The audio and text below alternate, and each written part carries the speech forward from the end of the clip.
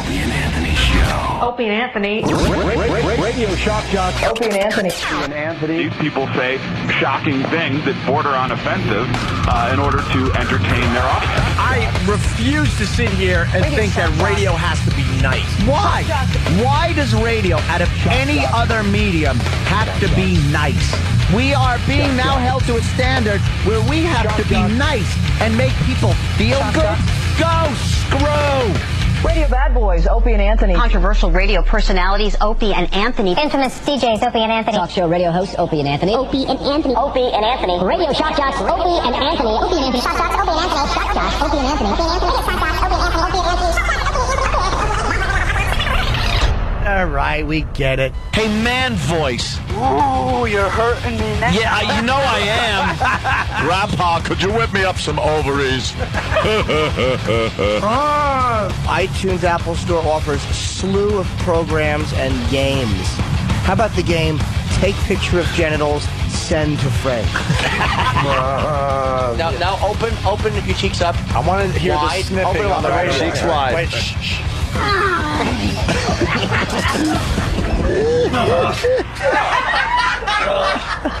My teeth hurt. But enough of this palaver. Let's get the show on the road.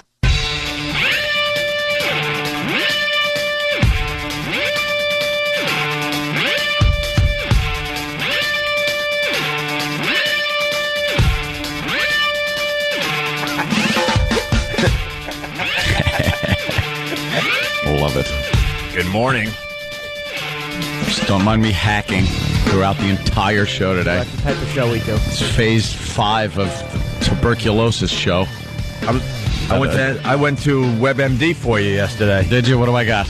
You don't want to know. Oh, you don't want to know. Jesus, no. Because you refused to go to a doctor. You got this very rare summer flu last week. But I've run into a bunch of other people that have the same thing. So something is going around, which is bizarre. I like to buy 2 vowels, an A and an I.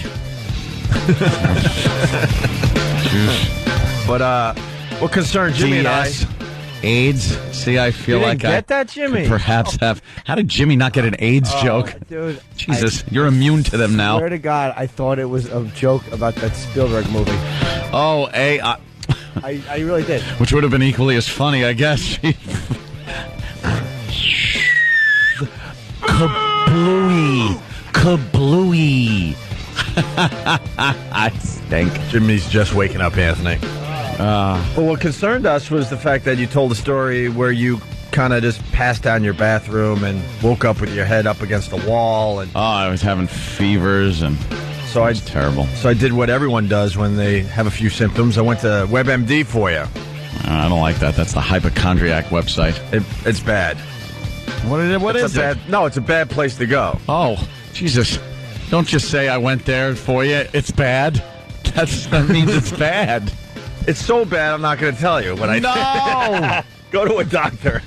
No, this is it's something that's just running its course. But I walked in this morning and you were coughing pretty good. Yeah. You got the cough medicine in you? Oh, yeah. I just took a nice shot of that. Yeah. It's one of those things where, you're sick. Mm-hmm. You got the fever, the whole nice thing going. And then when you start feeling better from that, right. So you go, cough happening here.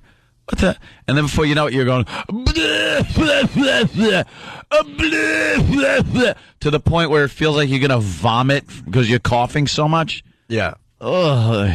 Well, I can't help myself. I could tell you the best scenario and the worst scenario. All right. Because I really did this.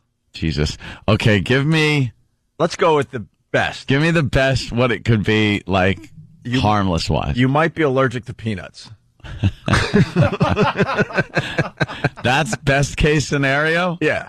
So that I ate a peanut and what did it do? It gave me a fever and yeah, it just flu-like symptoms. It just didn't agree with you.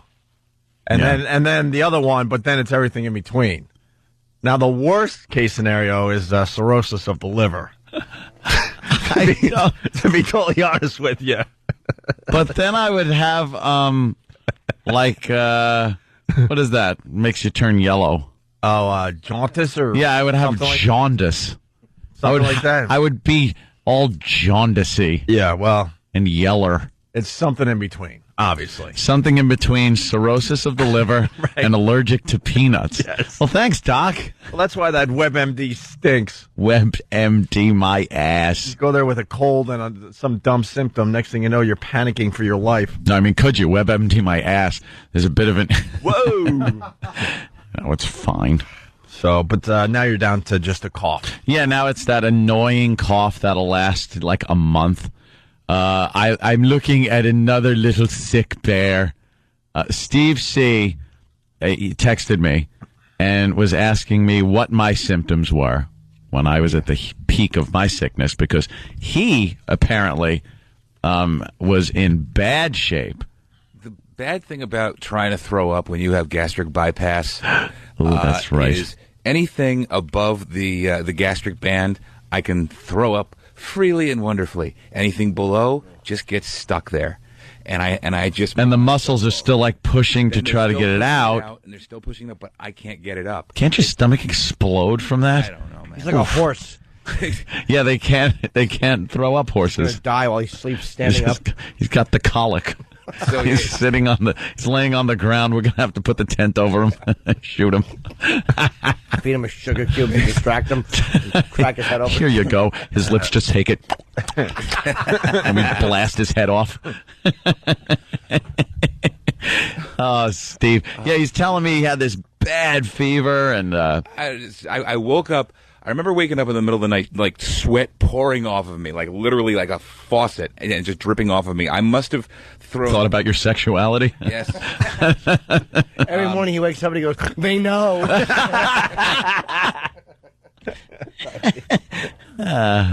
It's just one of those shivery things, and I don't get it. Like I can't figure out where this stuff comes from, because it just. That's what happened. That's exactly what happened to me. I woke up one day.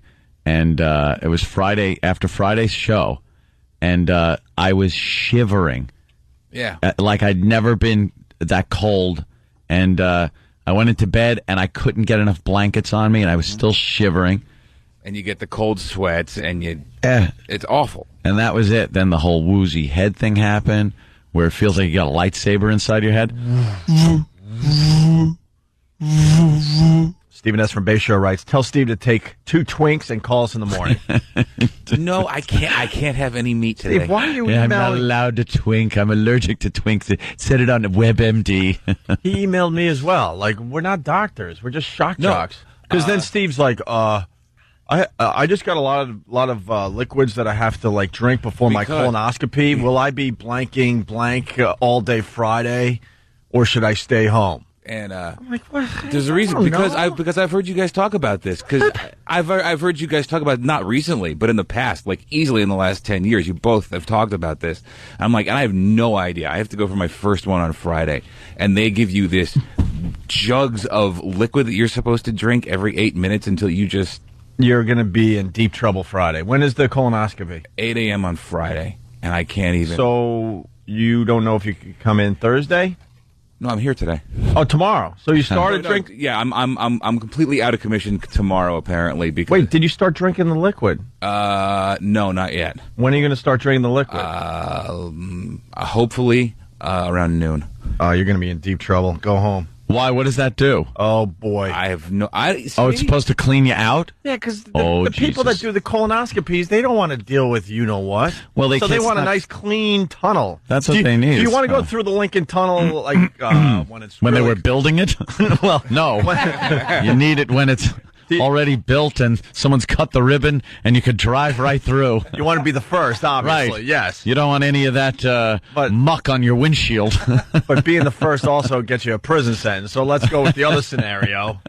But do you want to go through the Lincoln Tunnel when there's a traffic jam? Or clear sailing? No, smooth sailing. Well, that's how these doctors look at these colonoscopies. So they give you this stuff and make sure it's clear sailing and there's no traffic jam. No traffic. Yes. Oh, so you're gotcha. Lovely. So within an hour, you're going to be running to the bathroom. From what I hear. Oh, even faster? Faster? Oh, okay. All right. I smell bit and other awful things. Do not be anywhere farther than, 50, 60 feet from a facility. 50, 60 feet. I was going to say see? 50 or 60 inches. Yeah, maybe. This is the stuff they don't tell you. The doctor says he's going to give you a prep kit, but I had to start emailing people. Prep kit's a bag. Yeah, it's it's a gallon jug with some powdered drink mix in it. That and so I'm rapid firing emailing everybody saying what happens with this thing.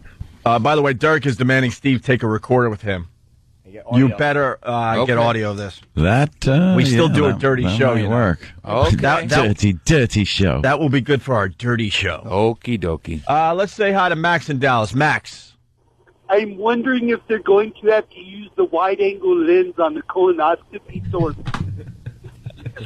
He's assuming they need a wide-angle lens on Steve because of Steve's presumed lifestyle. Oh, yeah. Perhaps a regular camera wouldn't be able to cover all that area. Right.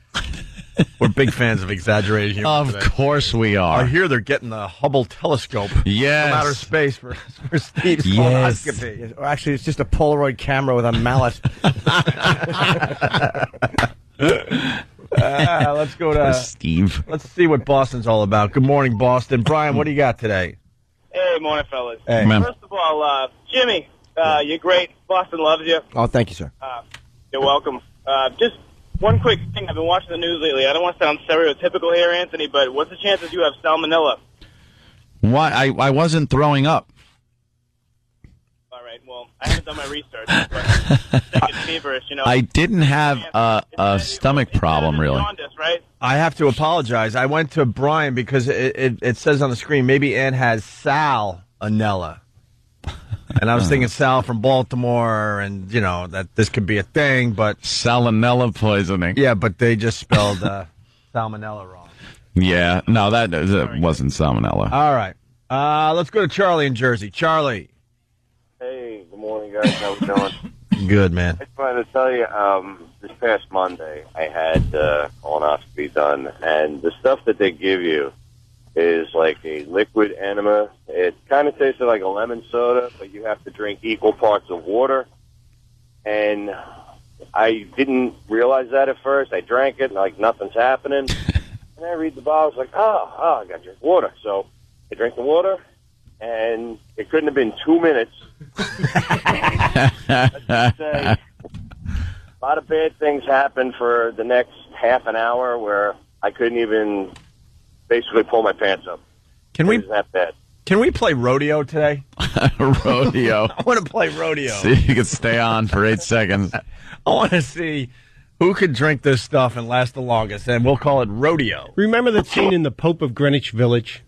When he gives They the took cop my thumb, the drink? Charlie. No, the other one, where he gives the cop the drink, and the cop takes it and then walks out in the street and starts directing traffic. Right. And suddenly, like 30 seconds later, bang. It hits him. Yeah, that's what Steve's going to experience. Well, I don't know what this means at all, but Sean, the producer, is saying suddenly there's going to be a bunch of condoms and dead hamsters all over the studio floor.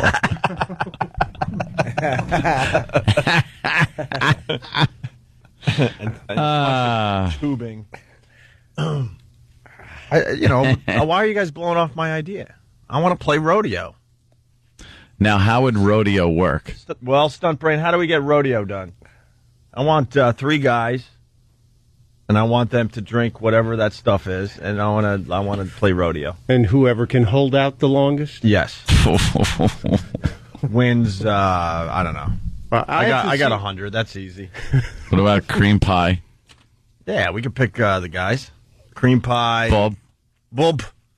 Young Bob. What if we put 3 or 4 glasses and only one of them had the toxic mix? Ooh, Russian roulette. Oh, that is hilarious. Russian roulette. That is hilarious, and you don't even know. But you got to make them all taste the same. Yeah. That's the way to go. Well, I don't think they know what it tastes like anyway, so...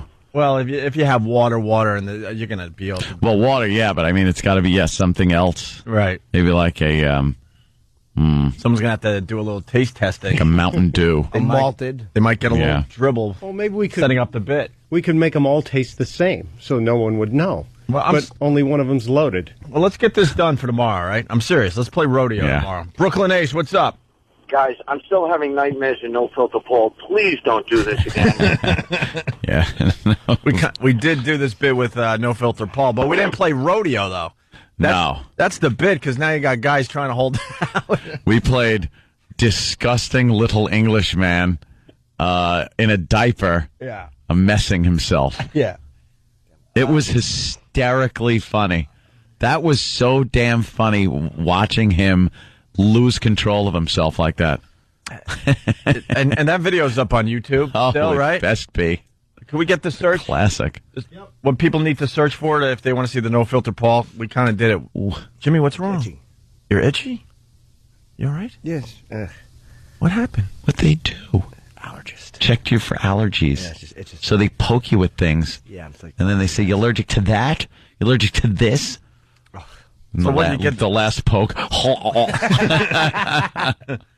So what, you got all the pokes? Do you know what you're allergic to? They said maybe a little histamine and a little bit of mold, but not much. I got 40 pokes. Sure. 20 left, 20 right, and then 20 needles in the right. They put it under the skin. Wow, your skin popping. Yeah. Yeah, man. It's just itching as it like heals. Oh, a little mold allergy too? Nothing major. Probably from that God-forsaken crap hole you lived in. No, he said it's all over the place, the one I'm allergic to. So what Oh, else? really? I mean, nuts today. Everyone's allergic to mold for the most part. Yeah, I think so. That's a pretty common. biggie. He said it's outdoors, you get it, and we laughed. I was told I was a very allergic boy when I went. Weren't you voted most allergic boy in elementary school? Pretty much. Yeah. Boy most likely to sneeze near a cat. From the dander. I'm on throat polyps, too. Like, I have 2. Oh, no. They're little, though. I don't think I need surgery. I have to go get but Frank the Frowner and stupid Ramon are going to be put on hold for a while. Oh, The new Ramon is going to be Ramon. Ramon and Frank the Frowner is going to be... Hello, how are you? I'm frowning.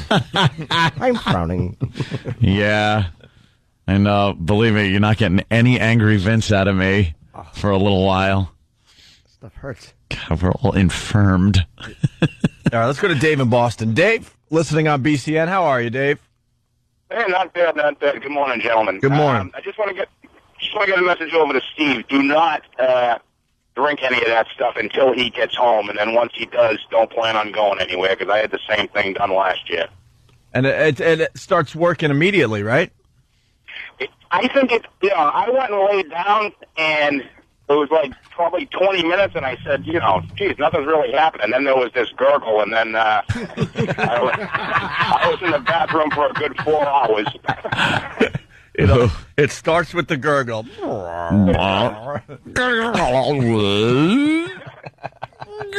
Yeah, but he does not want to drink that stuff at work, because he'll never make it home, and then he'd probably make the news on that one. You guys are funny mother effers this morning. Started with a gurgle. It always starts with the gurgle. The gurgle. All right, Dave. Thanks, man. You feel a little something moving in your abdomen, Right. like alien. You just what is that? We're hitting our first break, and I just want to acknowledge at this point in the radio show, we would be playing the pipe song from Brother Joe. Ah, right. But one of the many, many, many, many, many bits we can't play anymore. Yeah. Because the rules have changed. Used to be able to talk about the pipe. It's a great, great little song. Could we at least throw that up on onaradio.com? Yeah, why not? Maybe Make it available for download. I don't know. I have to check it out. Make it a ringtone. It's all about what we were just talking about. I'd love to play this. The internet doesn't have any rules yet, so throw it up there. Then the fans get a little extra if they go to ONARadio.com. Yup. That's what we do. Try to make that happen. Opie and Anthony. The Opie and Anthony Show.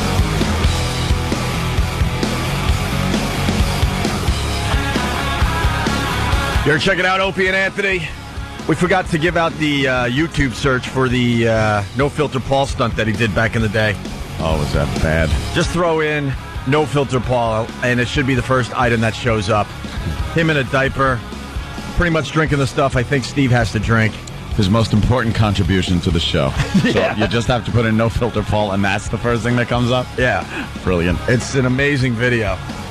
Good for him. The best part of the video is him in a diaper, nothing else on, with this awful English body walking the streets of Manhattan. Horrible. Trying to make it to the other studio. Yeah. And then once he makes it there, wow. Wow. Wait. Okay. Yeah, We're kind of seeing a little clip of it now, and that is just that people have accused us of faking that.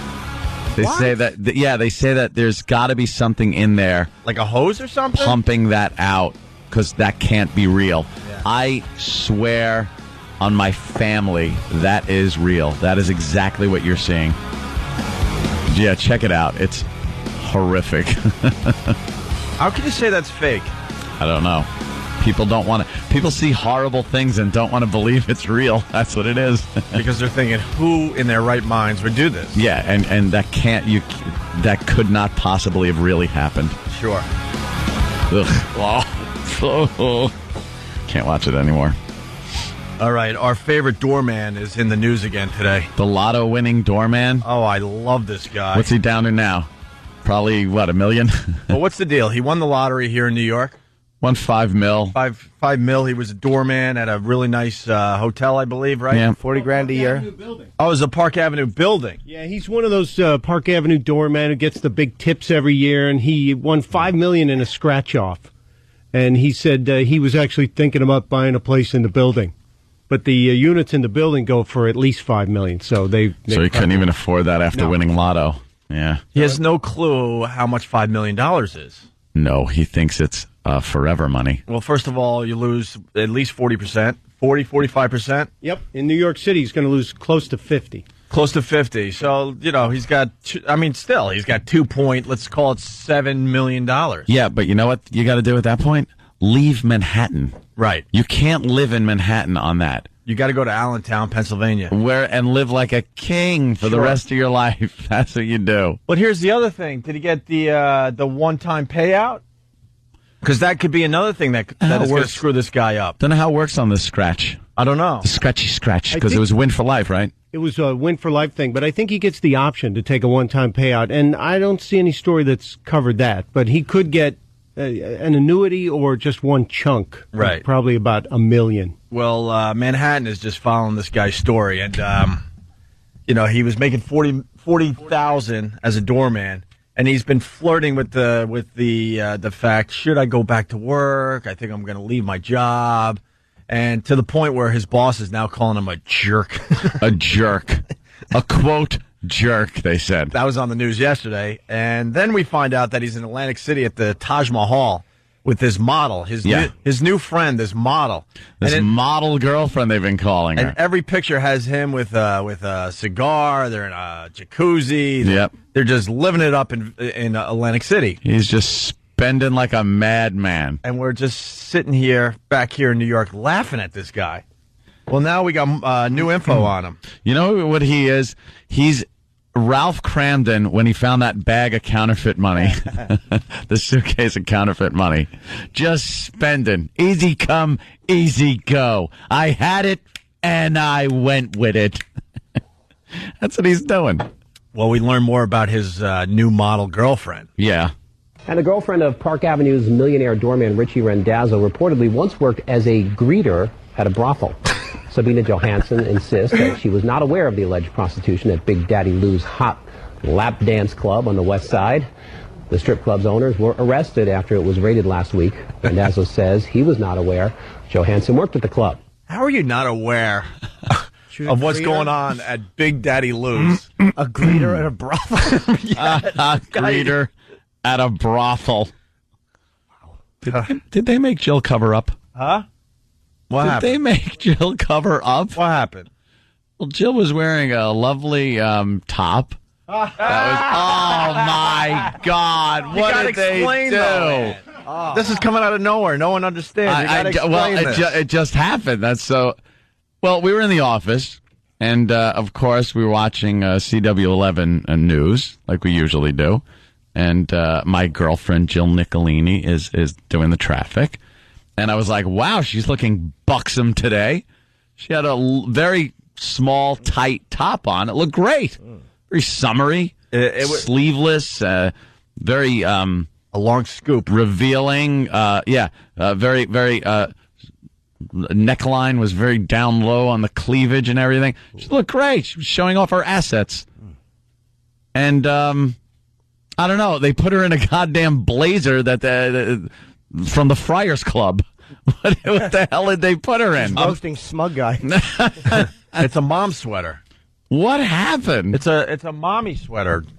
It's probably Linda Church's sweater that she brought in today because the AC's a little too high. I was saying she's probably going to get in trouble for that. You did say that they're going to make her change her make outfits her cover that up a or she's little gonna more. Get in trouble. I don't understand why they don't just let her wear outfits like that. I think because they're grooming her to take over for Emily Francis. I'm serious. It's so obvious to me. Well, she could still dress like that. They wanted to show a little more class with her. She's a classy broad. But those are classy, nice clothes. Dude, but they just show, You're not going to get an argument from me, but they're thinking big things for her. Jesus Christ. That's what people are tuning in, though. They're tuning in to see the hotness that is Jill Nicolini. Absolutely. And then they bundle her up like a Muslim woman.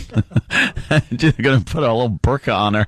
For onaradio.com, can we do a before and after? Oh, definitely. The outfit she came to work in. And what they made her do. And show the later difference. In the news. Let's see if we can grab the previous shot. Maybe it was cold in there, and there was a headlight issue. No. No? No, Anthony nailed it. He goes, she is going to get in trouble for wearing that on TV this morning. I didn't see it, actually, the first one. I'd like to. Yeah. Yeah, we could do that. It's very nice. We could get screen caps of what she came into work with and what she's wearing now. Let's say hi to Jim in New York. Jim. Yeah. Hey, boys. Hey, listen, as far as that thing's an annuity, because if you remember, the guy had cancer upstate, and he looked for a payout to get the treatment. And the lottery commission wouldn't give it to him. So this guy's living on not even $5,000 a week. They're only giving him $5,000 a week. You're thinking? Oh, is it one of those? No, I think you could take a full pay or a payout for half. Well, this one is $5,000 a week for life. Do you have the? But the guy had cancer. The guy had cancer up in. All right, I got you, Jim. We're getting more info. Thank you. What do you got, Travis? It was a set for life scratch-off ticket. Yeah. So you get $5,000 a week, and the lottery guarantees a minimum of $5 million.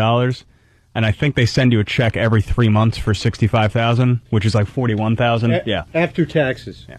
How much? That's after? what he's got. 41. Yeah. 41,926 every 3 months. So he's getting. What is it? So that's not that. I mean, it's a lot. It's $160,000 a year he's taking home. Yep. So you want to figure what's the percentage he's losing? He's not losing half. It's No, he's losing a third. Okay, so what's that mean? He makes about $250 a year now. For life. Or $300. Yeah. Wow. Yeah, but Is it 20 years? If you're hanging out with a brothel greeter in Atlantic City, brothel greeter. That's good if you're a plumber from Belmore, but I mean, we're talking guys down at the Taj Mahal in jacuzzis with fine cigars and this new model friend. I do believe she could be a bit expensive. And what does he get? He gets that 41 grand at the end of what? Every 3 months? Yeah. He's going to be the guy at the end of every 3 months. He's going to be looking at his couch for change, waiting for that next check. He just has it written all over him. She used to work at brothel greeter. At Big Daddy Lou's. Do you know anything about Big Daddy Lou's? Jimmy, you know anything about Big Daddy Lou's? Jimmy, you're our man on the street as far as these things go. I've never heard of it. I guess this was a special lap dance place. I don't even know if it was set up as a strip club, but you went there and you got some special lap dances. Where is it? And some of the girls were doing some of that hooking. It was on West 34th. They closed it this weekend. It was all over the news because apparently the Wall Streeters were very into this. You know how much they probably wanted? They probably wanted so much money. No. I don't know.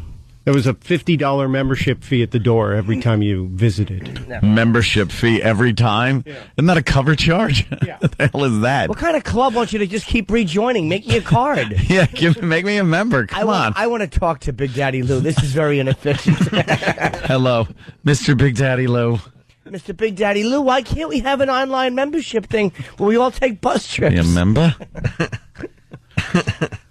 Hey, there's a couple things in the news. First of all, we got an update on Batman. His wife is beautiful, by the way. His wife. Yeah. Wow. Oh, well, let me see a little photo of that. Well, what do you expect? Jesus H. Christ. Yeah. Right? No matter who you are, you can't choose family. It's like you can't, your mother, you just can't choose your awful family. And he seems like his mother's all horrendous. She's a clown. Well, what are we finding out? His mother is a clown. Christian Bale was literally arrested for, quote, assaulting his mom. And now we're finding out he did that because she insulted his wife, right? Yeah. But he didn't say he didn't hit her. They said he might have shoved her, but, even that's bad. Well, what was now we need to know what kind of insults the mom was throwing at the wife. Well, apparently, it looks like the mother and daughter went there to ask him for a $200,000 loan, the daughter. I don't know what she wanted. Really? And when he refused, an argument ensued. The night before the premiere at the hotel in London, can they give him a break? The night before the Dark Knight premieres, everybody knows Heath Ledger's going to run circles around him. Oh. Your boy's going to be made to look like a fool. I don't have any money, Mother. I'm broke, man. Broke, man. Yeah, leave him alone. So that's what went down? I guess. I mean, there's not that many. The details are, as we say, leaking out slowly. I'm on Christian Bale's side here. You got to be, right? Yeah, you got to be. Come on. You got a picture of his wife there, Iraq? Yeah, because I have a nice color picture. Blow it up. Wow, Get it big. Make it big. Wow, married 8 years. Married 8 years? Wow, yeah, wow. They've been married 8 years? It says well, they met in, let me see. Hold on. No, it's not right. They married in 2000, yeah. Where's she from? Wow, is she Cutesville? God, she is. Lobbed it in. Jimmy smacked it out. Jimmy dribbled it down the third base line and eked out a single. It's not surprising though. I mean, he's I would say he's a very good, famous actor, and he's a good-looking dude. So, jeez, Jimmy. I'm just saying, he's got go a that nice far. You're like, he's got a good body. So what? It's got a nice build on him. Yeah, he's a good physique. I'm Batman. All right, we know. I hope everybody that sees that. When E-Rock told me, he kept thinking of Clint Eastwood and my Batman impression and ruined the movie. You're just wrecking the movie for people. Not by giving spoilers, but that stupid voice. I don't have to do. It kind of takes you out of the movie at times, though. Yes, E-Rock. There was also the audience, too. There was one dramatic scene where the Joker and Batman are face-to-face, just dialogue, and somebody yells, "Effing Jimmy," and they start doing the impression while the movie's going. Wow. Really? Yeah, I tasted that to Jim, too. Oh, that's I hear great. somebody yelling, Jim's a "Effing sensation." Jimmy," and then they're just doing the dialogue themselves. Oh, that's so funny. Did you think Gary Oldman's character looked like Kreskin from yes. back in the day? Definitely. Kreskin's got a reality show. Does he really? He's filming a reality show. Listen to this. The amazing Kreskin. We don't find him too amazing, by the way. No. We've had so much fun with him over the years. He's developing a reality show to help cops. How many crime? What happened? I just Look at what they did to her. They gave her a blazer. And a scolding, too. They gave her a scolding and a blazer. You're far away, Ed. It really is more of a sweater. No, she says it's a blazer. That's a blazer? Yeah. Okay, They made her wear a blazer. I apologize. Yeah, that's what I said. Just say screw it and put a burqa on her. Tell her to start unbuttoning the blazer now. Slowly unbutton it. If I was her, I would just pull out the left one and go, you know what, F you. I don't need this. You know what you should do? Take off what she had on earlier. Right. Just put on the blazer and button it down to where there's only one button buttoned on the bottom. She's much bigger than this CW11. You know that, right, Aunt? I know you can't say anything, but she's got things, I think she should blow up things going on. She should blow up her spot one day and just start just doing a strip tease in the middle of traffic until they have to go to that thing, that old school. Oh yeah, and then it'll be all over the papers. Every other TV station will pick it up, and then she's Hollywood. Yeah, she's Hollywood, and I'm not even talking about actually showing anything. Yeah, just getting to that point where it's going to get really ugly, and they have to take the channel off the air. Oh, then I could be a kept man. Yeah, that'd rock. Eric made a good point. I could be like K-Fed. Ooh, just like wheel in there. Hey, take the girl's money. I'm so outraged. I got to help you out. Get Richard Huff on the phone. What? He needs to write about this. Steve, get Richard Huff on the phone from the Daily News. I'm in the bathroom. I please. E-Rock said she looked like when you give your girl your jacket because she's cold when you're walking home. Yes. This is what it reminded me of. Yes. It looks kind of cool because you were just out on a date, but if she went to work like that, it would look stupid. Come back to my boat, Jill. Yeah. You look a little chilly. Let me put my members-only jacket on you. Members only. You're a beautiful girl.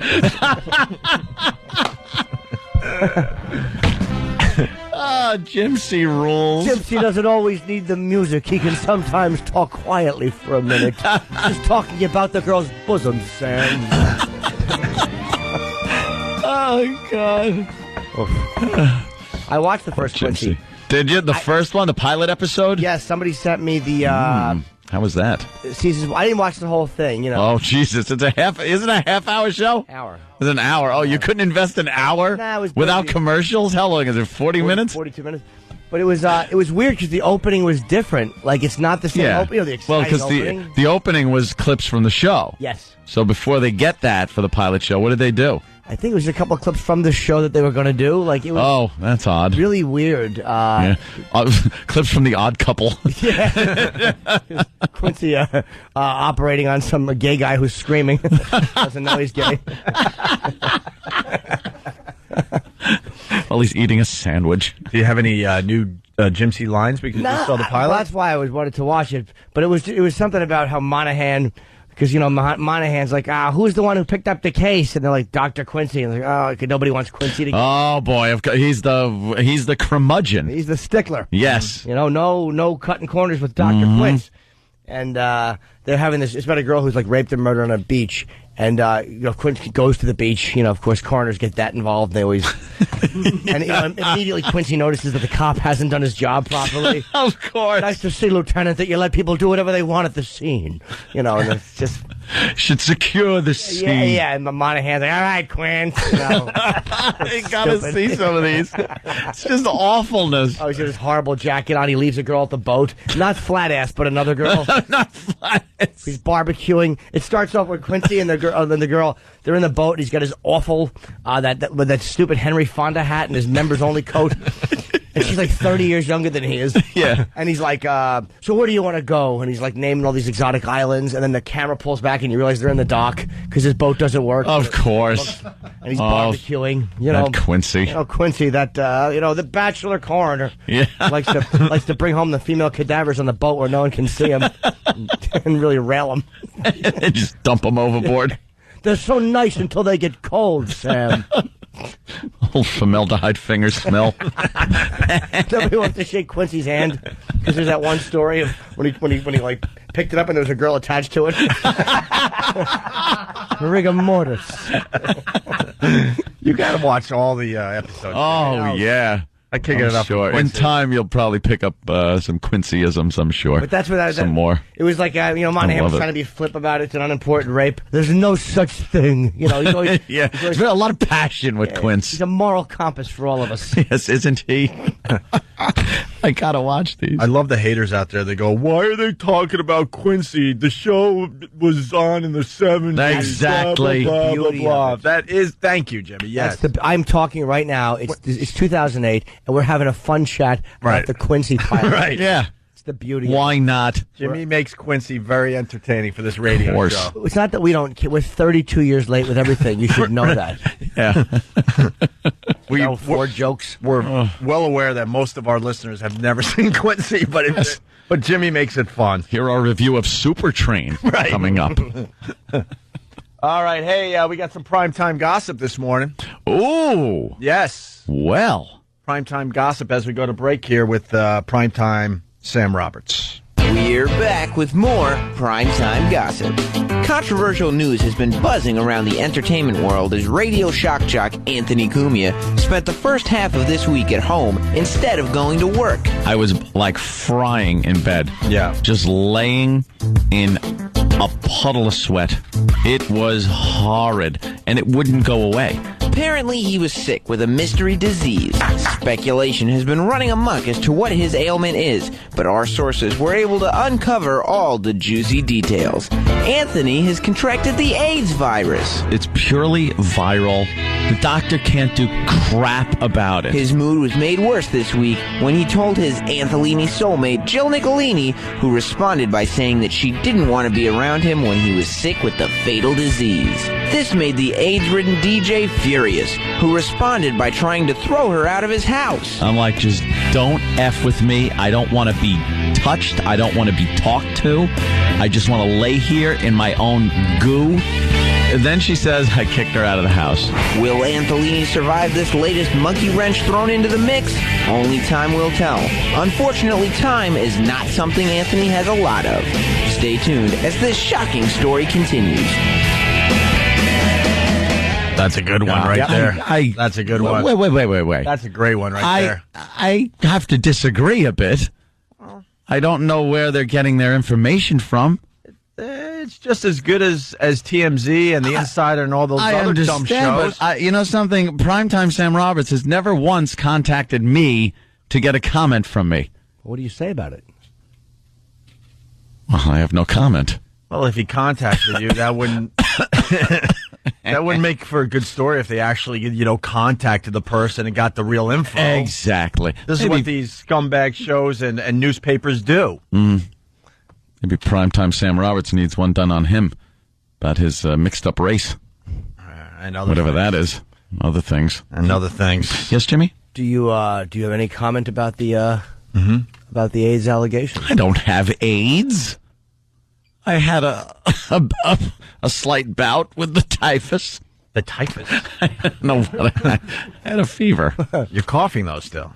Yeah, that's, the cough thing kicks in after everything else stops. Then you get the cough. And Sam's working on an update already, so we should have that in a little while. while. Is he? Oh, yeah. He's a busy little bee. Oh, yeah.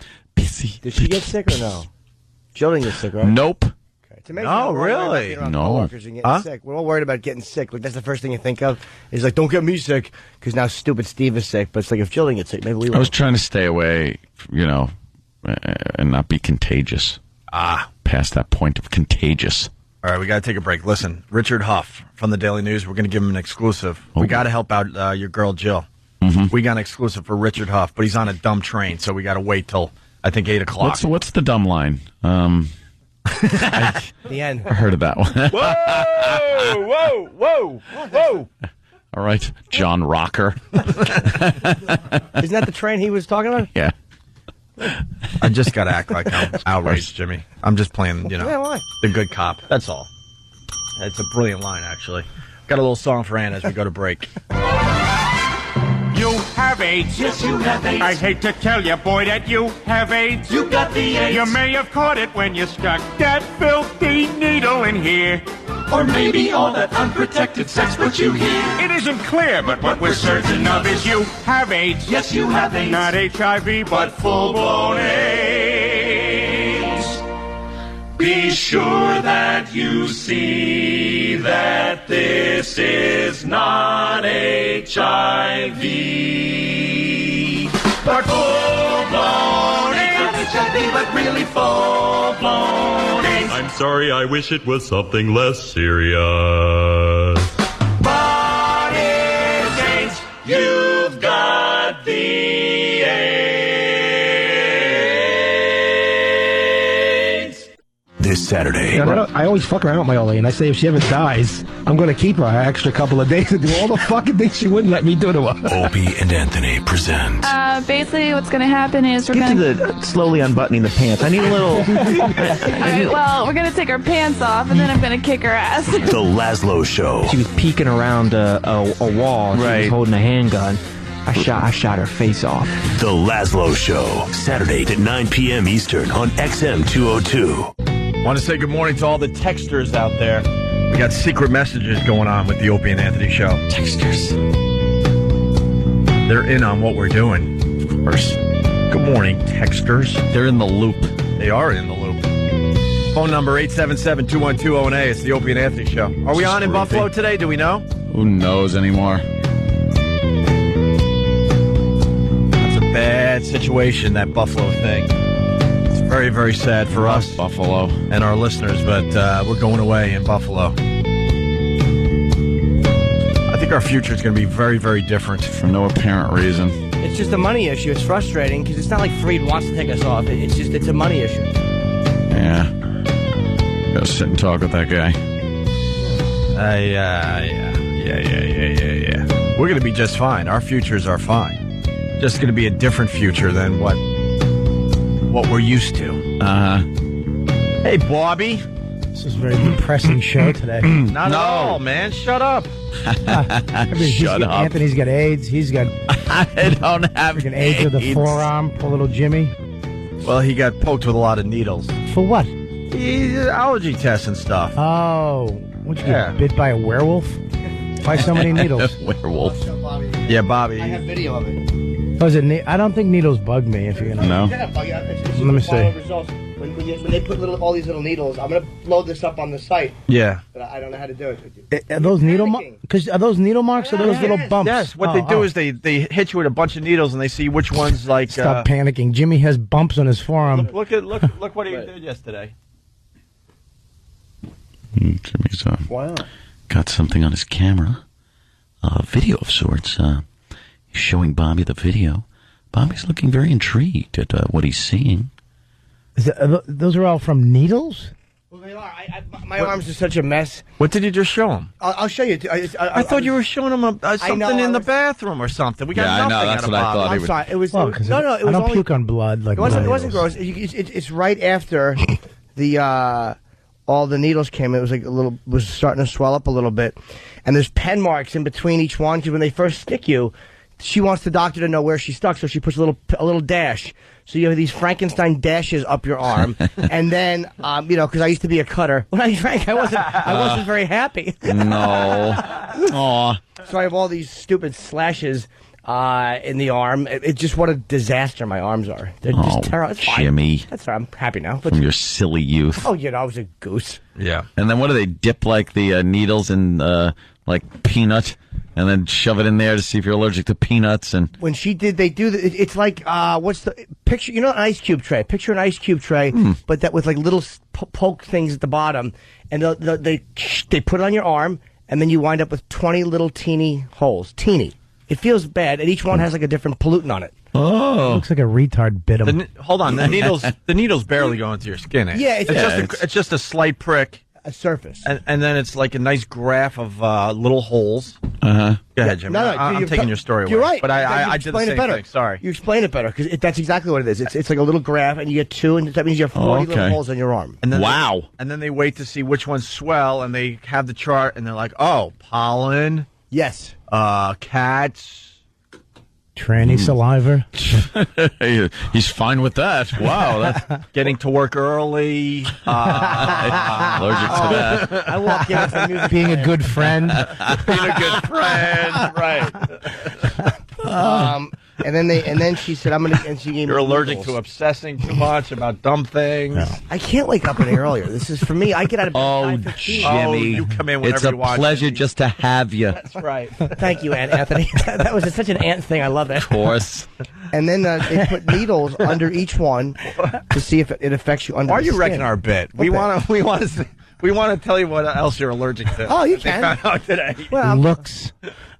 Oh, that was just you know what, mean. You know what stinks about both of you guys? What? Is that you open the door and then as soon as you just shut it, just to become friends with him again. Why don't you both shut up? You Jimmy's let me a in. handsome man. Hey, come in here, Bob. Whack! I want to be friends with Jim. Well, feel that? I mean, I've been working out. I got some. You look great. I saw you naked. Oh, What? Through your window. been watching you. I've been watching you. Bob and I work out together sometimes. Jimmy works out like a little maniac, except when he punches the bag. It makes me want to suck my thumb in the corner. Why? When you punch the heavy bag, you punch it like you were raped. Like? Yeah, exactly. Just the same punch over and again. Get off me! Get off me! Get off me! Got to put a little whiskey on the bag.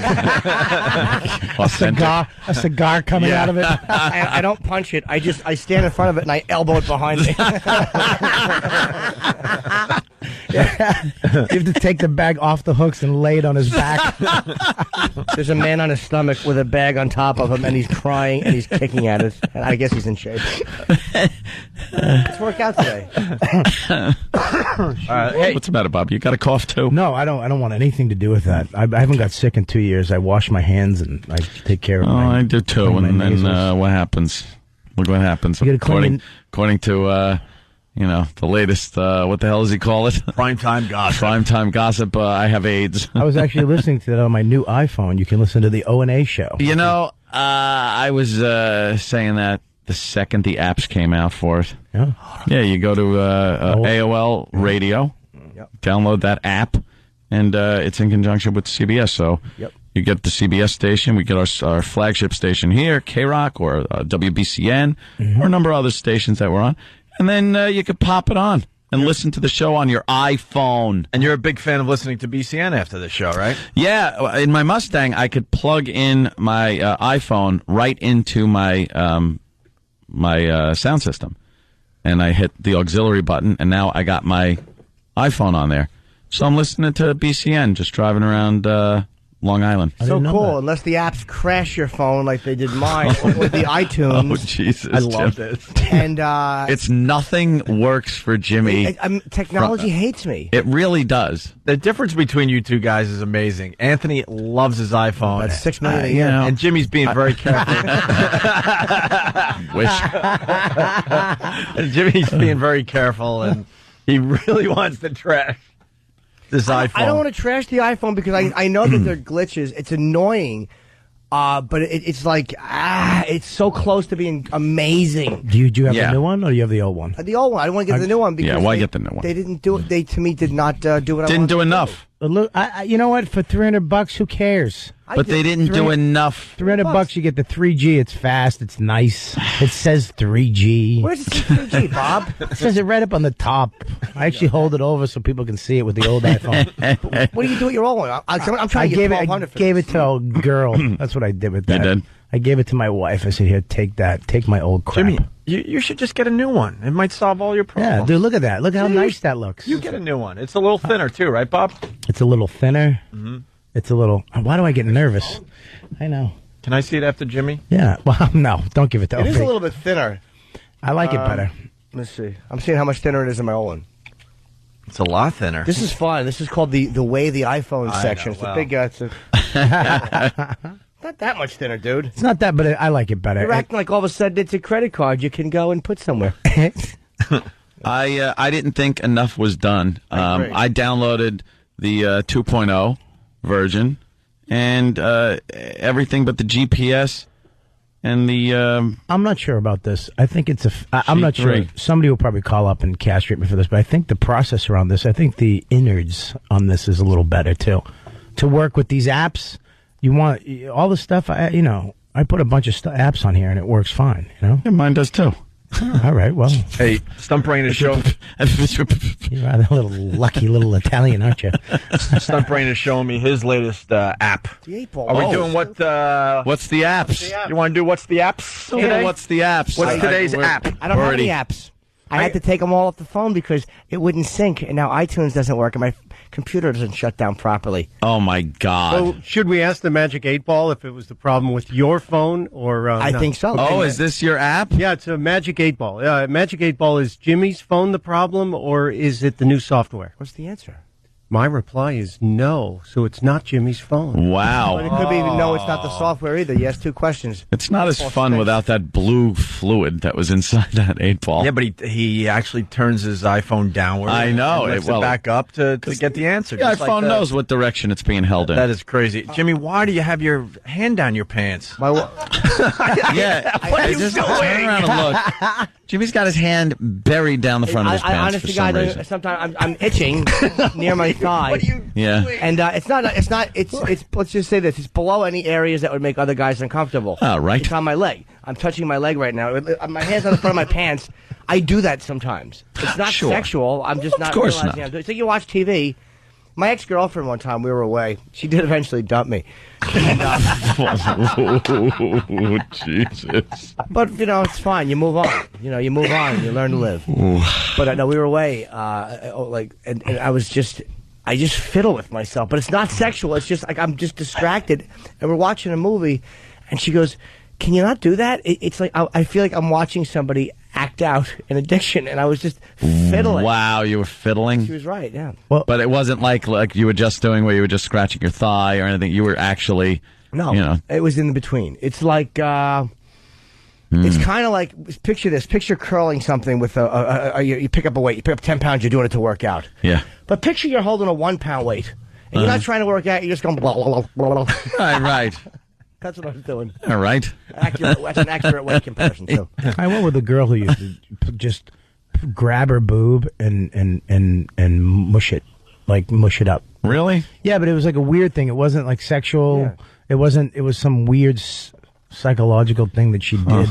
And you'd look down and you'd be like, "What are you doing?" She was just holding my cat and squeezing her breast. It was just like, "What are you doing?" She's like, "I just do this." I'm like, "Ugh." Could you leave? It's a little creepy. Hey, this guy needs a plug. Let's go to Rob in Queens. This is a good cause. Rob, what's up, buddy? Hey, how you doing, guys? My name is Rob. I used to be a medic in the Army. I got out in November.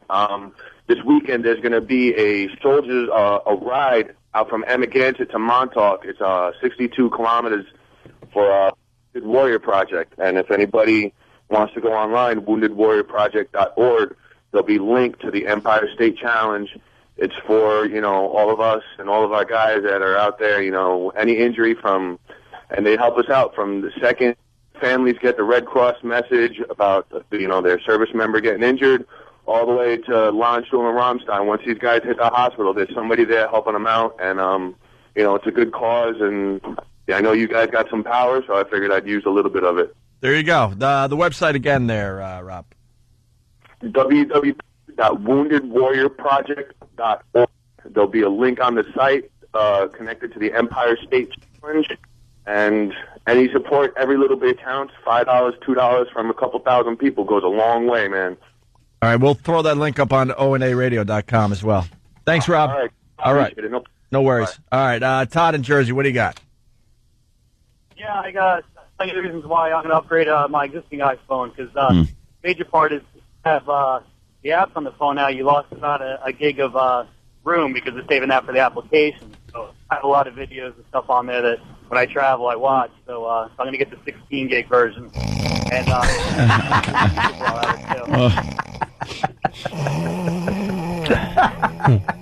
What's the naps?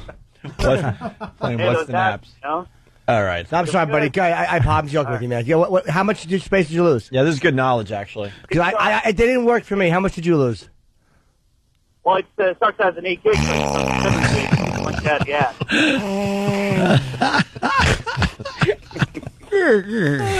When they go for it again. You can't watch videos. I don't watch videos on my phone ever. Well, that's one of the main reasons. Was the problem with yours the applications? Because for me, it was some kind of compatibility issue. Yeah, well, I had gotten the, I had gotten it on Wednesday. So, all right. I guess it's not the iPhone stuff. It's actually fun having you guys do that. Thanks a lot. All right, I'm joking, man. Relax. We're just having fun. I was trying to get him again. They hang up. Yeah. I want to rope it a fourth time. Couldn't possibly do that. That'd be the funniest thing ever. If somebody wants to do a segment about Uptown here in Manhattan and call it "What's the?" Whoa. Dave in New York, how are you, buddy? It's not. Just fine. Yeah. Just fine. By the way, you were asking the question about Buffalo. You are on, according to the computer stream of The Edge, you are on there this morning. All right, so we want to say good morning to everybody in Buffalo listening on The Edge. And you can... I guess Fareed decided to throw us a bone and allow us to broadcast another day in Buffalo. Thank you, Fareed. Thank you. Stock price? Thank you. You're all knowing. 105. We're going up. Going up. We are going up. I should have bought it friggin' 78 cents. 78 cents. Long way to go. I should have bought. We got in at $19, my friend. $18 to go, and we'll break even. Taken all of my money that I lost. Yeah. And reinvested it at 78 cents and then cashed out. And you would have done all right. I don't know what you're talking about. What did you invest? Citadel stock, yeah. You don't want to know. Yeah. We were fortunate enough, Robert, to get in on an IPO. You know what an initial public offering is? Yeah, no, but yeah. You get in before the public can even buy the stock. That's right, my friend. And when friend. it hits the market, shoots up. Mm-hmm. Your regular Joes can now buy in, but we already got in at a lower price than everybody. That's right. This our price only for the insiders. was $19 a share. $19 a share. $19 a share. So me and Opie went hog wild. hog wild and bought up a lot of shares. I personally did my research. I saw other radio companies, they were in the $40s or $50 a share. Exactly. And I'm thinking, wow, if they're giving us this opportunity to get in at $19 a share, you got to go for it and take your entire bank account and shove it into this thing. Of course. It went. It never went higher than 19. I think it went to $21 for a day or two. For the most part, it's been below $19 ever since we bought this thing. And today, it's trading at the fine price of what? It was close to 105 yesterday. $1.05. $105? No. Oh, that's right. $1.05. Oh, not 105? No. $1.05 from $19 a share.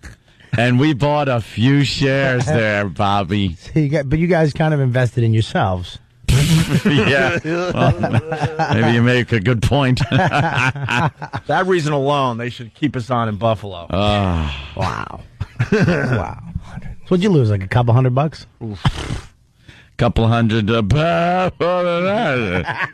Bobby, I will write down how much for you.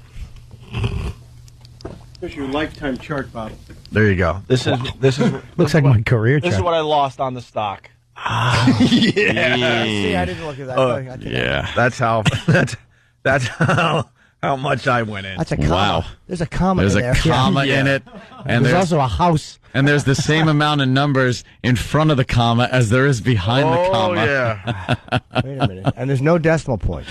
No. Oh, that's not good. What do you do? What do you do with that? I would ask my money back. Yeah. Well, it's called a write-off if you really need it at some point. They try to make you feel better by saying, yeah, you could write for a this off. country? Yeah, I know. Yeah. I could actually dump it at this horrific price and get and just use it as a write-off at the end of the year and just go, you know something? That's what we're going to have to do. Here we are. He's posting a one-time loss. Yeah. Oh, well, you can do that. If you dump stock and... Government allows you that. A horse with a clock in its stomach. One skinny chicken. Government allows you that. Let's take one more from Buffalo. Dave in Buffalo, New York. What's up? Hey, what's going on, guys? Hey. Hey, are they actually talking about taking you guys off the air in Buffalo? Yeah, after they told us that we were going to stay on in Buffalo until at least January and we were losing Syracuse, just giving the update to everybody.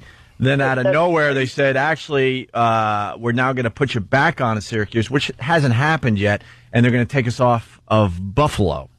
Which That's gonna cause like a riot out here. There's so many people racking the wow stickers, it ain't even funny. I honestly don't understand it. I mean, to be fair, when we get kicked off some of these cities and markets, we understand, all right, the show's just not working in this city or whatever, but we know it's working in Buffalo, and we don't get the logic in taking us off the air.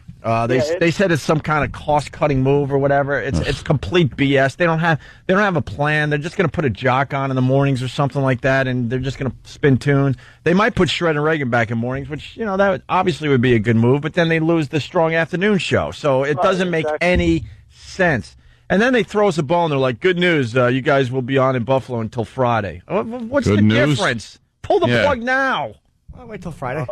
Who knows? Something could happen. Don't patronize. I love you guys out here. Don't patronize us and just like say, "Oh, good news! You get to stay on for a lousy few more days." Do you think your stock will go up if you stay on until Friday in Buffalo? A lot of people at the station not happy about the decision. You never know what'll happen. Let's just ride it out. Yeah, I understand. That's it. They like you guys out here. We get you all the way to Erie, Pennsylvania. So, because I know they're hearing it up there from the listeners. They're getting emails and calls and stuff. So, well, I just want to make sure people understand that we're not happy about this. No, of course not. We really like the Buffalo market. Other markets were like, whatever. We were never going to go there anyway. We don't care. But this one we have a history with for many years. I want to do a gig in Buffalo. I haven't been there in years. Absolutely. By the way, before I forget, I have a phone number that you can call for messages and updates, and I do return some calls and all that stuff. It's 917-267-2602. That's my real number. I've been giving it out, and fans leave messages, and you can check them on MySpace and just listen to fan messages. Some of them are really funny. That's your phone? You just gave out your phone? Yeah, it's a weird thing. I check messages there. I leave. I just call, and people get notified that I left a message, and I can listen to them or I can call them back if I want to. Can we do a segment? Messages to Jimmy or something? Some of them are real. Oh, I did say one. Well, Patty. we got to play some of these. Patty? Yeah, Patty left me one. I downloaded. They're so easy to download. when I went to the admin side, and it's so easy to download. I downloaded Patty's, and there's like a couple thousand of them already. And why aren't you bringing these in? I forget, dude. They would be great for the radio show. In the morning, I pose in the mirror. I forget. You were doing a pose off? I just totally forget. But yeah, Patty left me one. I happened to hear it. It was just, this is your friend Pat. This is Pat. Bring him in, Jimmy. Jimmy. Messages to Jimmy. It's a new segment we could do. That's easy. That's easy. Let's say hi to Norm in Rhode Island. Norm. Hey, guys, what's going on? What's up, buddy? Love you, Jimmy. Hey, I hate to tell you guys, but your losses, I work for a CPA firm. You can only take $3,000 a year after you offset your gains. So you basically get to take losses for the rest of your natural life if it doesn't improve. Wait, I can only take a loss of $3,000 on that. That doesn't make any sense. I bet you he's wrong because he used to work for a CEO. I bet you it's only if you're on the board of that company. Like this way, you can't make decisions. Which doesn't make any sense. We're gonna have to find out. There are people I know. There are people that take huge tax deductions from huge losses. Not that. Get out of here. There are people that lose millions. What do they sit there and have to wait to 20,000 years to write off the? Shut up. Thank you. I was actually trying to discuss it rationally, and then I just had to say shut up. That's the end of knowledge there. Right. Always. It just you think end you got of a good reason. You think you got a good point to make, and then it ends with, no, just shut up. Shut up. Steve in Canada, what's up, buddy? Hey, man, what's going on? Hey. I just want you guys to know, sorry, excuse me, we love you guys up here. You're pretty big up here as well, and you get a lot of listeners out of Buffalo up here because we got no Canadian stations. It's not even Toronto. I think Toronto should carry you guys. Yep. See, so we lose part of Canada, too, because we lose the Buffalo. Buffalo is a really important station for us because, it goes into Canada pretty far, and we got a nice following there. Yeah. I ran Thanks. I ran into a fan in an elevator going up from the Maid of the Mist at the Falls. Ooh. They're listening over there. I'm from St. Catharines, which is just near Buffalo. Yeah. But I'm a trucker, and I travel into Toronto a lot. You guys carry all the way into Toronto from Buffalo. You're the station from Buffalo. And what's confusing is we listen to you guys so much up here, but my buddy has XM, but because of this merger, he doesn't know what he should be doing with his XM radio, so he's kind of at a loss listening to you guys. Yeah. I say just keep it, and whatever happens, they'll work it out. They're going to have units available where you can get both, I think, within a year. It'll work out, dude. Just keep your XM or keep your Sirius. And hopefully we'll know more in the coming days. Yeah, they'll figure it out. They don't want to lose anybody. Yeah, let's go to Sean in Buffalo. Sean? Hey, how's it going, guys? Hey. Come on. Love you, Jimmy. Thank you, bud. Listen,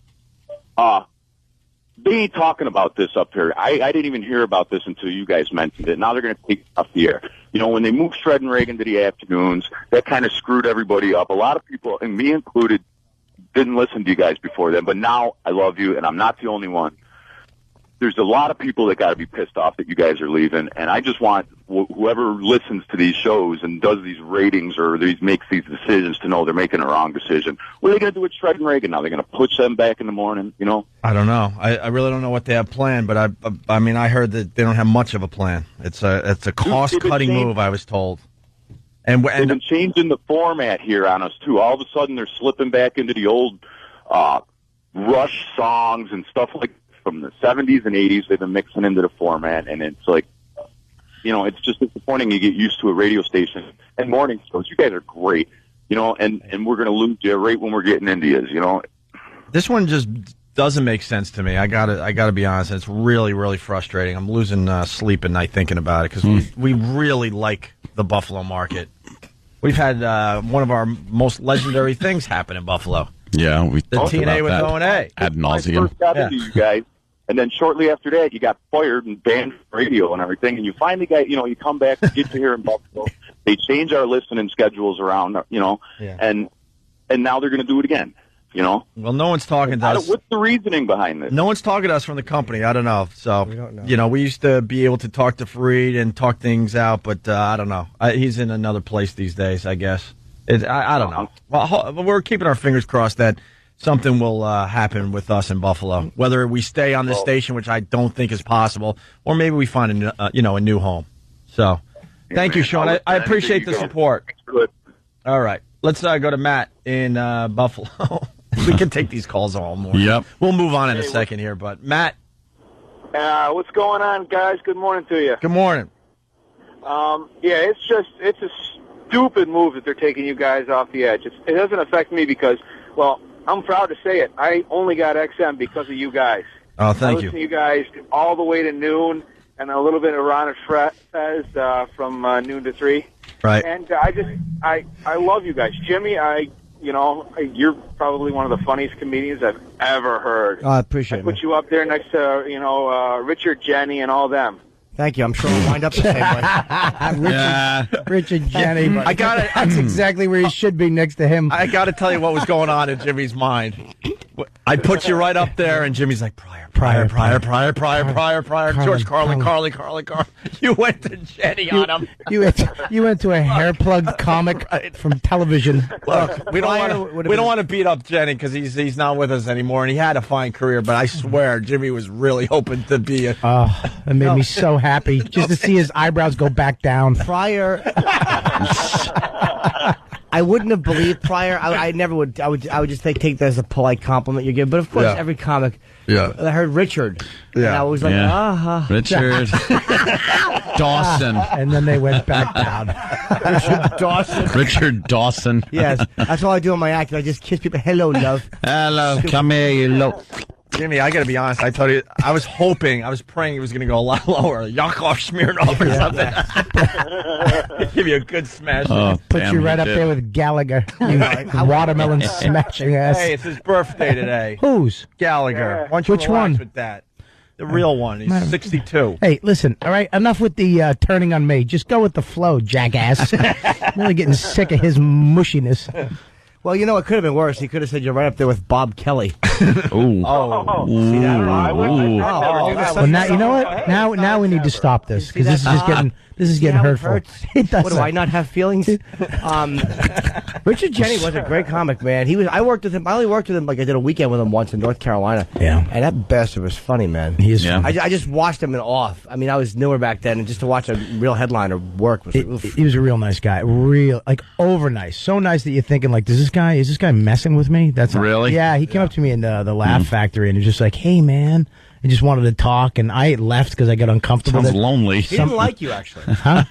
Yeah, that's hilarious. Because I'm going to be at my house later going, really? Did he not like me? My father never liked you. We went to war together. We played golf together. Yeah. All right, let's think about it, Matt. We got to take a break. RobertKellyLive.com is in the studio. Yes, I just got to say something quick. We got a lot of phone calls from people that said, I'm a CPA. The limit is $3,000. Yeah. I would love this.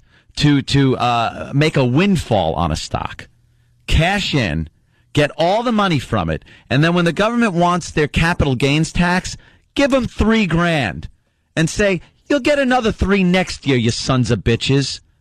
How come if I lose money, I can only claim $3,000 in the loss in 1 year? But if I make a huge killing in the market, I got to give the government half of it right away. What a load of crap. What is the reason? Revolution! Just remember this day. That's all I want people to. Just remember this is the day it happened. This is when. I'm honest, please. This is when to a fault. This is when you built the lean-to out in the woods. Yeah. You took all your guns. You started recruiting little young O&A. I'm just sick of it. It's ridiculous. None of it makes sense. It's all just to screw everybody. You're just getting screwed. You work your ass off. You're a 50-50 partner with the government. They tax what you make, and then when you buy something, you tax it again. You put it in the bank to make a little money off of that, and that's taxed. Tax. How did they get that one done? You bring up a great one.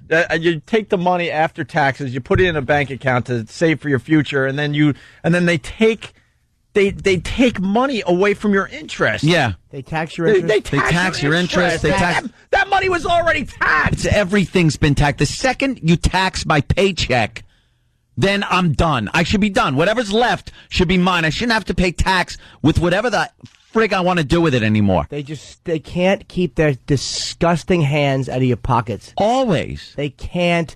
I know. Stop. They tax every dollar you spend. You got to pay tax on every. I mean, I understand we got to keep the police and the EMS and the fire department. We have to pay taxes. Well, the roads. And Well, the take park, a look. I mean, well, everything. you know something. Take a look at the waste that's going on. Then, don't just keep taxing the crap out of the American people. Look at the complete waste of money that the bureaucracy is just rifling through. Like what? Like what? Yeah. How about we got to take a god effing break. When we come back. Yeah, let's get into this a little bit. I mean, Anthony brings up a great point. Disgusted. We're just late as far as the break goes. It's Opie and Anthony. Really fast to Buffalo because we are going to move on. But we could be taking calls like that all morning long. There will be other ways to listen to us. We told you about the iPhone thing. That's blowing up, where you can listen to radio stations from all over the country. Jimmy's is literally blowing up. Yeah. Smoking and exploding. We know Manhattan. we know this is possible with the iPhone. Is it happening with other phones as well? Yeah. We'll tell you about it. I don't know. The 3G network, all the 3G phones Okay, all right, are going to have and that stuff. And also, it's true. Gay. How'd you know my middle name? And also, we're still on XM satellite radio. Well, we can do. Because, I mean, the hardcore people listening in Buffalo, they're going to want to continue listening to the show. There's a couple options right there. We'll continue.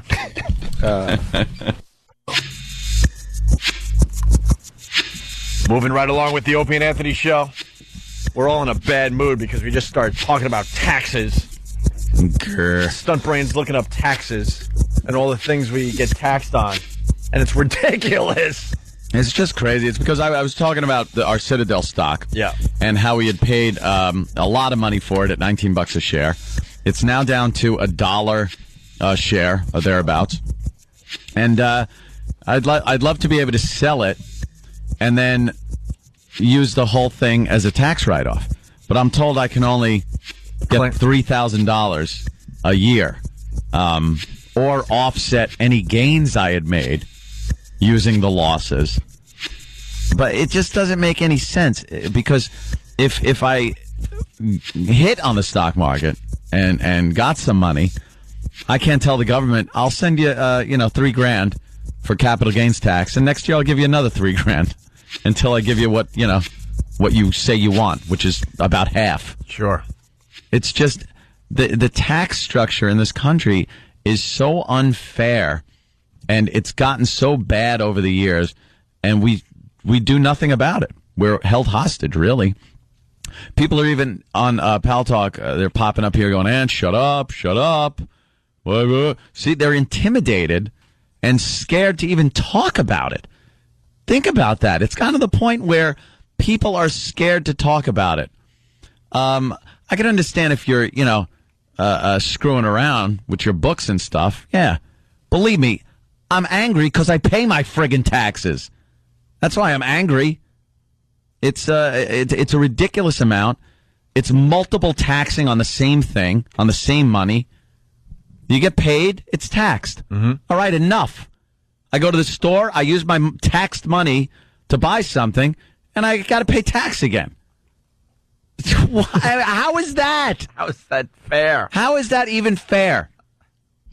By the way, this is Greg Hughes, the actor that plays Opie on the Opie and Anthony show. Hey, Greg. I love paying taxes. Just want to get that out there. Greg Hughes, Look. Social Security number. You know something? With a fair tax structure, it's an honor to be able to support this grand country of ours. But it has gotten to the point where we are now paying for mistakes that the government makes, for misappropriations, for just outright crime that's going on. Anthony's going to end up with a Jim Cramer style Mad Money show, except it's only going to have one episode. And they're going to be like, "Yeah, that's all I got." That's it. Anthony with a shotgun and a bunch of political figures like busts around. He's just going to take pop shots at the worst tax offenders. Yeah. This to me is I had a point about taxes and I just my brain Oh, damn it. stopped. Well, let's introduce Mike Birbiglia. Is here. Mikey was Mike piping in, doing a very good job right there. What's up, Mike? Not much, man. I was just listening to you guys in the other room trash Rich Jenny, and I was thinking about how... We like Rich Jenny. We weren't really. You trashing weren't? it. No, he's a good second, guy. though, He's right? a good guy. Yeah. He's a Oh, real all nice right. guy.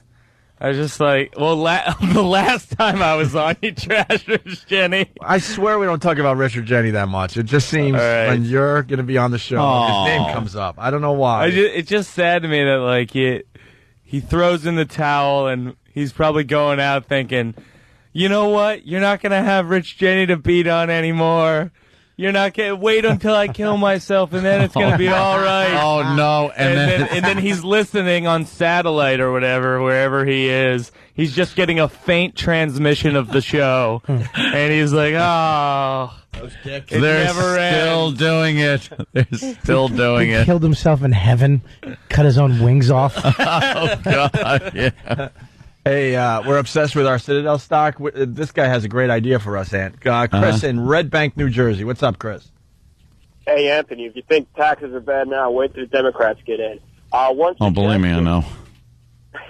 One suggestion is that you could look at using the stocks as a charitable contribution to some foundation and then writing off that charity.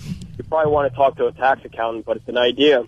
Oh, let's talk to somebody about that. Well, how about we stop forgiving foreign debt? How about that? How about we stop, foreclosing on people's homes and stop forgiving foreign debt? It's just we want something. Another country doesn't want to do it. We forgive their debt. We'll forgive a $10 billion debt or $20 billion debt. It makes you want to throw up. Yeah. Gold and guns. Buy both. Yeah? Yeah. In quantity. What about the iPhones? And granola bars. Yeah, you need that. And granola bars. That's the 3G you're talking. Granola, gold, and guns. That's 3G technology we need. It's change you can believe in. Right, exactly. All right. Before we depress the hell out of everyone, we'll move on for now. We love talking about the tax thing. It's ridiculous. Sherry Shepard from The View. Sherry Shepard. I see her a lot. Oh, yeah? Yeah, we've said hi a few times. Really? Like, hey, what's up? She's like, all right. Drive talking Jimmy? No. You live in the same place as her or something? Yeah. Close. What are some of the things she has said on The View? She thinks the Earth is flat. Yeah. She also thinks that the Earth is only what? She's one of those. It's only a couple thousand years old. She's a fundamentalist. 10,000 years? Is that how old? What was the big one where there was something about dinosaurs and Jesus walked the earth at the same time? Of course they did. Yeah. And the dinosaur said, why, when I was in the tar pit, did I just see one set of my big dinosaur footprints? Why did you abandon me, Jesus? And Jesus said, because you're too heavy, you big stupid dinosaur. Exactly. And pea brain. You got fat ankles. And eventually we're going to need gas. Yes. So I tried holding your hand, but your arms are so little. I didn't come in your image. Because you bit me, remember, dummy? You were eating leaves. I left you. I was trying to be holy, but we don't speak the same language. I'm like, oh yeah, they're still apes. I'll come back. I'll come back later when they're cooked. Jesus. Well, listen to what she's up to now. This is a good one, man. Alrighty. Sherry Shepard opens up about her sad history. Shocking revelations from The View co-host. She's enjoying The View now, but not too long ago, life was pretty rough for Sherry Shepard. I was in a very physically abusive relationship. I was sleeping with a lot of guys and had more abortions than I would like to count. Nice. Sherry Shepard tells Precious Times magazine her life changed when she converted from being a Jehovah's Witness to Christianity. Sherry says in the 1990s her family life was a mess. Quote, my mother was dying from diabetic complications. My sister was heavy into drugs, and we would have to go and get her from crack houses. Sherry says God made the difference in her life. That's terrific. These days, Sherry says she's proud to be a role model for women. I love this chick. Is she a role model? Really? No, she's not. She said the world is flat. She didn't know the world was round. She's always on her back. That's all she knows. This chick rules. She bangs, she gets rid of them, and she can take a punch. She's 3. More abortions than she can count. Wow. 3.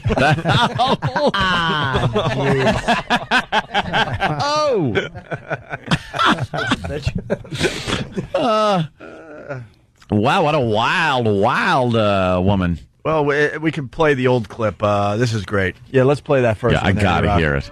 This is a little montage of Sherry Shepherd. Dumb things.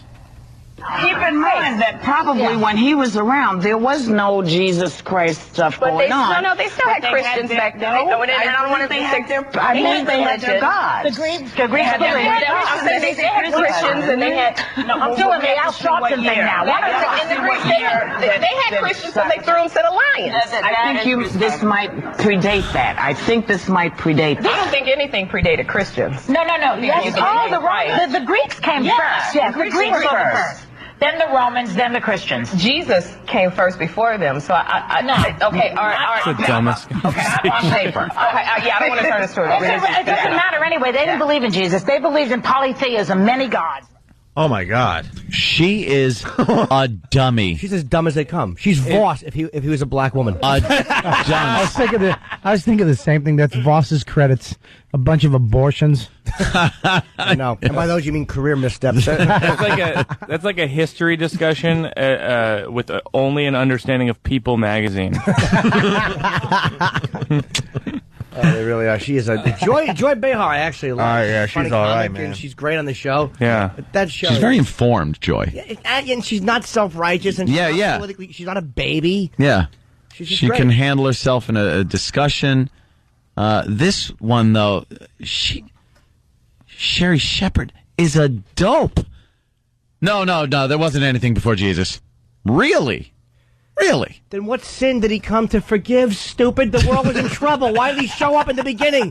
Things are great. Here I am. Who are you and why do we need you? I'm here to die for your sins. No one's done anything wrong yet, JC. God almighty, is she an idiot. Sodom and Gomorrah, all those things that were happening, the big flood. All the fun. Yeah. God, what a goose. Yeah, it's adorable, though. Here's another one from Sherry Shepherd. Is the world flat? Is the world flat? Yes. I don't know. What do you think? I never thought about it, Whoopi.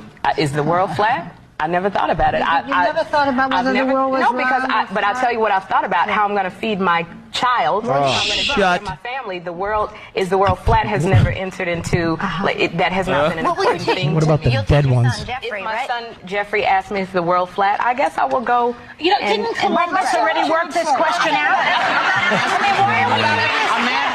What did she say? Didn't Columbus already work this question out? Yeah. I like the fact she's like, I got to feed my family. It's like they're mutually exclusive. You can only think of one. Do you think the world is round? My baby's hungry. I can't. Yeah. Mommy, I'm hungry. Oh, boy. I guess I'm not going to be able to find out that whole world thing. It's always when people have, big drinking problems and serious life issues that they turn to God and then they become the president. I always respect people who don't turn to God in those situations. I've had I know you've had issues that you didn't go to evolution doesn't exist theories. No, he just went for a girl with a deep voice. Hi, Daddy. I'll take all your problems away. Different kind of evolution from male to female. Hi, I'm Cro-Magnon, Daddy. Yeah, I don't get it. Why when you hit the skids, as they say, you have to then sacrifice any common sense when it comes to science whatsoever, and logic and reason, and adopt this whole thinking that religion. That's great if that gets you out of whatever crap you got yourself into in life. That's fine, but why should you then sacrifice the ability to know if the world is flat or round? That is a common thing that has been known for centuries by the smallest, dumbest little retarded child. But why would she answer that in that way, you think? Does she have an agenda? Because she's stupid. She's stupid. Just because she's stupid. She honestly didn't know if the world was flat or round. She just doesn't know. She's trying to be different, too, and trying to say, because she's seen globes. She's just trying to say, like, hey, who knows what's... like the people that are just trying to be interesting. Is that just a round, flat map, though? To make it easy and spin pretty? What about the globe?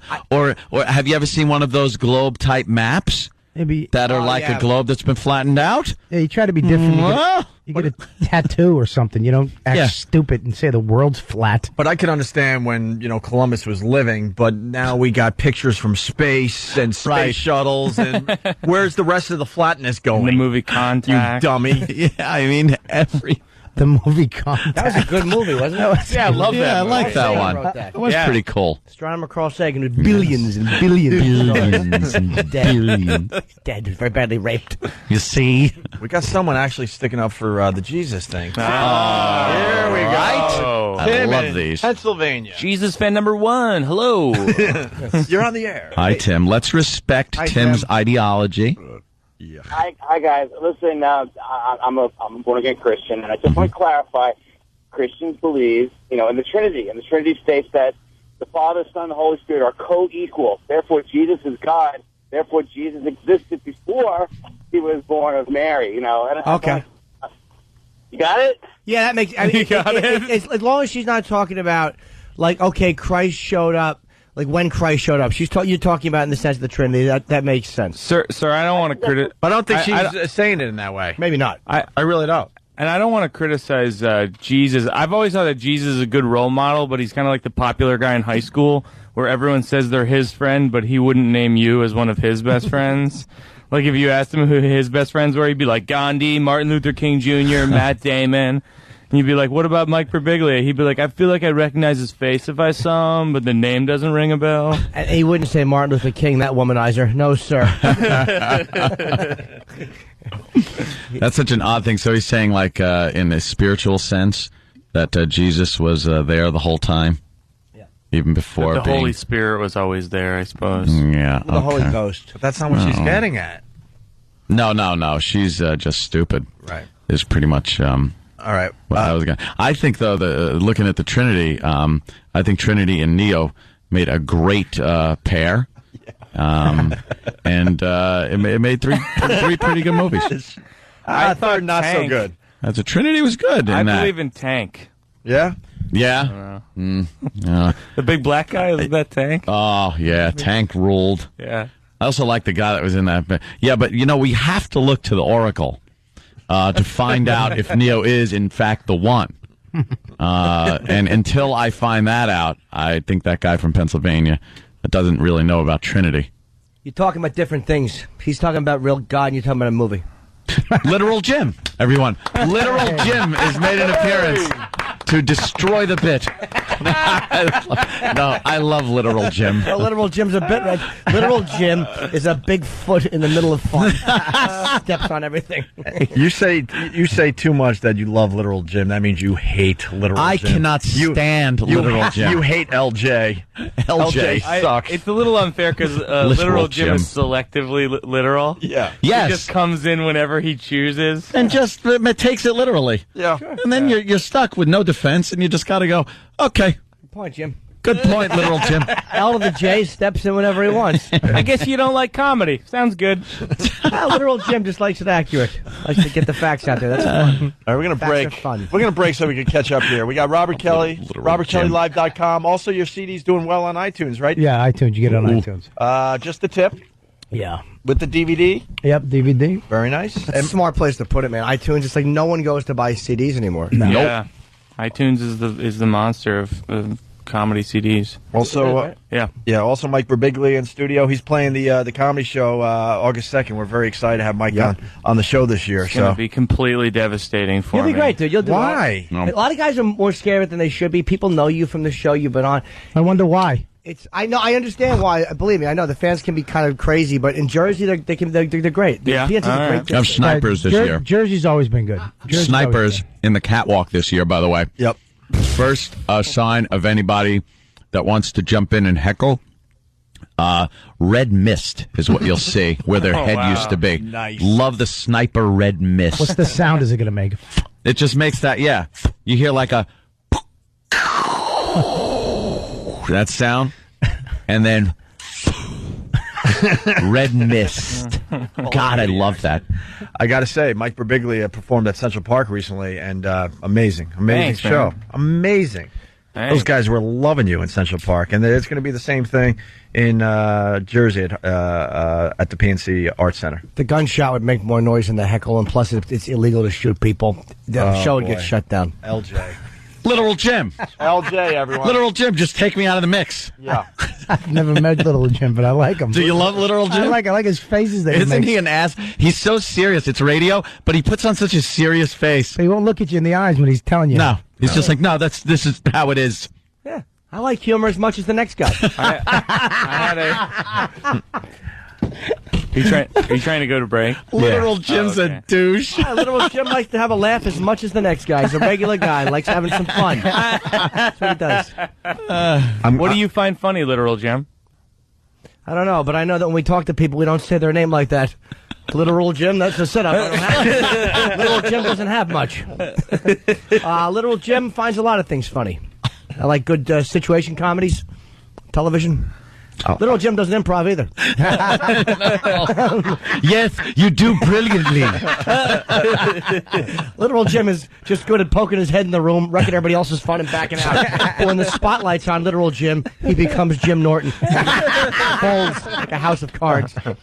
I want to thank Mike Birbiglia for pointing out my nightmare, by the way. Thank you. I have the worst thing I have to do every morning, and that's like stop these mother effers so we can go to break. Oh, yeah. All right, let's go to break. We'll be good boys. Him, though. I've always wanted It's Jimmy. I tried. I shut up for a minute. But I want to thank Mike Birbiglia because he looked at me like, you have to go to break? Yeah, we had to go to break 10, 12 minutes. Opie, you going to keep talking? And I'm the one that has to stress every morning because these guys don't see a clock. Opie, one of my names is called Buzzkill. I see a clock. Buzzkill. Opie's just talking.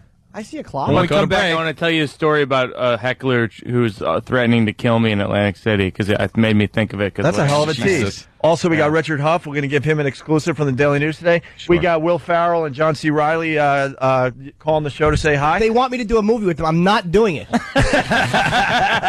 I looked at you seriously for a second. Like, really? Yeah, because that would be up for discussion. Yeah, like maybe. More with Mike Birbiglia and Robert Kelly. Fly me. They could take me on rickshaw. I'm just going to go to break here. This is not good. Not good for anyone. And texters, get ready.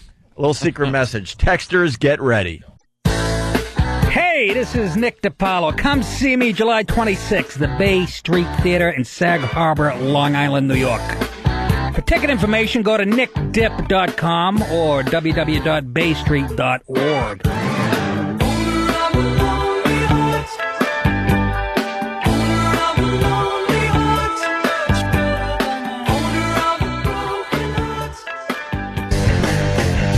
Another busy show. We got Robert Kelly in studio from robertkellylive.com.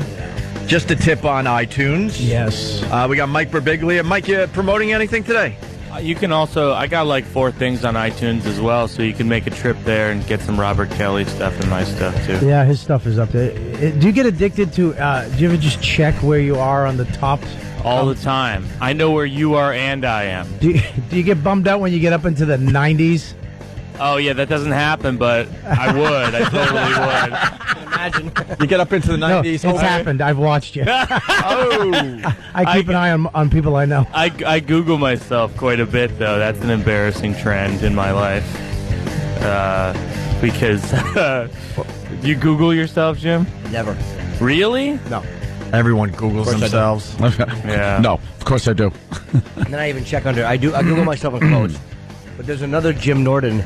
He's an actor, and he won a Tony recently. He's an older man. Oh, like is he? Seafarer or something like that. Yeah. Won a Tony, an older gentleman. There's another Robert Kelly too. There's a poet. There's a sculptor. Oh. And then we know the R&B star who I get emails from Africa all the time. Really? Supporting my cause. I got a John Opie out there who's some kind of saxophonist, I think. I got a Ben Opie, who I think is a terrific soccer player. And then I got a Google alert yesterday. Somebody named Gregory Opie was caught in a hotel room with booze and teenage girls. Wow. All right, Greg Opie. If you want to find that story, it's a great one. So Mike Birbiglia and Robert Kelly are in studio because they're playing the Virus Show this year right, at the Jersey. PNC Bank Arts Center, August 2nd. Tickets still available. Very excited that we have Mike on the tour this year, or not the tour. We're doing one show. And of course, excited that Robert Kelly's coming back for a 3rd time. It's going to be great. I like how the music changes like that. Uh-oh. Oh, boy. Hope he just kicked Somebody's a hole in watch just something. Hey, we got an exclusive for Richard Huff from the New York Daily News. Richard. Good morning. Hi, Richard. You got pen in hand? We got a biggie for you. I'm watching, guys. Yeah, but you got to give us credit for pointing this out, okay? That's all we ask. We help each other out, right, Richard? This is a scandal. There's a scandal. I sort of want to keep Anthony out of this for the most part, but the listeners have noticed, and we certainly have noticed, that the lovely Jill Nicolini, the traffic vixen from Channel 11 here in New York City, she came to work today with a very, very nice outfit. Very appropriate summer wear. Sure. Of course, Jill looks great. And nice little top. Mm-hmm. And she was wearing that. Hold on, I don't hear typing. Richard, are you wasting our time? This is a big one. Rich, I want to hear some typing. Big is the operative word there, isn't it? Or I want to hear like writing. Richard is friends with Jill too, so he knows. Well, the deal. Well, I don't think Jill's going to be able to talk about this. No, because something is going on at Channel 11. All right, listen. So every morning we watch Jill do the traffic. And they were blaming it on me for the longest time. And we don't watch the traffic as much these days because Anthony's now dating Jill Nicolini. Yeah, that's an odd situation. So when Anthony turns to watch the traffic, we all used to watch the traffic together, but now we all make believe we're busy doing something else. So, but Anthony did comment. I could say this much. Anthony commented and said, "Oh boy, she's going to get in trouble for wearing that today." I'm like, what? Why? It looks like the perfect outfit for Jill Nicolini. She's young and she's got a nice body and she's not necessarily flaunting it. She's celebrating her sexuality. It just looks good. Looks good. Thank you. Can you write celebrating her sexuality? I kind of like that one. Jesus. Kind of speculating. But Anthony was doing some foreshadowing. I'm like, come on, Aunt, that's crazy. We've seen her wear sexy outfits on TV before. Yeah. And then we're doing our radio show, and we got her on one of the flat screens in studio. Next thing you know, we see that she's covered up with this awkward blazer, because that's, I guess, all they have around Channel 11 this morning, with the like shoulder something pads. Ted Knight would have worn on the Mary Tyler Moore show. Right. They made her cover up, Richard. Yeah, I see that. What is wrong with Channel 11? It's an odd situation, and we're launching an investigation this morning. But it's a show that sort of flaunts that sizzle, not just with her, but with everybody else. And to cover it up is kind of interesting. We find it a very fun show to watch. Absolutely. We have it on every morning during show prep because it is fun. And the guys, they don't take themselves so seriously, the guys and the girls and everything. They get the point across with the news. But it's done very loose and very casually and very real as far as the people go. So then, Jill's just being herself. She's wearing her own wardrobe. It's the stuff she brings from home. And then there she is in the next shot, wearing a blazer with buttoned up to, her neck. Yeah, with shoulder pads. It's like, at the very least, they couldn't figure out something else for her to wear. So I'd love to get to the bottom of why this is happening. Yep. Who's responsible, and what the reasoning is. Yeah, no, as I said, it's. When you look at some of the other women on that show, and the why would you? Of course. Yeah. Of course. All right. No, good. But I can't look at yours now because that's awkward. As we've all been it's saying not. here. Something. Obviously, a beautiful girl is going to be looked at, so it's not an issue. Just TiVo it like I do. Exactly. Then you go home and scrap one out. Jimmy. It's the graphics. We're there for the graphics. And Richard writes about TV all the time. Sexuality, sex, it sells, right, Richard? Oh, absolutely. And as I said, this show aims for a younger audience. They clearly, when you look at some of the stuff Emily Francis wears or some of the other folks, they're selling the sizzle. So it's interesting to see why, to find out why this one was covered up. I got to say this very carefully because Anthony's now dating Jill, and no disrespect whatsoever, and you know that. But when Jill's out and they got the flat-chested one doing traffic, I don't want to watch traffic. Yeah, I'm talking, for the guys out there. We don't care about the traffic. We're looking at a beautiful girl doing the traffic because no one has TVs in their car. So who cares? When we go out and people come up as a fan, see here's the traffic now. I'm going to see her blazer. Yeah. When when she's out, people say, "Oh my God, the only reason I watch is to watch you." Oh my God, I only watch for you. Oh my God, Right. See, look, they put her in a blazer. She looks very professional, though. She does look very professional. She is. And look, you're dating that she girl? could wear a gunny sack, believe me, and look great. Don't sound so surprised, you son of a bitch. That's the first I've heard. It's just the first I've heard of it. I'm happy. I love how everybody goes. Oh my God, that those two are dating. Yeah. Every morning he doesn't hear it anymore. Yeah. But it's eye contact in this. Is this real? Yeah. It's not real, is it? Come on. We've heard that reaction probably 100 times. I think you're the 100th one. Yeah. You know, we know Anthony's holding on for dear life at this point. We're not I've stupid. never gotten. It is like a Monk episode where you have something hidden in your wall that she's trying to get at. You wear a costume or something? People are saying. Mike Birbiglia. Oh, wow. Anthony's Mike. People are saying that you might be behind this. That What? You're telling her to cover up. But Why? I never. You better make it perfectly clear you have nothing to do with this, my friend. Let me throw another tidbit into here that'll dispel that one, my friend. All right. I have personally gone shopping with Jill and bought her some of the more revealing outfits that she owns. Thank you. I mean, thank you very much. I just did a. Let's throw another wrench in this. All right. There hasn't been a lot about the relationship in the last couple weeks, media-wise. Could this be a publicity stunt? Ah. You know, like those candy ads where you make an ad nobody will absolutely run, and then you say, hey, look, scandal, nobody will run the ad? Yeah. Did you put her up to this? Ah. Why would I do that? Like when when Nick Cannon married Mariah Carey, that kind of thing? You admitted you bought her some of the sexier tuxedos that she wears. We got the before and after pictures of Jill from this morning. We're going to put those up on onaradio.com. So Maybe next time you go shopping, you can update your clothing. Look, I'm at work with a bunch of goons. You look like an English teacher. Shut. Look, you're wearing a T-shirt with cash written on the front. By the way, Bob, how would you know what an English teacher looks like? That's true. That's true. I should have said art teacher or special needs teacher. Oh, wow, you really brought that down. I have a nice no kidding. little shirt here, you know. I just think you should dress. You're dating her. I dress very You have nicely when we guns. go out. You should dress a little differently. She knows I dress nice when we go out. Get a shirt with some stones in it, some rhinestones and some What do I skulls. wear like Joseph Abboud shirts. Ooh. I wear Armani suits. I wear nice things, my friend. You all woo. Go woo woo. What is wrong with you wearing, actually?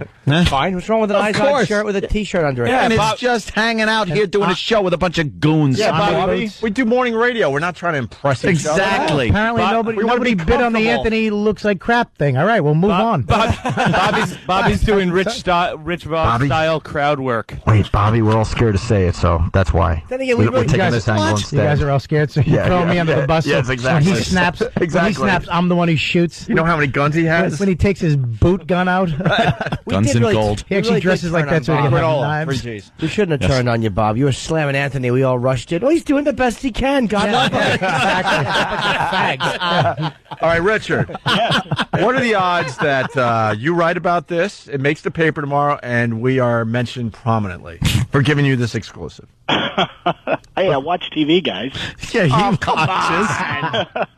Can't you throw us a bone? I might have to mention this. Throw us a bone that we were obsessed with it on our fine radio show. Well, put it this way, a lot of our listeners have noticed. Yes. And since I think we have given CW11 News in the morning a lot of viewers through our listeners, I think it has an impact. There you go. Good point. Yes, good point. See, good point. No, I'll give credit on that. I'll add this, too, Mr. Huff. I truly believe that the lovely Jill Nicolini, who's dating Anthony Cumia, should be the entertainment reporter at this point. There you go. There's something for your article.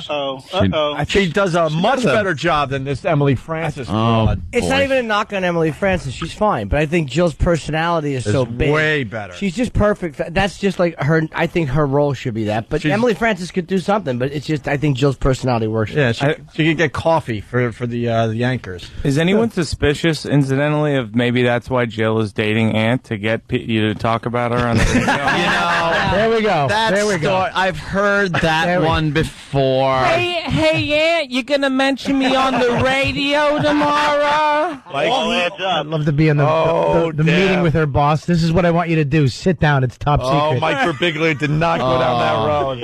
Awkward. All Anthony does is bring down Jill's stock. She could be dating him for that reason. She loves Anthony. Hey. No, I'm not knocking you. Yes. I disagree with that, Anthony. My producers like it when you talk about me on the radio. First of all, who am I dating? Stalker Patty? Oh, my God. It's wonderful. You know, the beauty of this is, no, Jill couldn't be using him. The fact that you're garbage is testament to the fact that she really loves you. Yes. Thank you, Jim, for that backhanded insult. No. I mean, you're brilliant, but you bring nothing. Yes. She, on the other hand, you're brilliant, but you bring nothing. She is a 10 dating an average Joe. An average guy who's with a hell of a sense of humor and personality. And but he's cranky when he's sick. Yeah. I was very cranky when I was sick. Yes, I was. He's a gas guzzler. He likes Nazi stuff. Big of the era. I'm a fan of the era. Big fat meaty hands. I'm not saying I like what Hitler did. I'm just saying they were snappy dressers. Absolutely. I like their gear and their memorabilia. You just play Michael Richards audio as you're driving down the Long Island Expressway. All right. Set to an Enya record. Let's get Richard Huff off the phone. Richard. All right, Richard. Yeah. Don't disappoint us. Hey, can I ask Richard a question? And make our names in boldface too. All right. Let me ask Richard we would something. appreciate that. Yes. You watch it. Have you seen that? Anthony was talking about the Generation X. Have you seen that yet? Generation Kill. I'm sorry. Generation Kill. Yeah, I have. I've seen almost all of it. What do you think of it?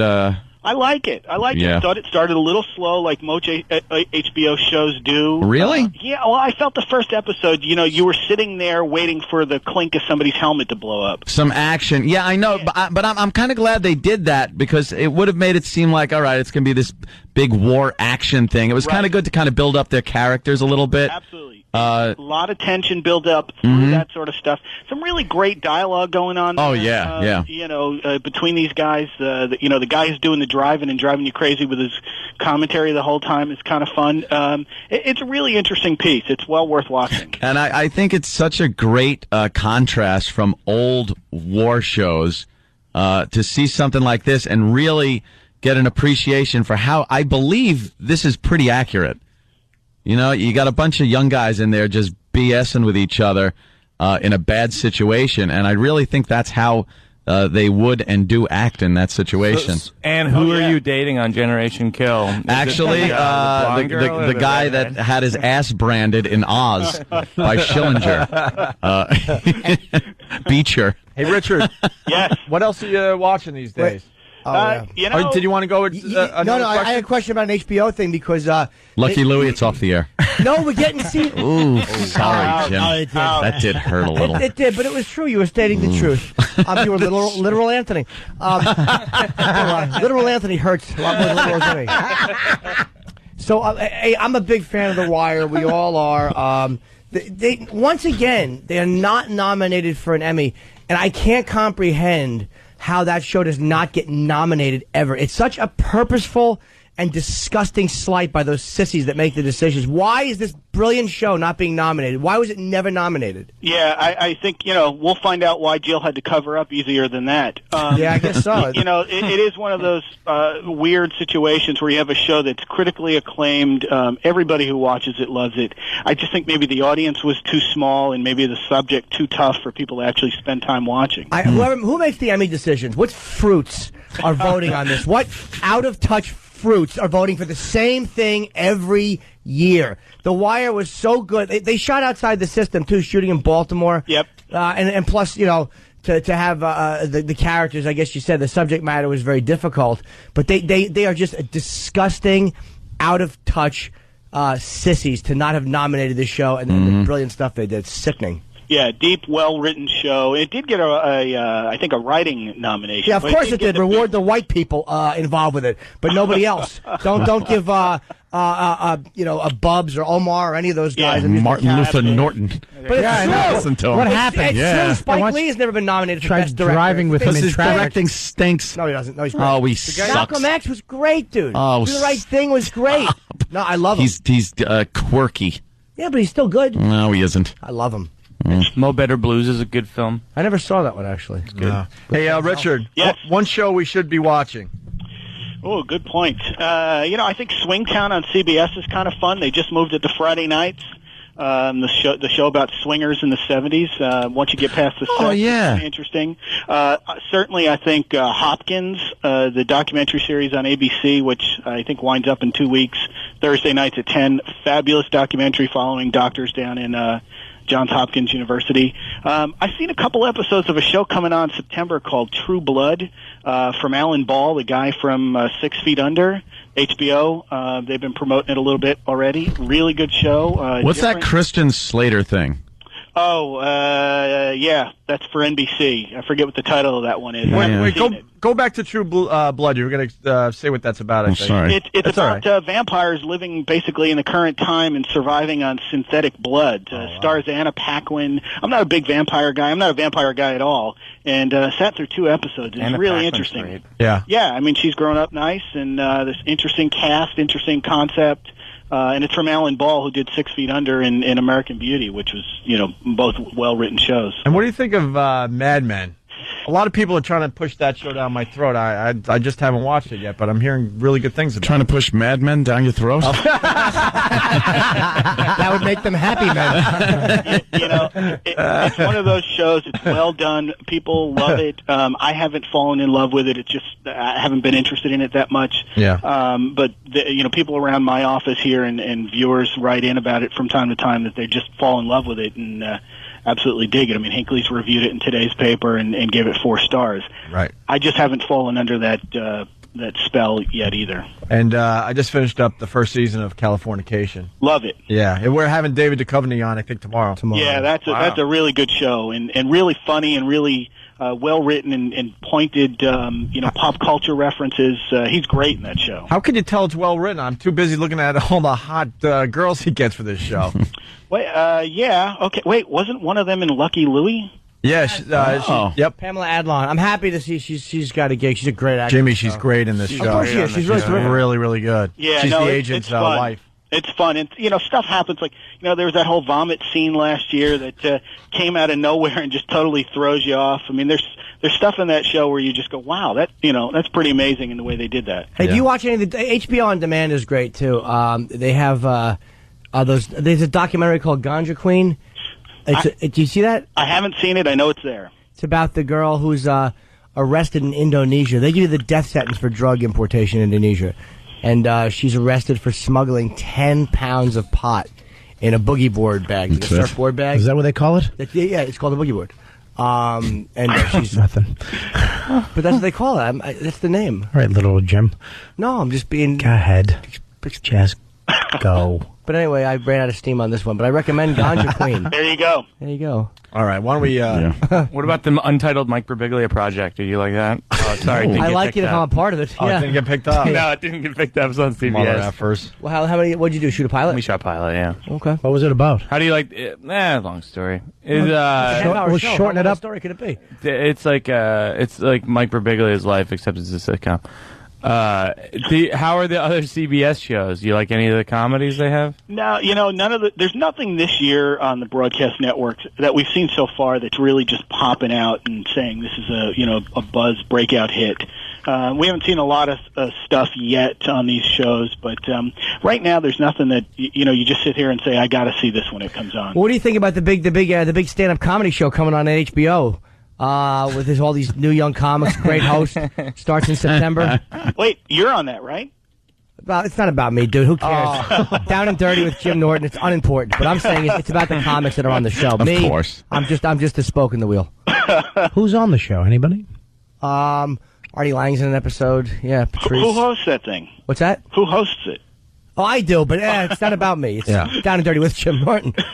All right, listen, let's get Richard Huff out of here. Thank you. So, Richard, you'll be writing about the Jill Nicolini thing. I'm launching an investigation now. They forced her to cover up with a blazer. Anthony, I'm just reading this feedback. Don't kill the messenger. Oh, okay. People are thinking that maybe she's covering up the first trimester. Oh, no, absolute denial. Absolute denial. All right, I want to make sure you get that out there. Yes, there is no pregnancy. So let's squash that rumor immediately. Squash it. All Hey, right. is Prison Break coming back on?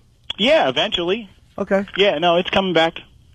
Excellent. All right, Richard There you go, Huff. guys. See you, buddy. Thank you so much. Yep, bye. I have to just address Mac from Atlanta. He goes, Anth, I don't even need to talk to him. He goes, how does Ant know Generation Kill is real or is, realistic or so real? I didn't say that. I wasn't over there. I don't know that. I said I'm assuming by watching it and knowing young guys and what they have to go through over there, that would be the type of conversations that would go on, and that would be how they would treat each other and be in a group together.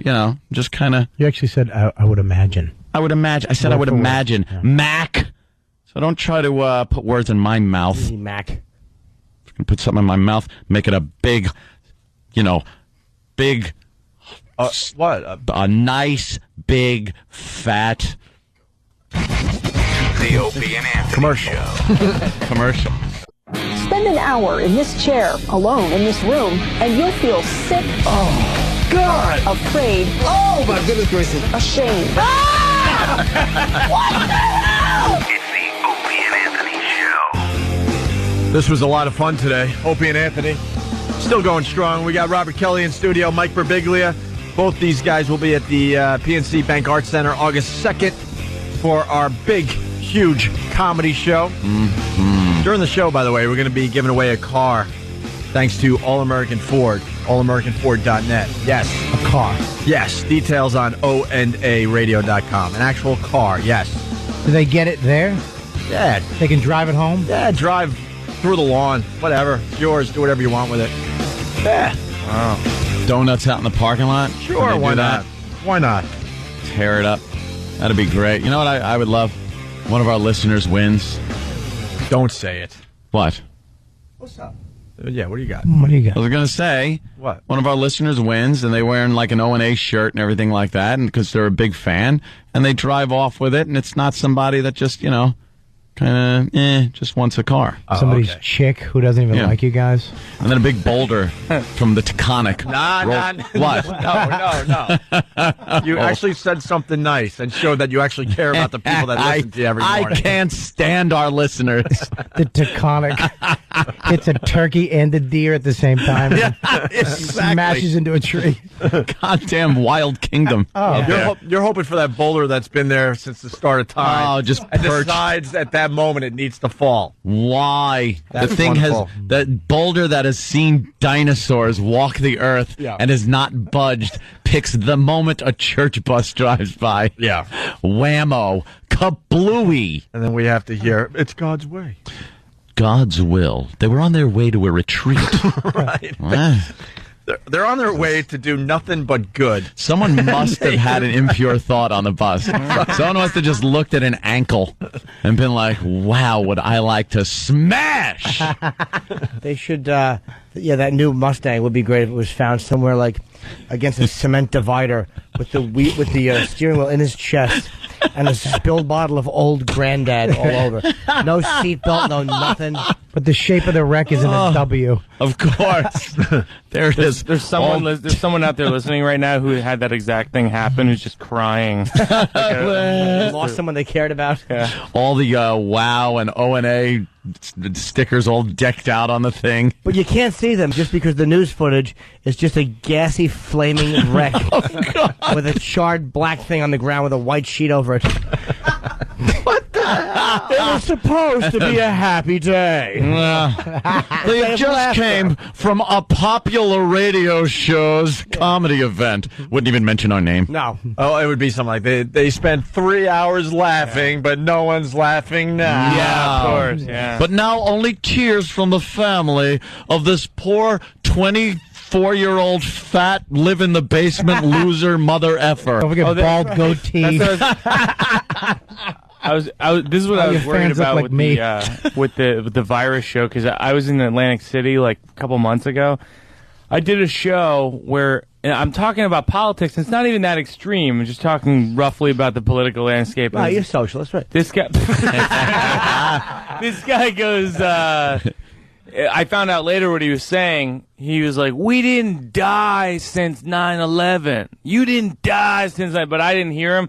The whole thing, all I could hear him go was over and over go, "Die!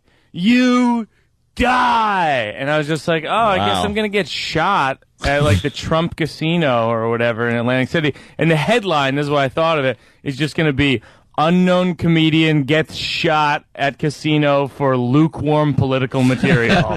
And they'd use Trump's A name blurb. as the big one. The Yeah. big one. You know, comedian trumped by bullet. Yeah. All right, listen, we did some primetime gossip earlier in the show. In case you missed it, we're going to play that one, but then we got a brand new one for everybody, so stay there. We're back with more primetime gossip.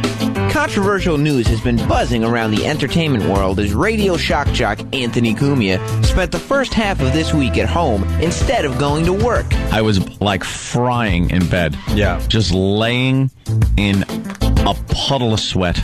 It was horrid, and it wouldn't go away. Apparently, he was sick with a mystery disease. Speculation has been running amok as to what his ailment is, but our sources were able to uncover all the juicy details. Anthony has contracted the AIDS virus. It's purely viral. The doctor can't do crap about it. His mood was made worse this week when he told his Antholini soulmate, Jill Nicolini, who responded by saying that she didn't want to be around him when he was sick with the fatal disease. This made the AIDS-ridden DJ furious, who responded by trying to throw her out of his house. I'm like, just don't F with me. I don't want to be touched. I don't want to be talked to.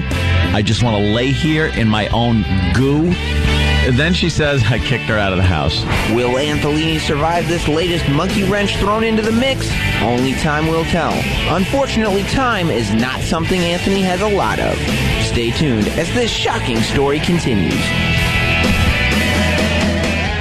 You guys laugh. It's just as accurate as TMZ, The Insider. You know, I don't know where they get their facts Entertainment from. Tonight. I don't know where they get their facts from. I can officially say here I have not been diagnosed with any serious disease, especially one as serious as the AIDS virus. I had what was pretty much a little flu bug for a few days. Watch how Sam spins that. Oh, why? He'll spin it. Yeah, he will. Bastard. We got a brand new one from Primetime Sam Roberts. Oh, okay. He might be off the hook. I'm not sure. Hope so. That's what I'm hearing. We are back with another Primetime Gossip update from Primetime Sam Roberts. When we last left you, we talked about the plight of Antholini's Anthony Cumia and his quote-unquote mystery illness. I was like frying in bed. Yeah. Just laying in a puddle of sweat. At one point, I thought I had accidentally wet the bed. Well, there may have been some funny business happening behind closed doors at the Opie and Anthony show because gay executive producer Steve C. started showing similar symptoms. Steve C. texted me. He apparently was in bad shape. We all know how this disease is passed, don't we? Steve also announced that he was getting a colonoscopy done. Not because a doctor recommended it, but for fun. Stephen S. from Bay Show writes, tell Steve to take 2 Twinks and call us in the morning. No, I can't have any nutrients. Why are you I'm not allowed to twink. I'm allergic to twinks. Set it on the WebMD. What will happen next? Will Antholini be able to patch things up? Will Steve C. stop giving everyone around him the creeps? Stay tuned as Primetime Gossip keeps you up to date. Man, that's pretty good there, Sam. Primetime Sam making some bold accusations in that one. Just some blanket, bold accusations, not even alleging. You are stating this as fact. What do you mean? How did you address producer Steve? Oh, I might have said gay executive. Gay executive producer. But he is happy, so, you know. Yeah. Well, okay. Sam's protecting himself a little bit. I didn't know you were going back into, like, 1930s. Sorry. Mike. I went into your girlfriend's voice again. That was a different one, at least. At least they're kind of high. Hey, Bob! Hey, it's Bob. Hello. Top of the morning to you, Bob. Chop, chop! Doesn't he look English? Yeah. He's very got much like a pasty complexion. He looks peaked. He's a little peaked. Talk about AIDS. Let's talk about AIDS. Yeah, it's a little like pasty. You got like Prince William ears and a little bit of the English teeth. He looks I call it a ruddy complexion. ruddy complexion. And he's got the worst English accent ever. He looks like the first 10 chapters of David Copperfield. We got to tear down the wall for Mike for a second, Mike Birbiglia. We noticed that he looks English, so we insist that he just talks in an English accent, even though he's from Jersey. And we do not want to even acknowledge that he's not English anymore. I want him to put an Amish hat on, stand by a screen door, and go, "You're all gonna die!" And God is in his holy temple. Cool. Listen to his English accent. We refuse to acknowledge that he's not English. Go ahead. English. Hello, Mr. Birbiglia. Terrible. And if he stops, speaking English, he's out. Yeah. He's out. Yeah. We don't want anything to do with him. That lipless skeleton with a burnt victim hairdo. I'm teasing you. What's wrong with you? And He has a burn victim wig. He looks a little bit like Two-Face from Batman with the teeth, you know? Yeah. He's got the heavy teeth. No, it could be a few things. No, I'm saying it in a nice way, like he's got a nice smile. He kind of has, his mouth kind of looks like when Willem Dafoe's saying he's got to take 3 men to outflank the other guys in Platoon. Yes. They ripped us apart.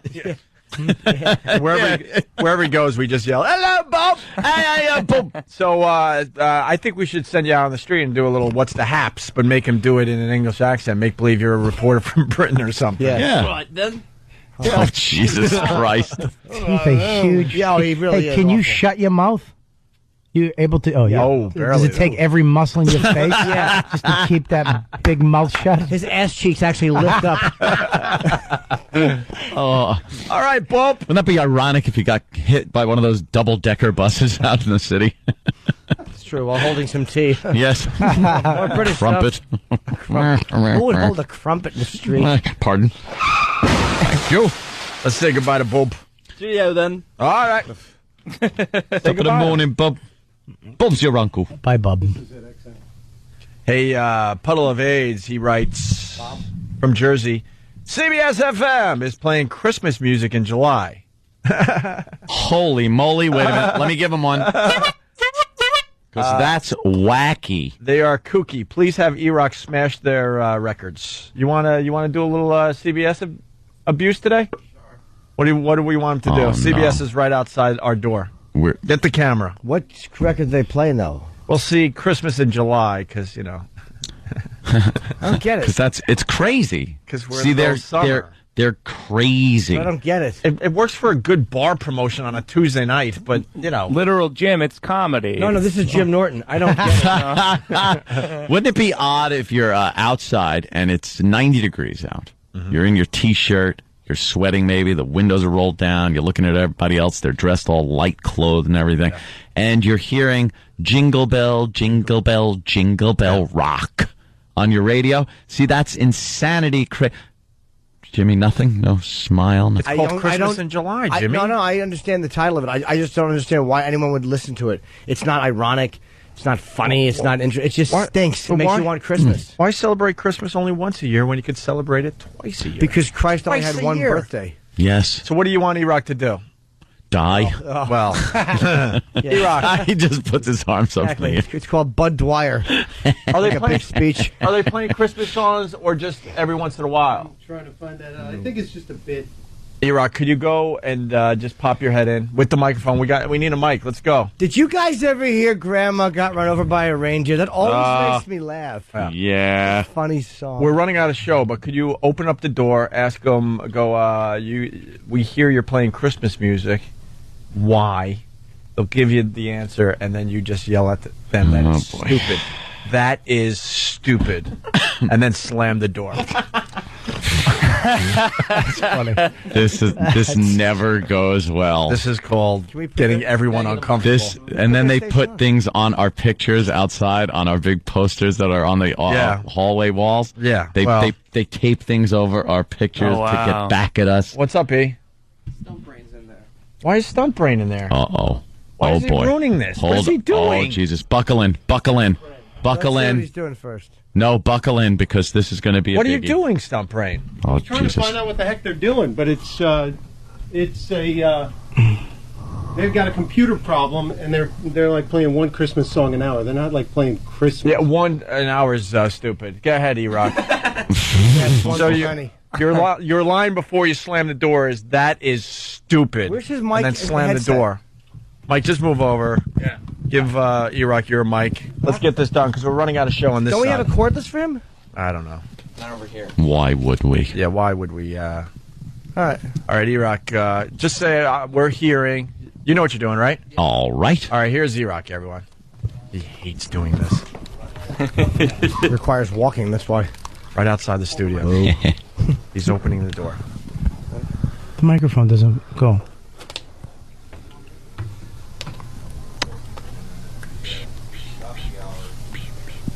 He's chickening out. Yes, he. Yeah, do it while they're on the air. Oh, my God, you can't. No, like the commercial. They'll fire it. They'll fire us. No, they won't. Oh, they'll fire us. Yeah, She doesn't care. Mara's going to be mad. She's mad if there's not enough beer in her fridge in her office. Don't call the GM a drunk. That's what she gets mad about.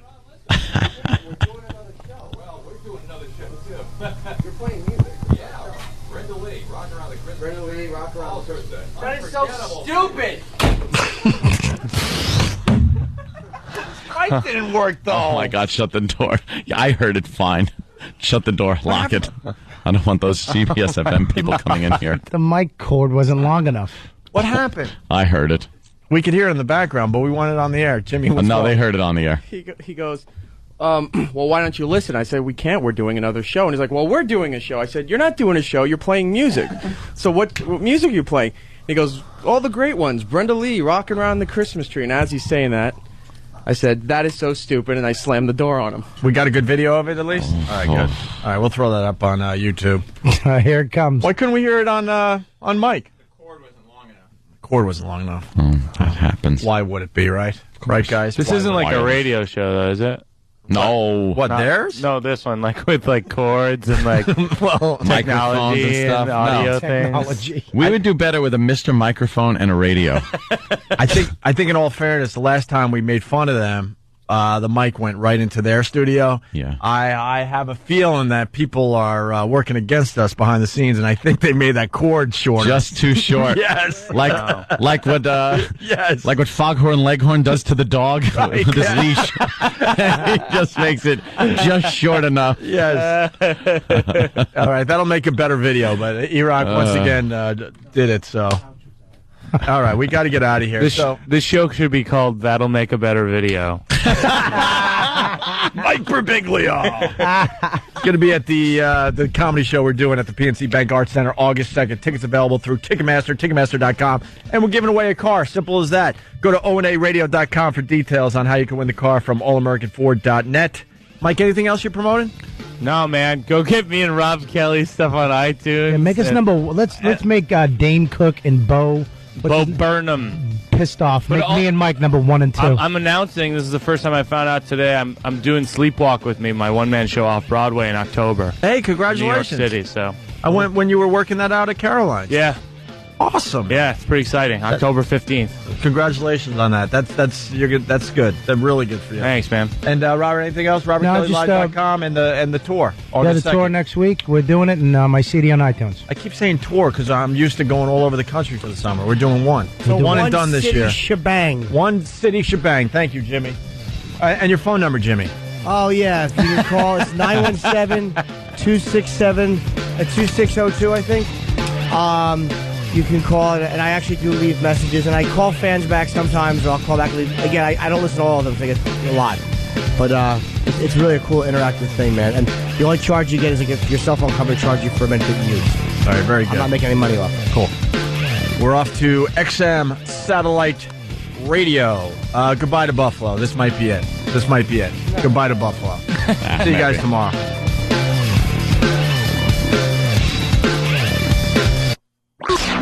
The Opie and Anthony Show. XM 202. Good evening. I'm Dr. Emmett Brown. I'm standing on the parking lot at Twin Pines Mall. It's Saturday morning, October 26, 1985, 1:18 a.m. And this is temporal experiment number 1. Coming this weekend to the Saturday Night Virus, directly following The Laszlo Show, it's the secret show to the future. We're going to watch Back to the Future in studio, live, on the air. You're going to do the same exact thing at your house, just like syncing up Pink Floyd's The Wall with The Wizard of Oz. And you don't have to worry about any kind of delay or not matching up with us because we're going to tell you when to hit play. So even though there's 8 seconds delay, and even though that it takes time for our voices to go into XM, into the satellites, and then into space, and then back down into your radios, it doesn't matter because I'm going to tell you we're going to go 3, 2, 1, and go. So you're going to be synced up at your house because you're going to press play when we tell you, and you're going to actually be listening to things that we say. Midnight, directly following The Laszlo Show on the Saturday Night Virus. It's the secret show to the future. My calculations are correct. When this baby hits 88 miles per hour, you're going to see some serious shit. In the world of radio shock jocks, the biggest are Opie and Anthony. These people say shocking things that border on offensive in order to entertain their audience. I refuse to sit here and think that radio has to be nice. Why? Why does radio, out of any other medium, have to be nice? We are being now held to a standard where we have to be nice and make people feel good. Go screw! Radio bad boys, Opie and Anthony. Controversial radio personalities, Opie and Anthony. Infamous DJs, Opie and Anthony. Talk show radio hosts, Opie and Anthony. Opie and Anthony. Opie and Anthony. Radio shock jocks, Opie and Anthony. Opie and Anthony. Shock jocks, Opie and Anthony. Shock jocks, Opie and Anthony. Opie and Anthony. Shock jocks, Opie and Anthony. Opie and Anthony. Tom Brokaw, NBC Nightly News.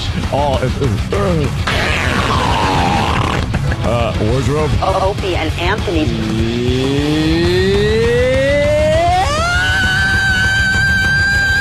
Opie and Anthony. What are you doing in death? I've been hanging a lot with JFK, and he's the life of the party, let me tell you. Why would he be the life of the party? At the party, he's the one that goes around with the Doritos, and he fills his head with salsa. It's time for people to understand these are words. If you don't like them, turn the dial. But enough of this palaver. Let's get the show on the road. Here we are, XM Satellite Radio.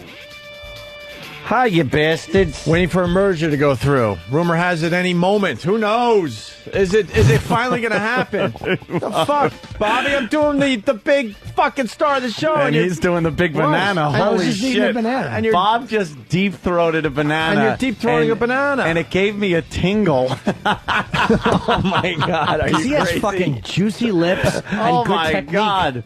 You would give great head. I mean, would. He's doing. What do you think he does with Dane on the private fucking jet? Time to pay your way, Bobby. Hey, Bobby, can you do my banana next? But I have to do it while I'm giving the Sufi. Every verse. Yeah. A Sufi is one ball tickle and one in the asshole. We all know that. Hey. Everything Bobby does is a plug for his album, Just the Tip. Everything is a subtle plug. A subtle plug, right? He just ate the tip of the banana. The tip. And put the rest of it right down his throat. The balls with the tip of my tongue. You fucking bit the thing in half. I know. Wow. I was in juvie hall. What are you going to do? I was in juvie. You got to do what you got to do to survive, right, I told Bobby? you that neighbor promised me a steak in the closet. All right. Well, I was going to say we were going to do merger stuff, but who We the did fuck merger knows? stuff after that hotness. Merge. Yeah, it was a merge. Rumor has it's going through. We'll have to wait and see. We don't have the inside word anymore. Now people think this is a best of from like months ago. No kidding. Yeah, it's going through right here. From October of 2006. Yeah, no shit. Best of boring. Yeah. I pulled some show prep out of my pocket. Oh. We also have this Robert. What? Show prep. You get a wrinkled piece of paper. You guys used to do so much show prep and so much work. Now it's like, That's I wrote this rumor. down. Oh my God! Now I got it. We had no show prep. We never had show prep. Actually, have a we're little now. over prepared now. Yep. That's the truth. Oh, we have been this shitty since WNEW. There were like major chunks of time at NEW we didn't know what the fuck we were going to do next. Yes, 1998 to 2002. Yeah, and it showed, by the way, a lot of times. But people still think it's the best we ever did, which amazes me. Oh, whatever, that's their awful. opinion. Hey, Hall County jury awards jilted bride $150,000. For what? Because the husband left After she sued her former fiance, calling off the wedding. So the fiance gets the cold feet and he says, "Fuck this! I don't want to go through with this." And there's actually a jury out there that saw it her way and decided to give her $150,000 because the boyfriend said no. Probably the Decided wedding not to do it. expenses or whatever.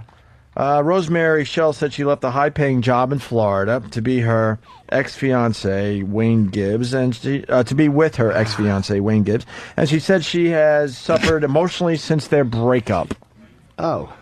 This has been the most difficult thing I've ever had to do, and I think justice has been served, said Shell.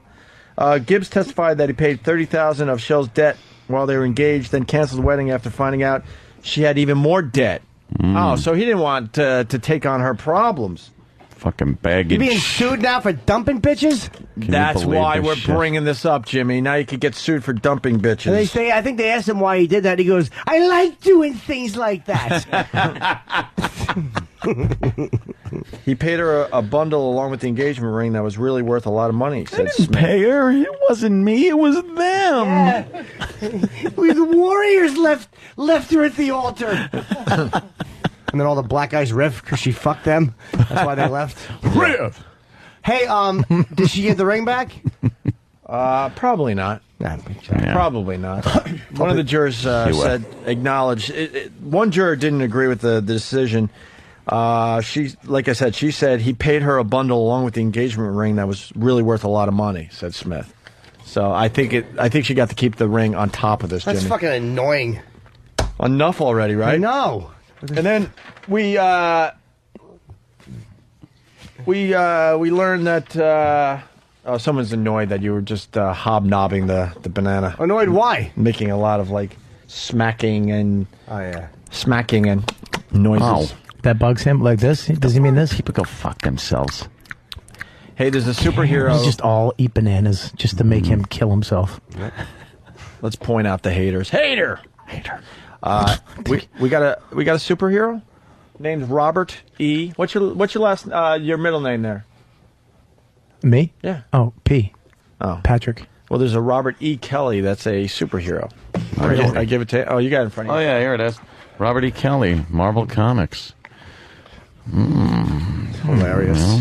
Looks just like me. He's the Vice President of the United States. He's able to leap tall speed bumps and make buffets disappear. Yeah. In the You kept trying, didn't you? I sure did. Yeah.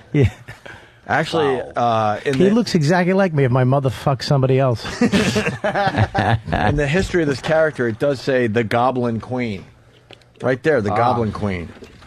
We got it. See, right there, Bob. Right there. Second line, the Goblin Queen. Here's what Bob Kelly was. He was widowed. Mm-hmm. He was 5'10", 175. It's a typo.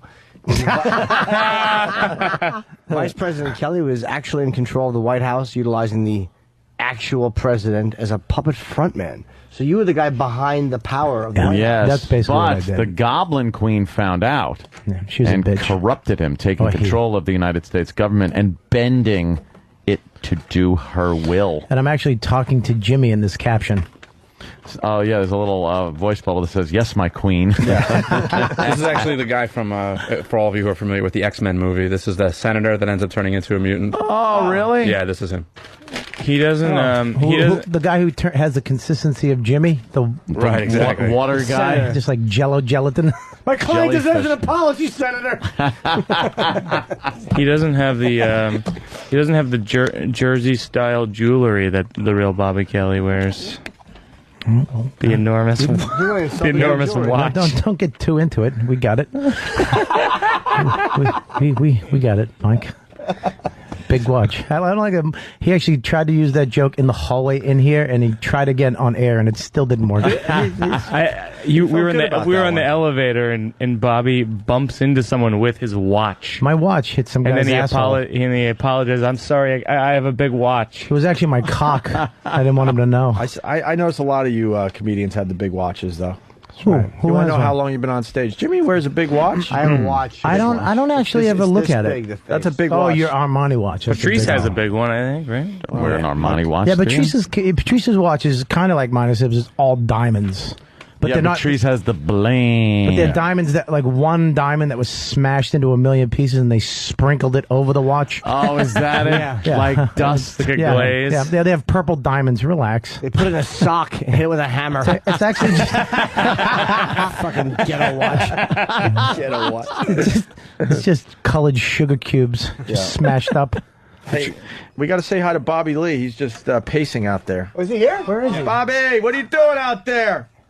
Oh, I didn't. By the coffee machine or Love something? Bobby. I wouldn't Love drink that Bobby. coffee. No one has drank that coffee in months, Bobby. I thought we were. I thought that was Bobby Lee, and then I started questioning how much I can differentiate Asians. I want to. Bobby, what are you doing? We'll get you some Starbucks. Don't drink that coffee. He just tripped. Why are you tripping? Hey, how you doing, man? He's doing a fucking Dick Van Dyke entrance. Pull up a comfy chair. Hey, how are you? How are you? Yeah, How come Mike didn't get a hug? Let me do this for radio. Let me do this for radio. Bobby Lee gave a hey and a really good hug to Robert Kelly, a hey and a really good hug to Jimmy, and then just looked at Mike and went, Mike, hey. you want a hug, man? Nah, it's all No, I'll right. give you one right now, dog. Why didn't you? Nah, it's cool. It's come done, on. man. The moment's over. But it was funny because Mike's arm went out in hug mode, Oh, no, you and then he put it in a handshake. Like, No, you fucking revise history. That did not happen. That would have been hilarious if it happened, but it's not what happened. Not wrong. No, you gave me like nom eyes. You know what I mean? Like when I was a nom, right? And then you're gonna stab me or something. So I know these two. You know what I mean? Oh, you guys don't know each other? No, Yeah, no. we've I met mean, no. before. I'm a fan. I just, you know, it was awkward. I'm sorry. I'm a fan? What What happened? is that? You guys Should I start over? You guys What are are we in? peers. What are we in Hollywood? You just say I'm a fan to everybody? Hey, I'm a fan. Hey, look, I'm just a fan. Dude, that is so true about Hollywood. Yeah. You see Everybody's a fucking fan, and then behind Yeah, each big other's fan. backs, You just see some stab each other. you see some obscure soap opera star on Sunset Boulevard. Hey, I'm a fan. I've never seen your work. I've just seen your picture in a couple magazines. Big fan. You run into Big Rod fan, Stewart, right. big fan. All Big the fan, albums. right? Yeah. A big fan of your stomach contents, Rod. Thank you so much. No, Bobby, I was- you're going to be at Caroline's, I think? Yeah. All right, right on. Bobby Lee at Caroline's. All right. Is that it? Am I gone now? There you go. They're telling us Is it too Bobby awkward? has to go. Yeah. If anyone wants to know who Bobby is, he's the Asian guy on Mad TV Yeah, that yeah. no one watches. No one watches the Asian guy or No, Matt the TV in show. general? What's wrong with you, Mike? No, everyone. Everyone says. no, is I it love still on? Bobby. I love Dude, Bobby. he made good in it. I like Mad TV. I want. Really? Yeah. All right. Name I one- gave you a hug, dude. Hold on. Name one skit from Mad TV. I like Yeah, the- you're a fan, right? Yeah, I like the for the Asian the girl who does the Asian lady. Hello, Yeah. She's yeah. She's gone. I She's like been gone for 8 years. I like the guy who I don't like He's a fan. He's a fan. I'm not a fan. He's a huge fan. I'm not a fan of the show you're on. right. When it first started, it was fucking good, great. yeah, but now it now- sucks. Yeah, Mike. How long has that I been like on? the How long show. has that show been on? We're going into our 14th year. Yeah. It's on Comedy Central. I can't all the believe time you just now, try right? to play it off like you're a fan, and then I they am. asked for one sketch. The girl I left do. 9 years I like ago. the new guy, the black guy who delivers the stuff. Oh, yeah. That's Now, funny. name me a character He has- that I do, Robert. I like when you play the girl. Any Asian girl you play, you just look hot. Like what? Name one. Name me one Asian fucking girl Ming character. Lao. Ming Lao? I don't know. Just trying to stick up for Bobby. Thank you, Robert. Thank you. Bobby's hilarious. I'm just saying, Yeah. it's not a well-viewed show. Yeah, it does okay, though. It's not like we get like 9 Mexicans and that's it. Wow. At least his show is viewed. Cancel I'll pilot. watch it. Jesus. Wow. Hey, hold on, Bob. That was a real slam by Bob because Yeah. Mike's got a very sensitive spot now. Yeah. He did a CBS pilot, which was supposed to be very good, but they rejected it, and Bob just made fun of him, saying that at least yours gets viewed. So that's kind of a soft spot. Well, you know, for I him. probably should stay out of this because I don't have anything going on. I'm at the Cellar this weekend, Friday and Saturday night, 3 shows Friday, 4 shows Saturday. Michael night. Hitchcock Just a did your tip. show, right? No. Oh. Yeah, Michael Hitchcock Yeah. did do my show. Yeah, Yeah, he's on Mad TV. Yeah, he played the veterinarian on my show. Yeah. I love how not in the industry that Bobby is, that he says my pilot got canceled. As though we're even on, canceled. as though we're on TV in the first place. I just admitted that. Well, You're absolutely right. Mike's pilot got canceled. What are you, a fucking They didn't impressionist cancel it. now, jackass? They wrote value jet on it and dropped it in the fucking Florida Everglades. I did one good impression of his girlfriend, and then you think you can just whip it around? I like the new Mike Birbiglia. I think he's been brushing up on the O&A culture. He's a mean motherfucker today. Come in here and fucking bare your teeth. But my friend Mike sincerely said it was amazing. The show. Hitchcock, yeah. He said that you were very he's funny. a talented guy. He's the guy in Best in Show. He was no Michael Hitchcock. He's this guy. He's Which guy in Best in Show? Yeah. He played Parker Posey's husband in Back to Oh, the Show. fuck The yeah. braces. Yeah. Hysterical. I like your mustache. He played Fuck yeah. he played Thanks, dude. Yeah, I'm going for the 70s porn look. Yeah, I can't grow anything, man. 70s coming back. It is coming back. With a vengeance. Yeah. Yeah. What was your Trying show to get about? AIDS. Doing everything. my show is it's loosely based on the period of my life, like many years Not ago. Where I is, was. What? Not is. Was. Shut up. I'm just saying. Did I'm you just see the way saying. Mike turned? Jim, I'm just saying. I love So the new Mike. the listeners know. Just because people hear your voice saying boring shit doesn't mean they're going to buy more of your albums, Bobby.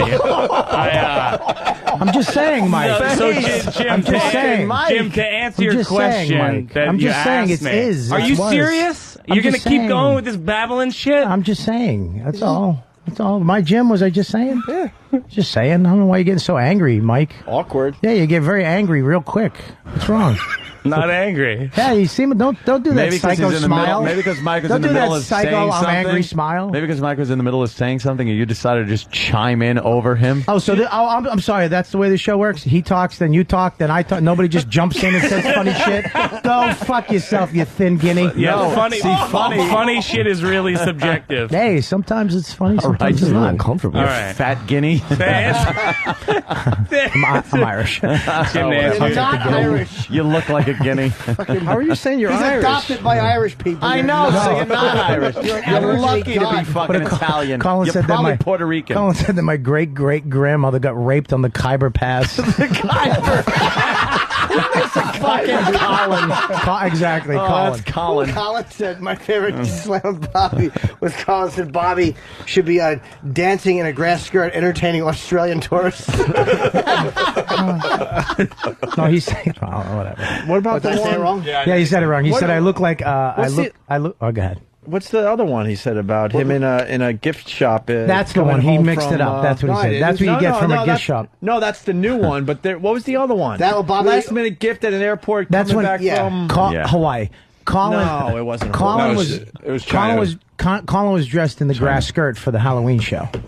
And then I said that the grass skirt was actually his Comedy Central contract that they shredded. Yeah, that way. But he did say you should be dancing to make Australian tourists happy, and like a Tongan and a Tongan something. It was very funny. Yeah. She was Last minute very gift in a gift shop. Coming back from China. I got to read it off of a teleprompter. Last minute gift. Can we get back to To Mike answer Birbiglia? your question, Jim. Thanks, Bobby, for the interruption. But the Jesus, you're still on that, you little fucking angry cunt. Just go. Just say it. go. Say it. Just say I'm it. right here. It's this period in my life where I was living with my girlfriend at the time, and I knew she wanted to get married, but it was this unspoken thing. And then we went to my brother's wedding, and they asked us to be in a photo, and they said, "Do you want Abby in the photo?" And I said yes, but there was like this pause. You look like you're gonna cry. Oh, it's true story. It's real, you know. And your pause freaked her out. yeah, and then when we got home that night, we were living together, and she goes, "You know, are we? You know, is this serious?" And I was like, "Yeah, of course it's serious. I love you." And she was like, "You know, are we gonna get married?" And I was like, "Yeah." And then she was like, "When?"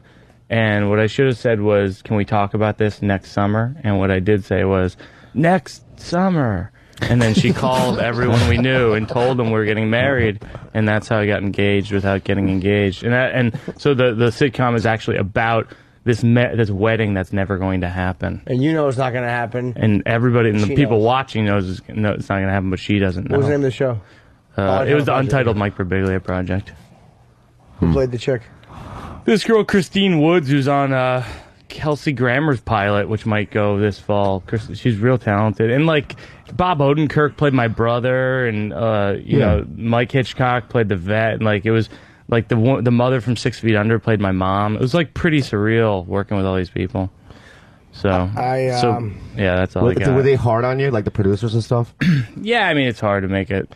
That's why I'm doing a one-person show in New York this fall, because it's my show, and I get to decide what's in the show versus television, where people just it's like someone trying to find a vein in you at the hospital, and you're just poking you, and you're like, okay, you know, you're just taking it. Yeah. Does that analogy make sense at all? Yes, it reminds me. It's like I like to do. That's why I like the freedom of stand-up. Like my new CD, "Edgy as I Wanna Be." Let's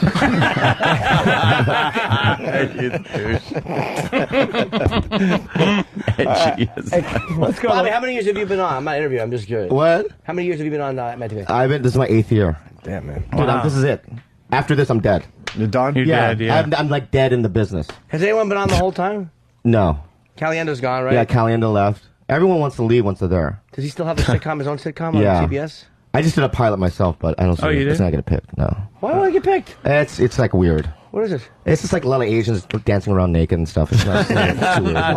You and Steve Byrne and Dr. Ken? Yeah, Steve Byrne's not fully Asian. He's like light Mexican kind of looking. Yeah, his father looks like his father's real Irish. Yeah, He's the Carlos Mencia of Asians. I'm going to bring that up. Please don't bring that up. Let's say hi to John in Illinois. Yeah. Oh, I'm sorry. The video, I saw you every on that time I do video. radio, the video thing with him and Rogan, that thing comes up. Yeah. Yeah. Well, not on this show, my friend. You put on the spot. Good. You guys are classy. You put on the spot. But you brought it up. I did. Why did I bring it up? Yeah. Didn't you just bring it up? I did. I think I just did. Yeah. I didn't. Yeah. Yeah, you brought it up. Let's just move on, please. Hey, Bobby, you got anything boring to say? This would be a good time for that. Interject. Now, if Bob had 1 ounce of fucking wit, he would have said, yes, Mike Birbiglia. God damn you, Bob. Thanks for helping, though. Robert, the reason why I play girls on the show is because there's not, I guess it's a parody show. There's not a lot of Asian dudes out there, so whenever there's a girl, I got to play that girl. The Asian girl. You know No, what I mean? I love when you play Asian girls. You're actually cute. Oh, thank you. Yeah, you play her real well. Yeah. Yeah.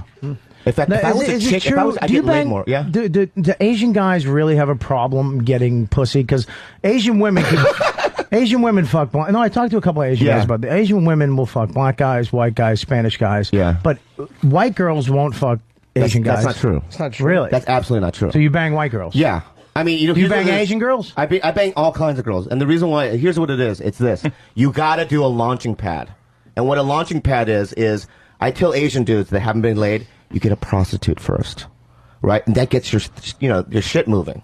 Right? And the girls sense that you're having sex, and then they're in the game. Every guy that I send to a prostitute to, they get laid.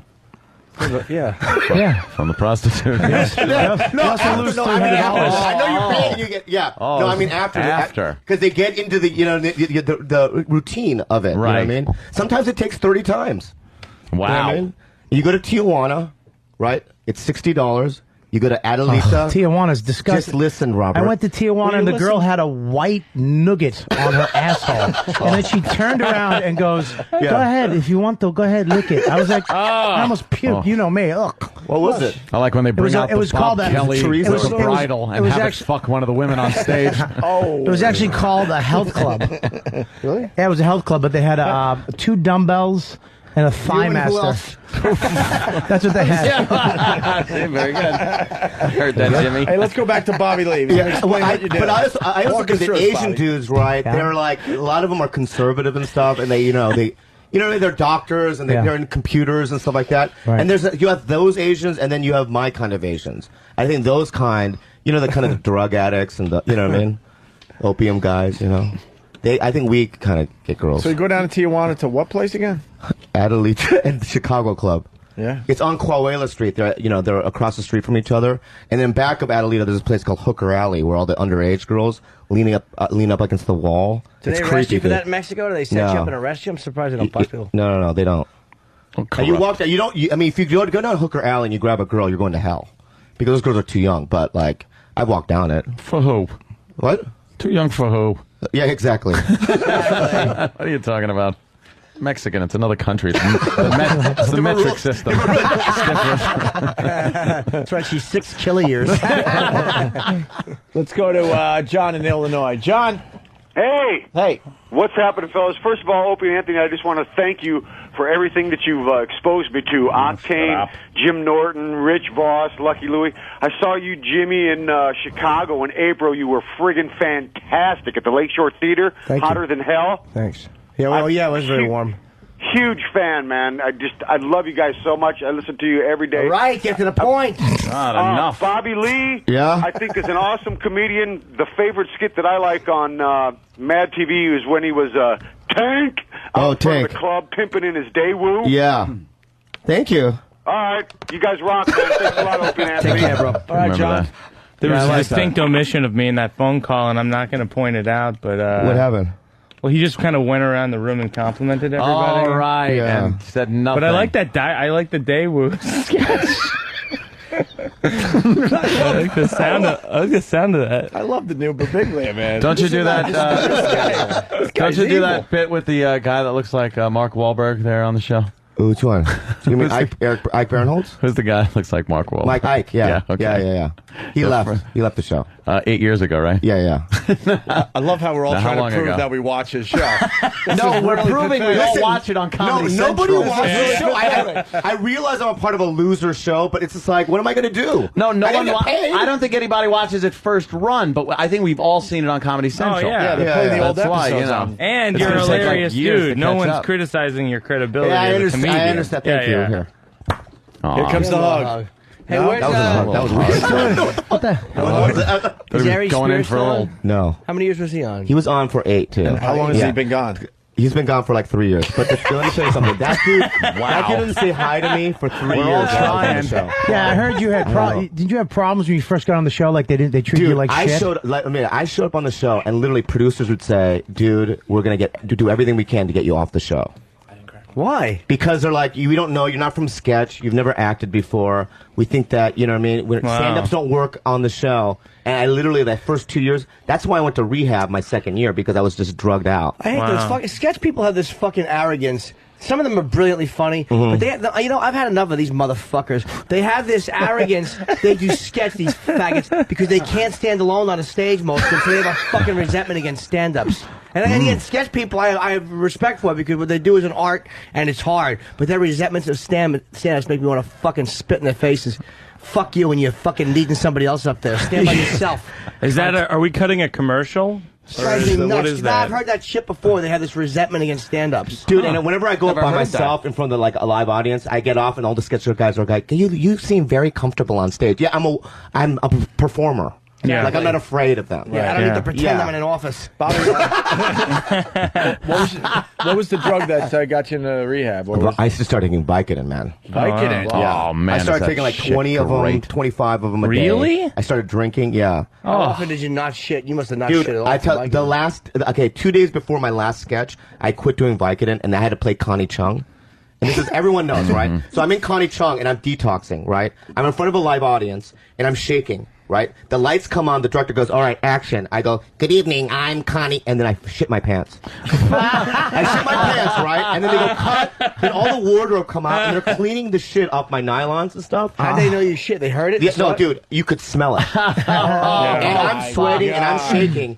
Then one of the producers, Dick Blasucci, walks up to me, starts screaming at me, he goes, you're gonna do it! You're gonna finish it because the next day I was going to rehab. Right? It took What me did he 2 mean, the hours to shit? do a 3-minute sketch.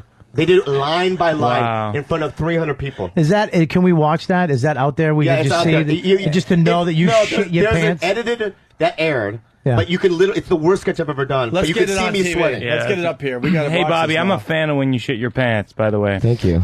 That sketch where you shit your pants. I'm a fan. When I had remember when I had that bad toothache and I went upstairs to the dentist up there, remember, and he wrote me a yes. prescription for Vicodin, and I got it, went home, and I took one. And the second it hit me, the first thing I did was count how many I had left. I was like, 1, 2, 3. Okay, It's amazing. If I break one in half, Yeah. and then I'll Get a have pill cutter. more, and that shit is great. Great.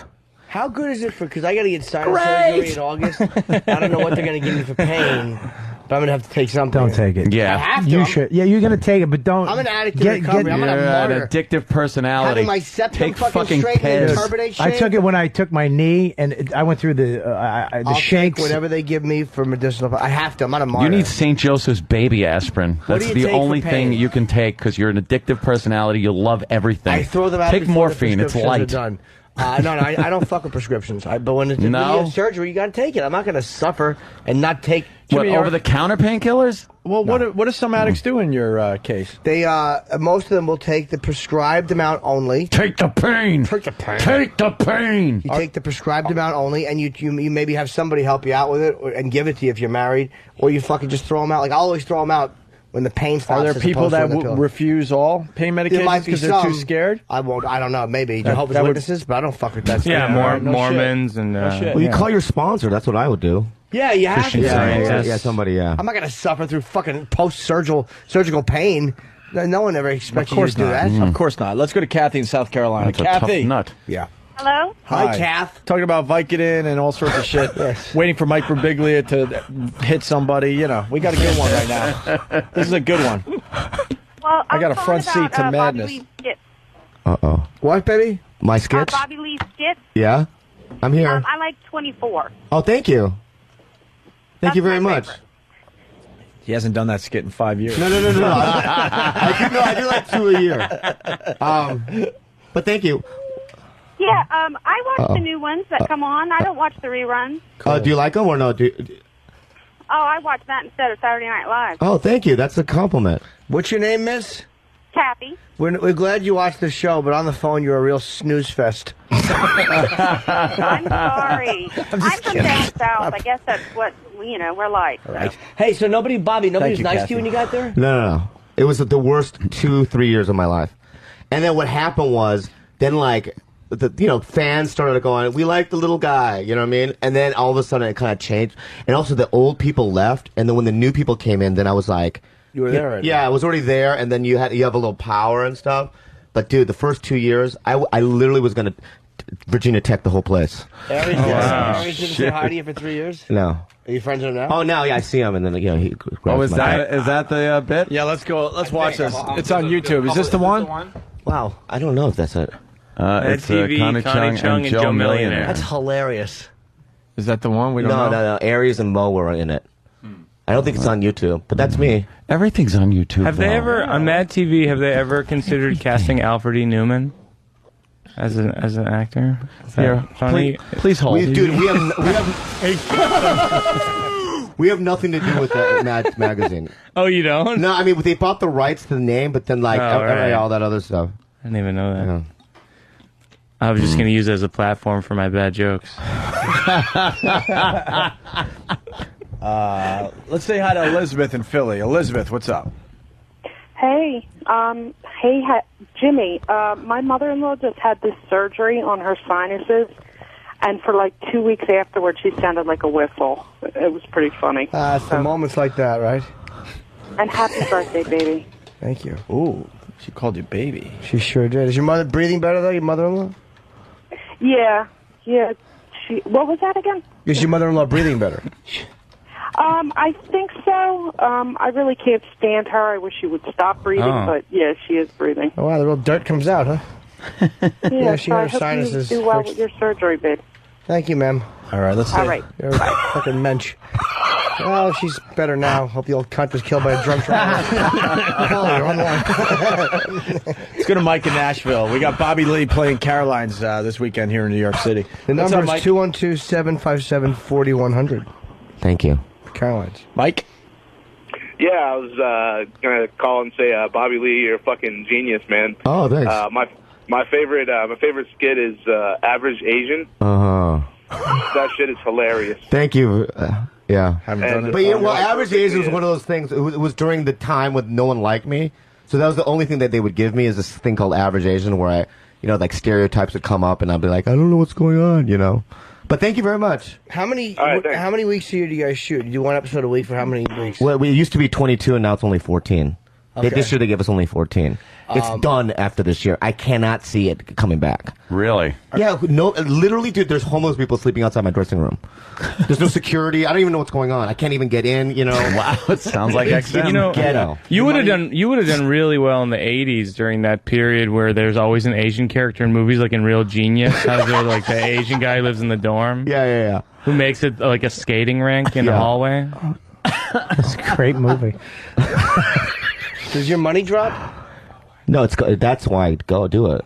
That's the only reason it's still it's the only reason why I do it. It's just because they go, here's this, and I'm like, all right, I'll take it. Are you still doing the Kims of comedy? No, they kicked me out of the group. They kicked you out? Yeah. What's the Kims of comedy? It's Steve Burns group. Yeah, it's all Asians that tour the country. Yeah, well, it was mine, and then I got kicked out, and now it's Steve. Who kicked you out? Why? Steve. Well, and me and Steve are very good friends, and I love him. But I wouldn't do they were doing this. Do you like the fact that his hair looks like a Lego person wig? That fucking hairdo should be removed by Oswald. Horrendous. I wouldn't do this this college showcase, for free. You know how they do those? What do they call them? NACAs. NACAs. Yeah. You have to fly for free to showcase, and I'm like, we're not doing that. We proved that we can sell out. Why would we have to showcase? And that was the reason you left the group? No, they were like, well, if you don't do the showcase, then you can't reap the benefits of us doing, getting the gigs from the showcase. Aren't you the biggest name, though, being on TV? So wouldn't your name on the bill be a benefit that they couldn't contribute? Because who else is on someone it? could just throw money for your flight. Who cares? I know, but the thing is that now I talked to Steve 3 days ago, and, we're going to do some days again. Who else is on it? Steve and who else? Dr. Ken, you know him? Dr. Ken's really funny. He's very funny. Ken. And this kid named Kevin Shane, nobody knows. I know Kevin. I love him. I know He's Kevin. the best. What do you think of people getting in trouble for doing stereotypical humor, Bobby Lee? Dude, I used to be Mencia's opening act, so it's just that's how I was raised, to seeing that kind of stuff, so I don't really know. Seeing what kind of stuff? It's weird because it's now, there's a lot of New York guys that moved to L.A., and I've learned more from them, guys like Bill Burr, than I have from L.A. comics, you know what I mean? It's because it's like sitting there. It doesn't have. You don't have to have a punchline. And before, I was so worried about killing. You know what I mean? Like Mencia does. That now it's like I'd rather just kind of take my time and be more honest and stuff. What do you learn from Bill? How to repress childhood memories and not bite the face of people around you? No, dude, it was good. Yeah, Bill Burr, we love him. What a psycho. Bill. I asked that because Richard Belzer disappointed the hell out of me. I was watching Last Comic Standing. I literally watched 2 episodes, and I caught this one where there was a Korean woman. Yeah, Esther Koo. Doing all Korean humor, getting huge laughs, and they had no problem with it because she's Korean. Yeah. Then you had this white guy do this whole Asian stereotypical bit, and Richard Belzer gave the guy a talking to, saying that type of humor doesn't fly in 2008. Right. I couldn't believe Belzer would go down that road. Do we have tape of that? Was he saying? I've been trying to find this clip to play on the show. It's got to be Last Comic Standing. It's got to be gettable. I mean, was he saying it was a corny bit, or was he saying it was inappropriate? It was inappropriate. Stereotypical humor from a white guy doesn't fly in the year 2008. And I'm like, wow, that's weird. And then 2 comedians later, it's the Korean girl doing pretty much the same type of stuff. Yeah, she's funny, but my problem with her is that if you do stereotypical stuff about your own race, you have to be positive. You have to, you know what I mean? You have to make Asians look good. She doesn't. You know what I mean? Yeah, and she rips on all the negative stuff. And her bit about how Asian guys can't, like you were saying, Asian guys are gonna be extinct because no one wants to have sex with them. I mean, you can't say shit like that. It's fucking hilarious and true. As a white guy, that's pretty funny. It's based in fact. A cute Asian girl. Applause break. It's based in fact and funniness. Bobby's right. Sit down. Shit. Bobby, Bobby Lee got his biggest laugh by quoting another female Asian comedian. Bobby was looking for our support on that one. That's a hilarious joke. Chicks always want to fuck Asian guys, man. We see there's a lot of Asian porn. Oof. That's for sure. Not one Asian porn guy with white chicks. But he's got that great solution with the hookers. I mean, it's covered, right? It's the launching pad. It works. The launching pad. About it, yeah. Wow. Yeah, I don't know why it's always got a. It's always got Is Esther Cool hot? Is she a hot? She's chick? hot, yeah. She's smoking. She wears tiny little skirts and I like that. She plays up her hotness. Yeah, she has a nice little asshole. I bet. I bet it's. What does that mean? Do we have any of her material? Asian people are not hairy. Yeah, but they have that. Their skin is different near their asshole. It's like grayer. Yeah, it's like really white skin, and then right near their asshole, and the genitals are like my genitals are like now getting black. Wait. Yeah. Yeah. There she is. Hi, so my parents are from Korea, and I went to Korea once. It was really weird. Everybody was Korean.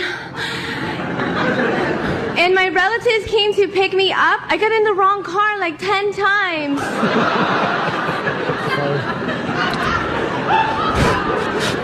You guys think you can't tell us apart? We can't tell either, you know? I doubt that. She looks fuckable. But I'm glad I'm here. Asian girls are dangerous in the States, you know? Yeah? I mean, seriously, does anybody in here not have an Asian fetish? See what I mean? What? There's one guy up there? What is he, gay? I want to date Esther Cool. I want her to be my girlfriend. I don't know if you guys at home can see this, but there's this guy up here. He looks like he's surprised to see an Asian in pigtails without punching in his credit card number. That's pretty fucking funny. That's a funny joke. Oh, this bitch is Seriously, Asian girls are going out with like white guys, black guys. You know? Everybody but Asian guys. It's fucking true. Why she gotta You know, hate? like what's gonna happen to Why she Asian guys? gotta They're hate? gonna go extinct or something? As they sit at home playing video games? I'm gonna kill her. Like, I feel bad. Like, You didn't even I feel quote bad her they're all best single, joke but, and it like, killed. Not bad enough to date them. You know what? If your dick was big enough, Like I'd last choke her week, with this it. Asian guy asked me out, and I was just like, geez, when are they going to realize that Asian girls are just way out of their league? That's daddy anger. And my girlfriends, they're always asking me, they're like, how do you stay so skinny? And I always tell them, just do what we do, you know? Eat with chopsticks. I feel stuck. We can't pick much up with those Dude, it's things all either. stocky. Yeah. And then shove it down your throat and throw up. I love her. She's very fuckable, though. She's great. She's doing a fucking no one can tell them apart joke, a bulimia joke, a fucking a jerk I mean, off it's an online ancient joke. Korean secret that dog is like 25% more lean than turkey. You still love her? Duh. More. Actually, I don't even know how to use chopsticks. Like, I'm completely American. I was born here. I mean, I'm so American, I'm against immigration. Because I'm here already.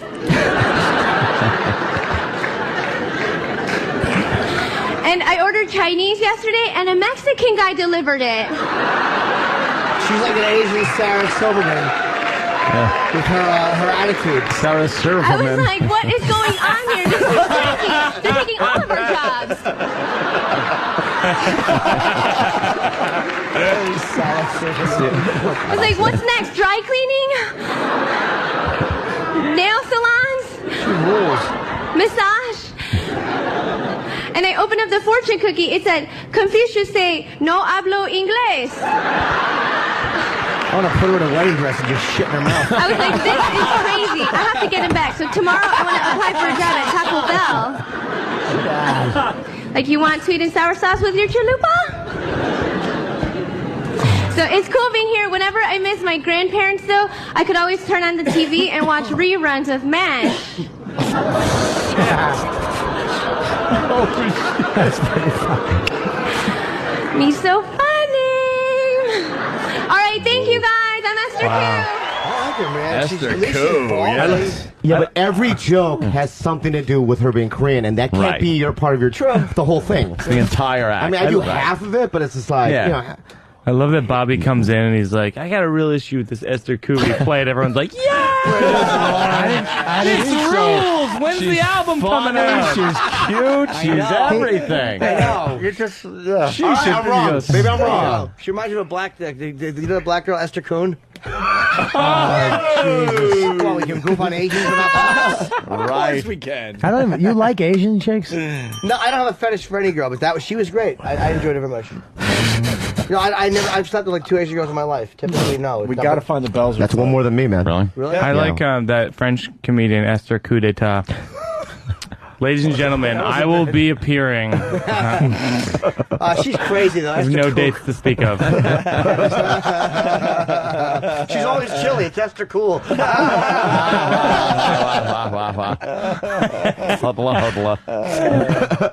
Yes, you went, Bill. But Belzer said it's okay if you're a part of that group to make fun. Oh, of course. Yeah. That's the way humor should be broken That's down. fucking bullshit. Of course, that's a terrible idea. I like Belzer, but it's like, oh, Richard. All right, let's go to Joey in Louisiana. Joey!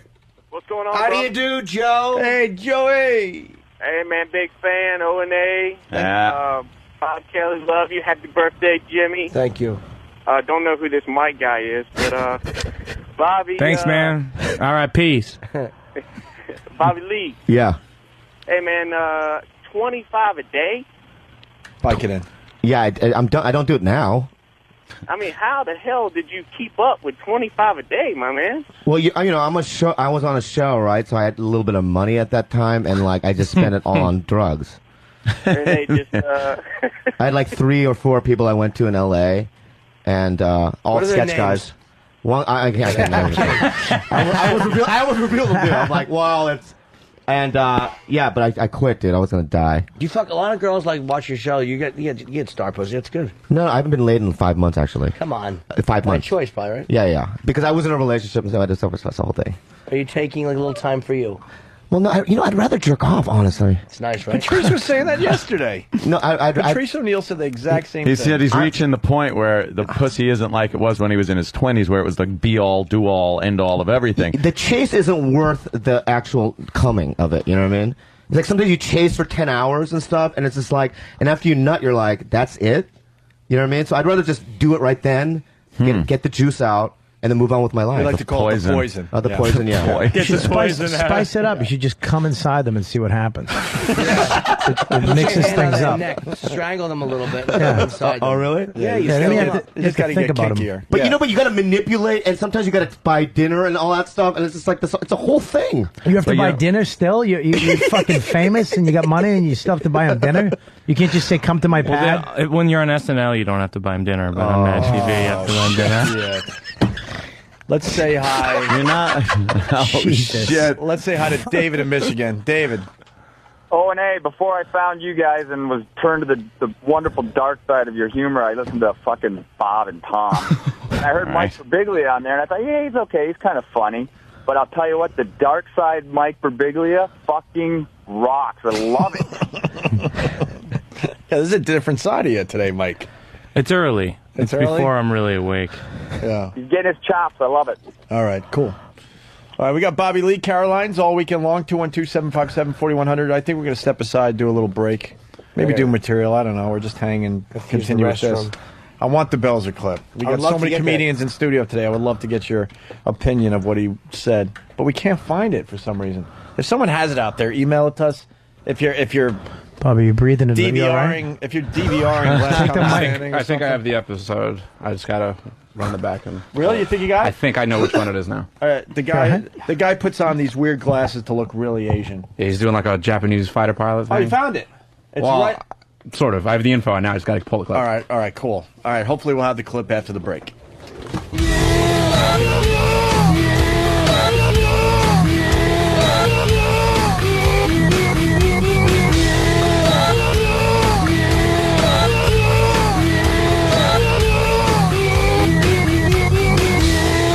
Somebody needs to help him.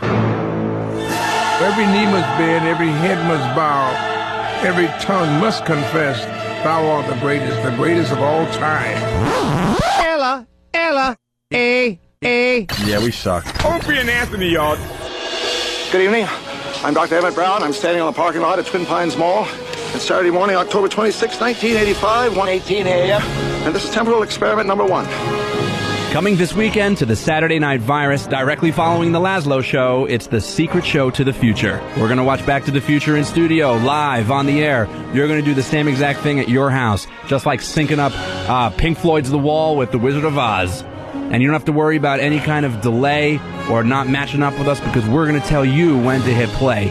So even though there's 8 seconds delay, and even though that it takes time for our voices to go into XM, into the satellites, and then into space, and then back down into your radios, it doesn't matter, because I'm going to tell you we're going to go 3, 2, 1, and go. So you're going to be synced up at your house, because you're going to press play when we tell you, and you're going to actually be listening to things that we say.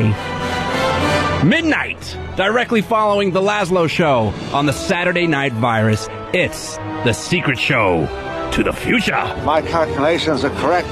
When this baby hits 88 miles per hour, you're going to see some serious shit. I just want to acknowledge as we get back on the air live here that, yes, we all know that Danny is a dope. It's Dark Side of the Moon, you ass. Not The Wall. That means something to somebody out there, that's all. All right, Mike Birbiglia, Robert Kelly, and Bobby Lee, who's playing... Bobby Lee will be playing Caroline's this weekend, 212-757-4100. And Danny's in the office, actually. He found the Belzer clip. So I want to see what you guys think about this whole thing. All right? And also I want to give props to Bob Kelly, making Us Weekly. Us Weekly, I should say. Oh, yeah, look at him. Oh, at the UFC fight. Where's Jimmy? Is Jimmy in that? You could almost see Jimmy's shirt, because Jimmy was cropped out of the Mandy Moore photo that we discussed after you guys came back from Vegas. It looks like Jimmy's giving me head. That's the face I have. You look so into it, Bobby. Bobby looks so into it. This is when Jimmy and Bob Kelly went out to Vegas for a UFC fight, which was a blast. And they sat right behind Mandy Moore. Mandy's cheering like crazy, and Bobby's head is right behind Mandy Moore's head, and it made Us Weekly. I think she's Weekly. I think she's doing. She's got to be doing one of the fighters, dude. Did you get that impression? She was rooting for a couple obscure guys. I wonder if Forrest Griffin's fucking her. No, I think she was.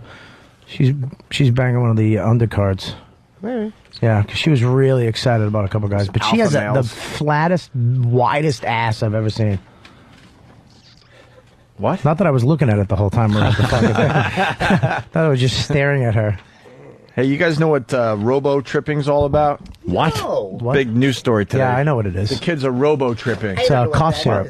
Well, we were talking about the Vicodin with Bobby Lee. That's what my father used to do when he came back from Vietnam. He used to drive around. No offense, Bob. He used to drive around with a case of cough syrup. That's what he was addicted to. Oh, I thought he was selling it. No, he used to drink. He used to have a case of cough syrup around. What's the buzz all about? You get stoned. You get fucked. I mean, up. I did, NyQuil and stuff, but unless you have to drink, you can get fucked. I know guys that are addicted to NyQuil. You can get fucking trashed off that shit. Oh yeah, NyQuil. Oh yeah, kicks ass. Drink a bottle of it, the whole bottle. Yeah, there's people that drink that stuff like booze. Mars has a rumor on Mandy Moore. Let's bring in Fanboy. Fanboy! What's the rumor? What's the rumor there, Mars? Mars was a star on the show yesterday. The rumor is that Mandy Moore is dating George St. Pierre. But it's a rumor. Oh, really? Yeah, it's a rumor. No. Yeah. He's not. George St. Pierre. He's a stud, man. Ain't fucking her. Yeah, he's a stud, huh?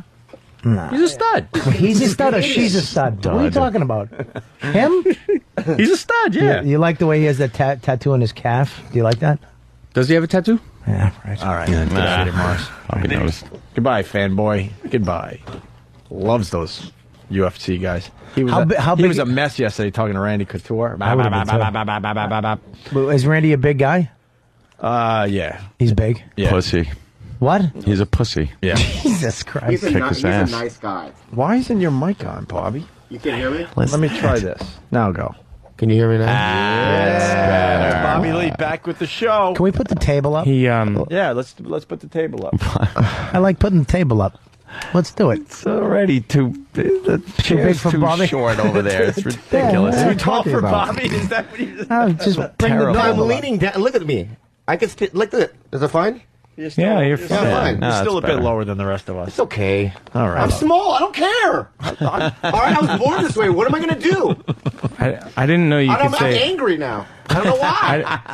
I didn't know you could say I don't care in that high of a pitch. That was a really high frequency. Jesus. Look over here, man. He's going to be on Vicodin by the end of the day. Jesus. He's going to make him relapse. Let's get into this robo-tripping. A bunch of people saying this has been around a while. Well, the news is hitting on it today because there's a lot of YouTube videos you could check out. You're watching teens appearing to get high on... You're watching teens being teens. Fucking idiots. Appearing to get high. Well, yeah. What are teens supposed to be doing? You're watching teens appearing to get high on over-the-counter cold medicines and then sharing their videos and stories online for the whole world to see. It's called robo-tripping, Nice. getting high from extremely high doses of cough syrup and medications containing DXM, dextromethorphan. DXM can be found in medicines like Coricidin, or its street name Skittles, and in Robitussin, where robo-tripping gets its name.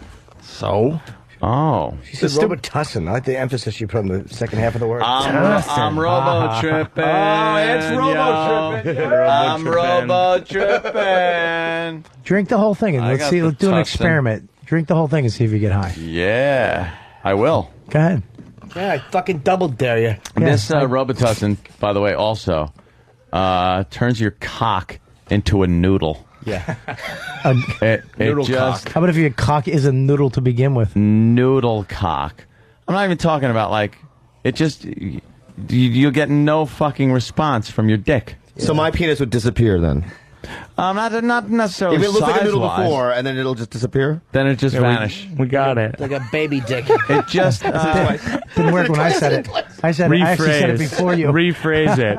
Come back to the table. like it's a horrible, horrible medication they should put on there. It'll be very difficult to get a boner. Yeah. Haven't people always used over-the-counter drugs as street drugs though? Yes. Always. I think it got worse when the dumb politicians decided to make the drinking age 21. Thinking, all right, now we're going to have straight-laced kids all over America. Yeah. No, they're going to find other ways to get fucked up, you idiots. Yeah, but now it's with YouTube. It's out there. Right. They're making this whole these idiots, these morons are putting it on YouTube. now. I'm sure, over the years people were doing the pills and all that, but it got a lot worse after the drinking age went You up. can't do anything fun anymore because someone puts it on YouTube, and I mean, you can't do this. You can't And be then they racist. take it away. Here's one of those. What do I call Skittles on the street though now? You can. Yeah. Like regular real Skittles. Extra. That's what You I'm. have to say this. Skittles, the candy. Literal Jim. And then if you wink, they'll think it's the drug. No, you know what it is? You can buy it without needing anybody because it's alcohol. You can just buy it from a pharmacy. 24 hours a day. Don't you need a prescription for that? No. For Robitussin? If it has alcohol and all that in it? No. I bet you eventually they make Any a young prescription. lad I don't could buy know. this, chug it down, have a good time. Go ahead, kids. Let's get back to this. Robert Anderson is the director of Daytop, a drug and alcohol rehabilitation center in Westchester County.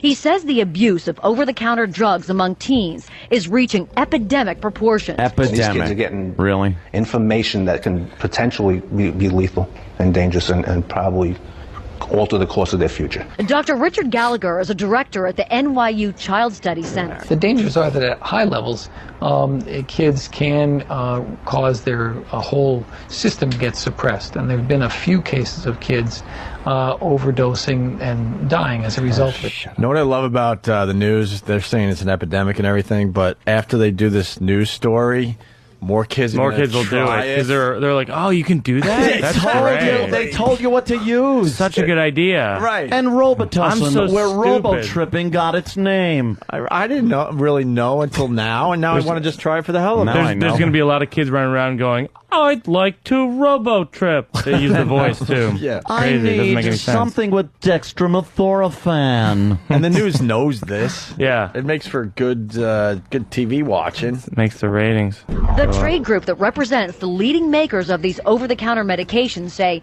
these drugs are safe when taken as directed. They recently launched an awareness campaign, one that's aimed at parents. There you go. Seems to me like a real case of the almighty dollar winning out. They got us by our purse They strings. sure do. Hit them in their pocketbooks. You know what I heard? I heard if you stick a pencil in your eye 5 inches, you die.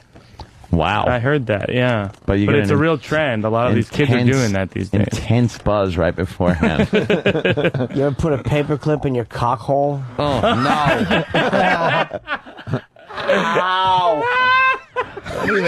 Don't even joke like Open it that. up straight. You just push it down. It tears See a how little far? skin. See how far you can go down? Ow! And then it hurts when you pee? I was having this conversation with men and women the other day, and I was curious where you guys weigh in on this. You know how women always... You know, I'm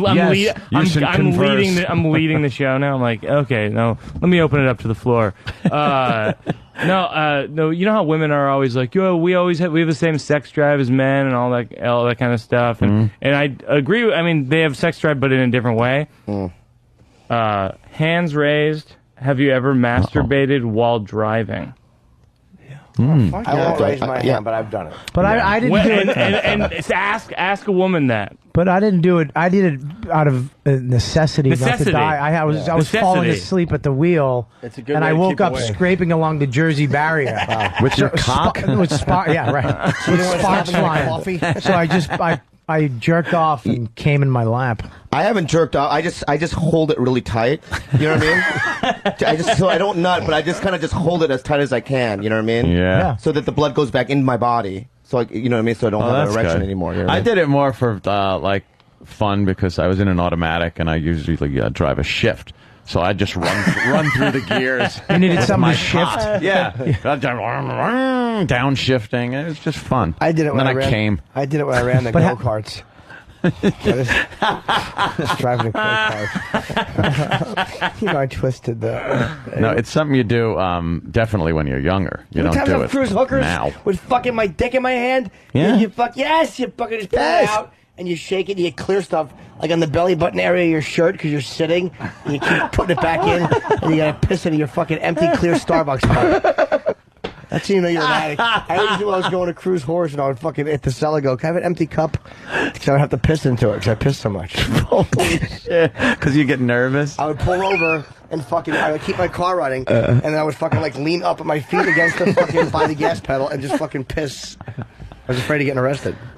I used to have to jerk off before I performed because I got so nervous, right? And all that butterfly, you know what I mean? So I had to nut, you know what I mean? Before, yeah. I heard Bill Maher did that too, but it would kill him to take my car. I wouldn't fucking jerk off before I had to go on stage. When I was with my band, I would, not for like 24 hours, take all the energy out of your legs. Like an athlete. Yeah, you want to fucking... Starve yourself. You want to fucking be full of piss and vinegar. Did your girl ever try to blow you and you had to dump ice water down the front of your boxers? Smell of the gym. Hey, we got a call from Iowa. This is very rare, so let's Iowa? take it. Yeah, Borskin, Yes. what's up? Hey man, what's going on? Hey, man. I've robo-tripped, and that's nothing compared to this plant called Salvia divinorum. Sure. That's the one that Joe Rogan talks about. Right, yeah, it's completely legal, and it'll give you one hell of a trip for about 10 minutes straight. They're going to take that one away from you guys. You know that, right? There's a story out Yeah, of we're hoping Boston not. today. They're really trying to get that out of the kids' hands. Where do you get this plant? It's like on frogs and stuff or something. No, No, it's a plant. You can order that's the it, one. That's the actually. plant. They're not You licking can the order it frogs online and get it in head shop. It's completely legal, and most You sound states- like Mike Birbiglia. You're the same voice. The voice is the same. What is name? Do you chew it or smoke it? you smoke it, Oh, you do? or yeah, you can make it into a tea also. But what's the excuse for getting this? What about muffins? Like they can't say you could get really fucked up from this. What are they saying? It's a Put good, it by your windowsill. yeah, it's a good herb for your spaghetti sauce. What are they saying? It's sold as a relaxer. Ah, Hey, It probably is in small quantities, but I mean, if you take a massive ripping bong hit, you're going to start hallucinating and trying to jump out windows, like a friend of mine did. So, oh really? Yeah. I was just told this story just a couple days ago. A friend of mine. Apparently, there's different grades of the salvia, and some of it's like a little weaker, just like with pot. Some of it's all right, and some of it's like killer stuff. So they apparently had gotten some really good stuff, and they wanted to make a YouTube video. And so one friend of mine smoked a big bong hit of salvia, while the other one was trying to film it with his MacBook. But the MacBooks have the built-in camera, so he's holding his laptop in front of the kid. So he takes the hit, immediately starts hallucinating, starts just throwing wild punches everywhere, banging his head against the floor, sees my friend holding the laptop, just doesn't want to deal with him, just kind of from below, just kind of palms the laptop, so it just went flying and breaks, and then just bolts into his bedroom, throws the window open, punches the screen out, and then tries to dive out the window. My friend, who's now hands-free because his laptop is smashed into pieces, had to grab his legs to stop him from jumping out the window. How high was it? Wow. How high? I think they were on like a third floor, second, third floor. That's great. I have a fucking great laptop. There's no one I would stop at the risk of dropping. Well, here's the story coming out of Massachusetts. Every once in a while, we will hear something that we didn't know about that kids are using or getting their hands on that's pretty scary, and you have one called, what is it, salvia? Yep. A couple years ago, WBZ Joe Shortsleeve did an investigation on it, and today... How can you take Joe Shortsleeve seriously? I'm Joe Shortsleeve. And they say, like, Walter Cronkite. Listen, they make it sound like that's a real newsman's name. WBZ Joe Shortsleeve did an investigation on it. T-shirt, huh? Timmy Greenpants did a story this week. I know a little bit about Joe Shortsleeve. He was the weather guy and decided he needed to do more with his career. But Really? they're still keeping the wacky weatherman name. He's dating Anthony, I heard. Yes, that's what I'm doing. I'm just trying to make my way around all the hunks all on the the departments on the news. You got me. Working my way through. Yep. A couple years ago, WBZ Joe Shortsleeve did an investigation on it, and today the Globe is reporting that there's actually the legislature is trying to make this drug illegal. So on the streets, it's called Magic Mint or Sally D. But when you hear on the street, it makes it sound illegal. Sunny This D, drug you're that looks a lot like pot is Magic Mint. Sally D. Bunch of kids put their face in the refrigerator looking for a plant. Sure. I've also just received word that Jimmy just booed himself. Boo. It bombed the first time when I said it, so I figured I'd backdoor it. Same joke twice. apparently Pat Duffy might be an expert on the salvia. Ruthless. Oh, really? Pat Duffy might have done this. Hold on, Pat. We'll get to you in a sec. on the street. It makes it sound illegal. But this drug that looks a lot like pot is not illegal in places like Massachusetts. You can buy it in some smoke shops. And that could change, according to today's Globe. There's an effort now to ban Salvia divinorum, the drug that some say could lead to suicide. Now, most kids smoke it out of a bong or roll it into a joint. It produces an almost immediate hallucinogenic high. If you go on YouTube, you'll find dozens of videos posted by users. That's what these fuckers do. Here's how you do it. YouTube. They're not helping anyone. They're making more people, know You've about never heard of this till now. Right. Better tell you how you can get high. Better is the next clip. I won't spoil the surprise for anybody, but one of the anchors tries to blame the internet for the spread of its knowledge. Let's just put it that way. And it made me, in the morning, I was just like, what is this? Are we retards? Like, what's the anchor's name? Bill Short? Right. Just tube socks. Yeah. Hopefully fucking like Frank Kolosny. He had a surgery recently. Hank Tank Top. Who's going to give us the news? It's Ted Cassidy. Johnny Bicycle Shorts. Immediate hallucinogenic high. If you go on YouTube, you'll find dozens of videos posted by users. Oftentimes they start out laughing, then they start crying. They just did a commercial for this. Yeah. This is great marketing for the drug. You're right. Here is the mother of a kid that we profiled. Joe Shortsleeve did an interview. Joe Shortsleeve stinks. He's wearing long sleeves. Joe Schwartz. He should get fucking Lou Gehrig's disease. Change your real name, stupid. He has a hat and a little pad of paper, one of those cameras with a bulb. He's got You think to keep his name going wherever he goes, he has to have short sleeves. Short so they're like, sleeves. hey, yeah, you got to be Joe Short Sleeve because it's the middle of winter. It's Joe Short Sleeve. Hey, you wearing short sleeves today? Yeah. Shut up. Too Stephen cold for Joe short sleeves, huh? Ah, you know, fellas, come on now.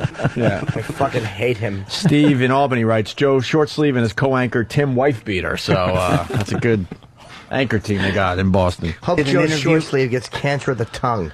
They have to take it out like fucking Eddie Van Halen. And you can just lisp your way through a tour that nobody gives a shit about. I got it, Jim.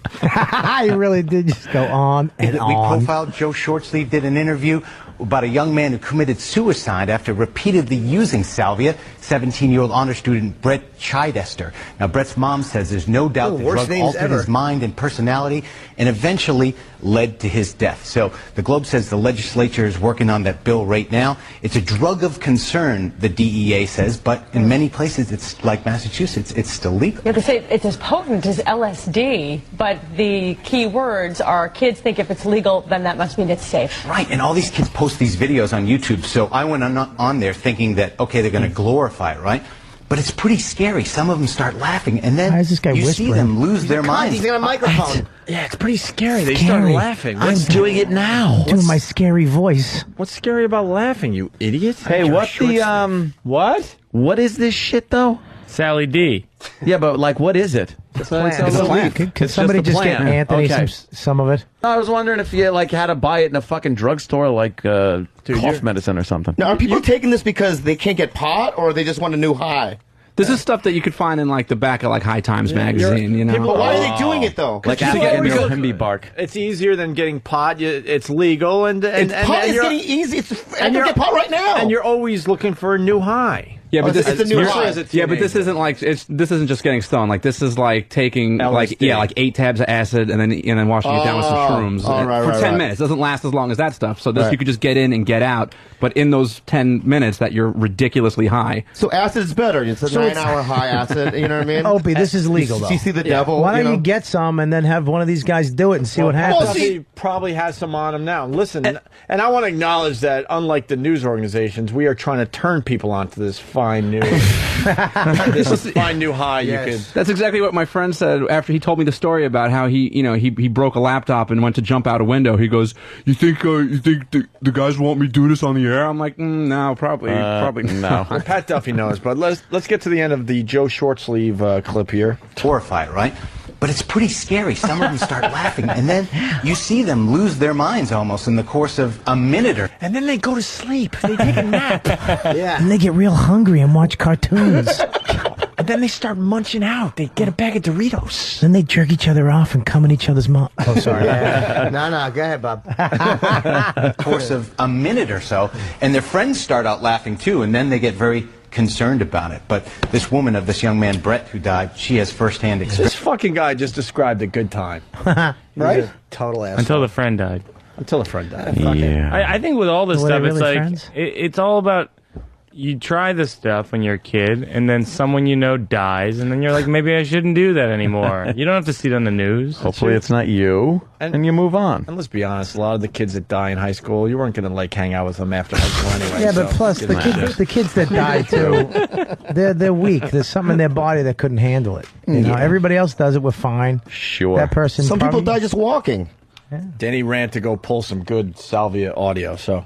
This woman of this young man, Brett, who died, she has firsthand experience with that. He kept a journal where he wrote as he was taking the drug. Oh, cool. It was clearly that his mind was not in the right What's place. also scary is that Mom's even a if you cunt. ban this one, there will be something else that Dear is legal. diary. Yeah. I want to fuck mom in the ass. Jesus. His last one. His last one. Dear diary, my wings hurt. I'm gonna go fly. My wings I'm fucking sweating right now. By the way, the news guy there just described Sgt. Pepper's Lonely Hearts Club Band. That was funny. Trying to make sense of that fucking album. Did Vicky Seriously. fuck Salvia? Huh? Oh no, I was thinking I enjoy the of bridge in the middle. All right, here we go. Mind was not in the right place. What's also scary is that even if you ban this one, there will be something else that is legal that will pop up. That's a really good Kathy point. Curran did a story on this seed that they sell at nurseries that kids are using to get high. There's always something out there, and that's the scary thing. Even when Why don't you tell us about the seed? Because I don't know about the seed, and now I'm going to do a little Googling after the show. Help us out. Yeah, this is what Just they're a doing. side note here: Richard Simmons looks like Sam's dad. just a little side note. If you see, I know it's hack, but he really has cotton candy hair at this yeah, point. they look exactly. Where is Richard Simmons? Where do you see him? He was just on TV. Here he wasn't? There he was. Yes, he was. We watched TV, Bobby. Richard Simmons is testifying in front of Congress today about childhood obesity. Oh, yeah. Is He likes I some. see. He likes some skinny. Sorry, Robert. You know what? They eat a little too Oh, look at that. Yes. Little Bobby. No, I like. I like that. Patrice. Patrice Bob, as a Bob child. Kelly. They're doing Bob Kelly. They're doing the fat kid It's Jimmy. montage, by the way. There he is. Yeah. Oh, Miss Sam. God. Sustainable Wrong one. Wrong. Wrong TV. His hair looks like Carrot Top's pubes. Is he going to start weeping openly there? He's a little too overweight for that tank top he's sporting. Yeah. He has nice really lips, though. Look at his lips. Oh, how many cocks have just fucking been buried between those, right? Yeah. You can only jerk off thinking. Oh, how great it would be to throw a toaster in that fucking pool. Fat kids wiped out. Fat white people. Must have PE every day in every school, and that's what I will fight for in Capitol Hill. All right. And this Capitol Hill isn't the only thing. I will continue doing this until I see this in the school system. But when you go to Capitol Hill, now the burning question in my mind, I've got to ask it. Burning. Are you going to be wearing the infamous shorts?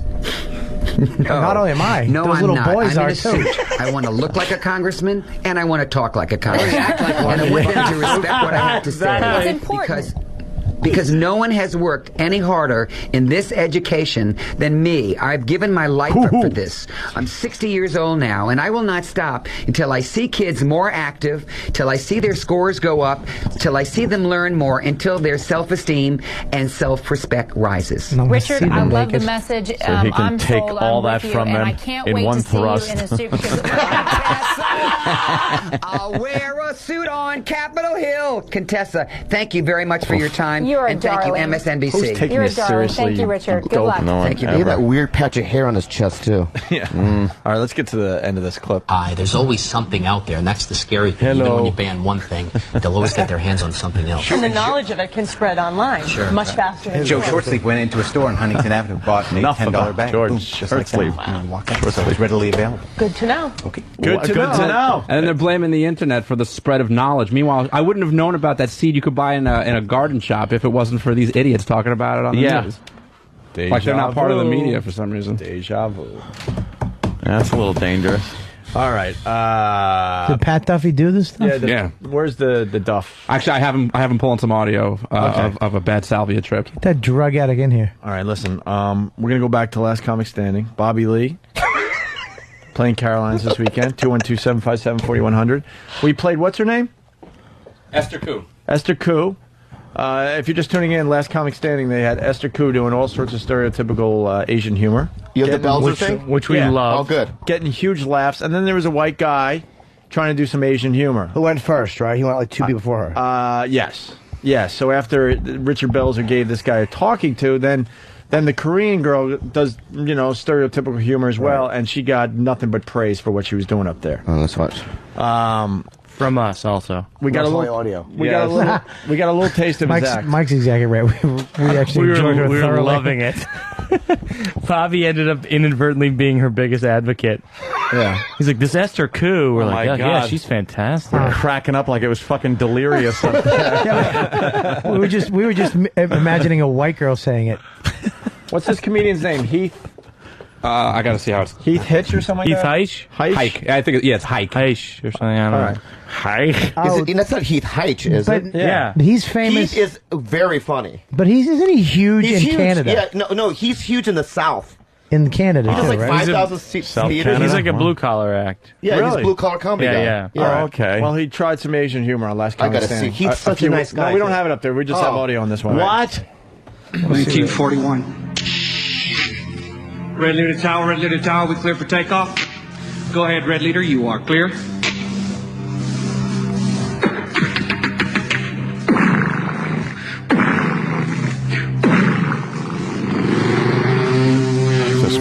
Academy? No, he's a prop comic. A prop propeller.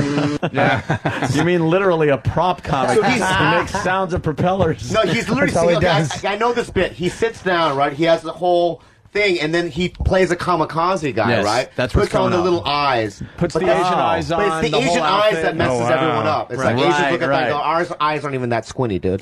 He literally puts like little lines. But he is on his eyelids and then just No, he has shuts his glasses. big round American eyes. What are you saying, man? Like, what does he do? How does he? Oh, He's he got gets glasses on to dude. make himself look I don't know Asian. how he does it. I don't know why I'm yelling at you, Robert. Yeah, you really are. Because Settle you should down. be. All right, Settle down. All right, I'm sorry. Yeah, the setup. There's sincere racial tension in the room. right here. The setup is, he's a prop comic, and he also, does a lot of voices, obviously. Yeah. So that should, I guess we should have told the folks out there. He sounds like a terrific actor. Shut up, I have to breathe.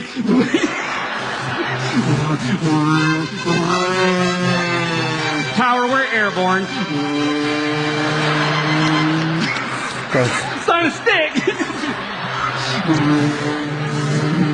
Tower, I'm looking around. I see no enemy aircraft. Stand by, Tower. Something dead ahead. I'm gonna check him out. Could be hostile aircraft. Stand by. He's coming right at me. I've been hit. I can't see him. I can't shake him. Do you have a visual?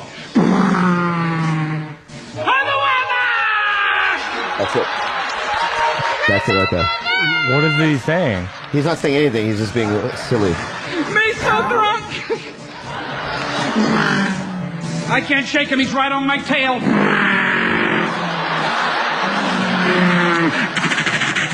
I'm going to try the dive maneuver to lose him.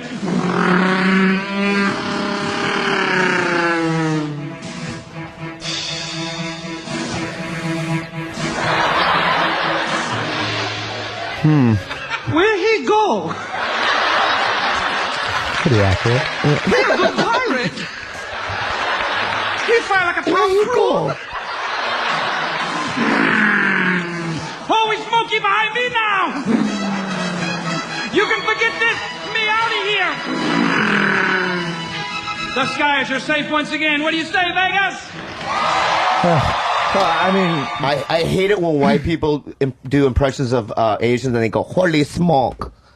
What about I'm lonely? Yeah, it's holy smoke. Everyone knows that. That's like short round from Indiana Jones. Holy smoke, Dr. Jones. That is time such for love, Dr. Jones. That is such a stereotype of how Run, Dr. airplanes Jones. sound. What, Mike? Well, we get the Richard Belzer All right. comment. That's what this really is all about, whether the material is good or not. I mean, he was getting big I last just thought it was- and it was a very Dude, visual. I'm telling you guys, the guy rocks a room. I mean, I know That was a visual No, I bit? know he's a prop comic, but a hack. No, you're wow. He figured he could do an airplane noise and how to make a fucking act out of it. You don't like it? What do you mean? I mean but that's You gotta that's just see a it. I different mean, type he's a of prop comedy, comic. There's Jim. no props through audio. Yeah, but the key is doing the stereotype thing, and this is what Belzer had to say. Let's go to our talent scouts. What do you think, Richard and Steve? We met the needs of the audience to a degree, I thought. But the Japanese thing, that was ethnic humor from the late 40s and early 50s, and I'm just allergic to ethnic stereotyping in 2008. Hey, Bells. Hey, Bells. Go shit in your hat. Allergic. Is he saying that it's wrong or that it's hack It's and old. predictable? Said he's allergic Yeah, that's- to. I said it's And in I think 2008. it's a slippery he slope. said, no, Yeah, he's saying two different things, He made though, it dude. sound like He's doing a bit about a fighter pilot in World War II. You know what I mean? So it's just like he's doing a bit of the 40s. right. Right. Which he's saying, but he's also saying that he's trying to get a little applause break by saying, we're in 2008. I mean, that type of Because I'm humor. just I mean, a is he little saying both? allergic to that in 2008. See, that's, I don't know. I think a lot of times people criticize people for being inappropriate, but really what they're saying is, I don't think you're very funny, but they don't want to say, I don't think you're funny. No, but the guy was getting laughs, right? If you're eating it, yeah. Yeah. But if you're not eating it, then it's like... You're right, though. But if you put a baboon on stage with little white tap shoes, and it went, Yeah, that gets laughs. and to play Tura Laura Laura, and it danced around, people would laugh and clap. You always have more What are you laugh. saying about Asian people? Especially with the Turalura. It's singing an Irish jig. Turalura. That's right. Turalura. Dancing monkey. Coco's gonna open her asshole and fart Mersey Oats and Dozy Oats. Through that red mandrel ass. We should get Belzer on the phone and see what I would that love was to all have about. had him in. I always said, See what he meant. So did Heath get kicked off the show now? I don't. Is he still on? What did the other I don't know. talent scouts I don't say? even know if the show's on. I tried to watch Last Comic Standing, and Can we call Belzer? Has he called it? Does anyone have his number? Maybe not today, but yeah, when you're not here. Well, being an Asian guy, I've never been offended by that Heath Heights bit. I've seen him 100 times. But being a comic, you should be. So what? What is Belzer You saying do the same there? impression. It's just a girl going down on your dick with her teeth. What do you mean? I I used to do that. What do you think? exactly. Yeah, but that was in that was years ago. What do you think Yeah, well, Belzer's saying you're though? trashing this guy for actually doing the an Yeah, airplane. on TV. I did it in Rascals. You little rascal. Everybody got the wood chipper. I'm opening a comedy club called Scamps. All right, screw what Belzer's saying, I guess. No, I want to know. I think it's silly. It's like, why would he say that? It doesn't make sense. He used to do racial shit.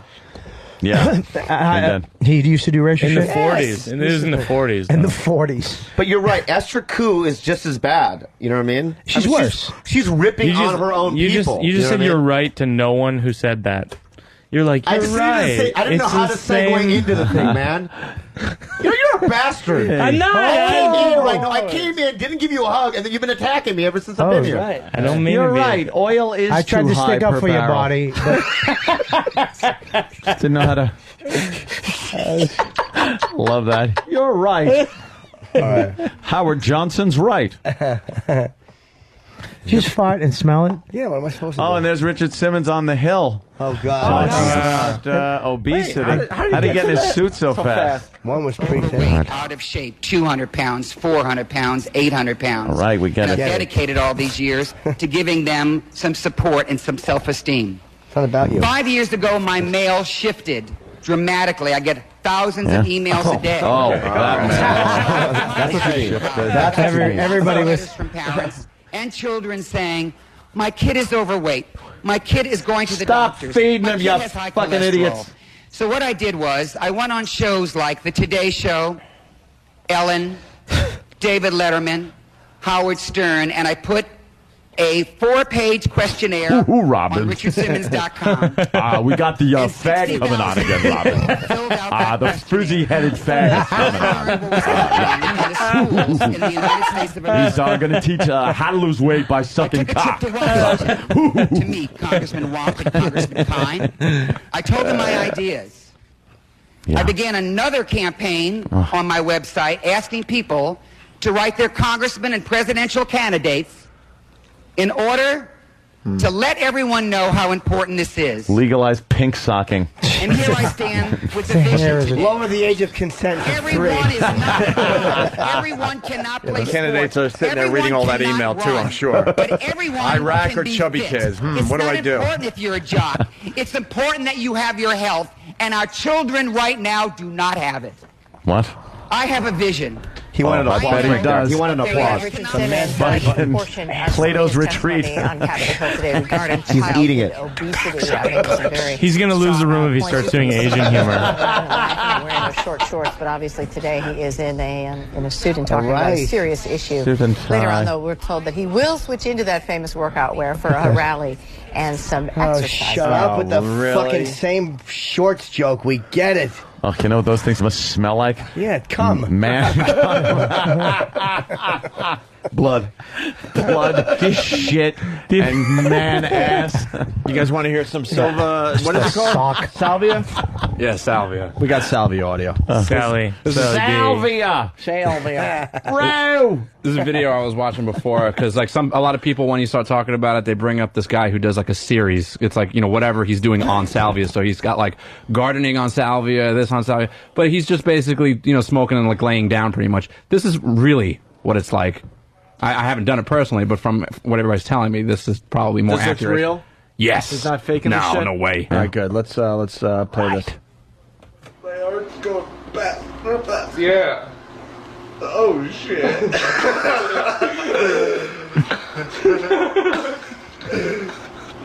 Yeah. Seems to be having a nice time. Yeah, so far so It's good. going to turn very So far quickly. so good though. What's the big deal with this stuff?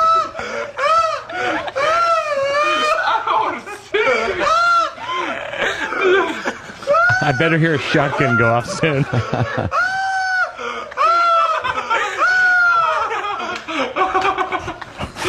Sounds like me and Jimmy at the UFC fights.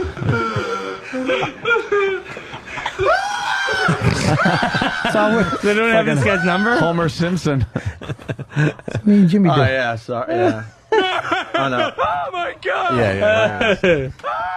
That's it, man. That's amazing. Fucking Homer. It went from him. He was laughing at the beginning of the clip. I mean, and those screams, Yeah. like those weren't with a smile on his face. Like No? he within that clip, he went from okay. like being just high and having a fun time with his friends to being completely terrified. So it was His friends are laughing at him. Is that what it is? Let me try this again. Oh my god!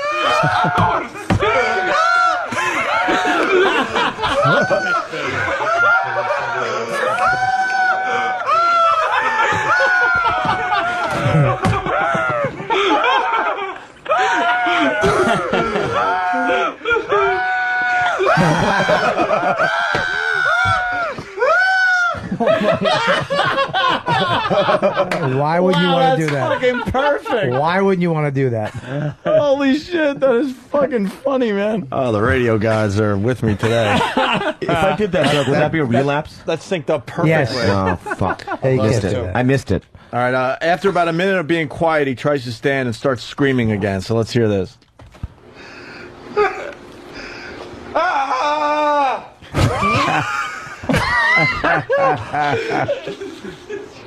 Whoa!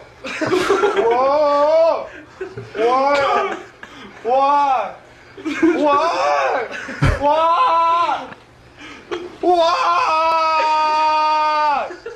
I'm sold. Hey, you guys! What the fuck? What the fuck? It's just, What is he seeing? All right, now I got to redo it again. That's like a Miller Lite ad. Yeah, let's try this again. Ah! Oh my god!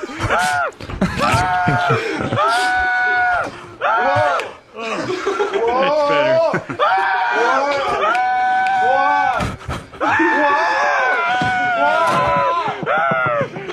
Well, you know what's weird about the YouTube clip?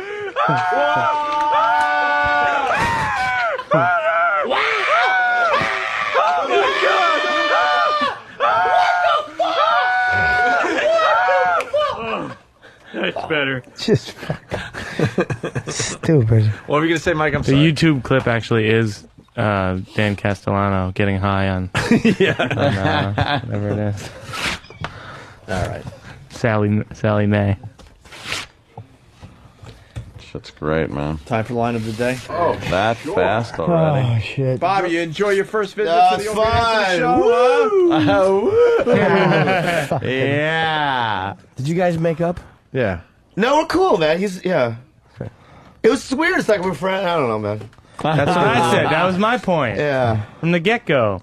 We hung out, you No, were it's good, drunk though. in I LA. haven't seen you guys in a while. Thanks for having me on. Caroline's. Were your feelings really hurt that he didn't hug you? Or like a little bit, like you felt Yeah. slighted? Yeah, a little bit. Dude, Give him a really good hug. Like Right one of now? those really good. dude, you should see. Have you Over want to the see the top. underwear I'm wearing right now? Yeah. Yeah. Get naked.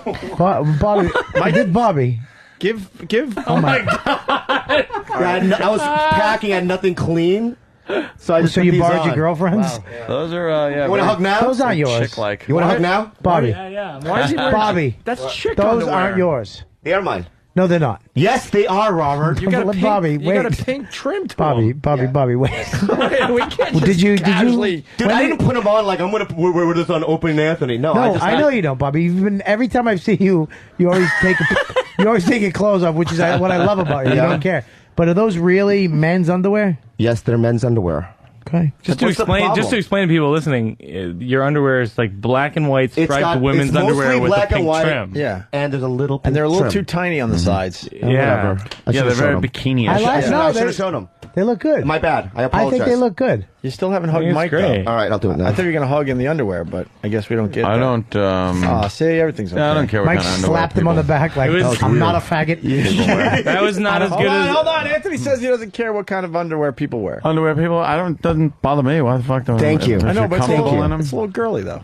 I thought it was a little feminine looking, but who gives a fuck? Would you wear panties? I'd wear fucking like I won't satin wear panties. that. I wear. What are you doing right now? It's You in wear. my bag. He wears boxers.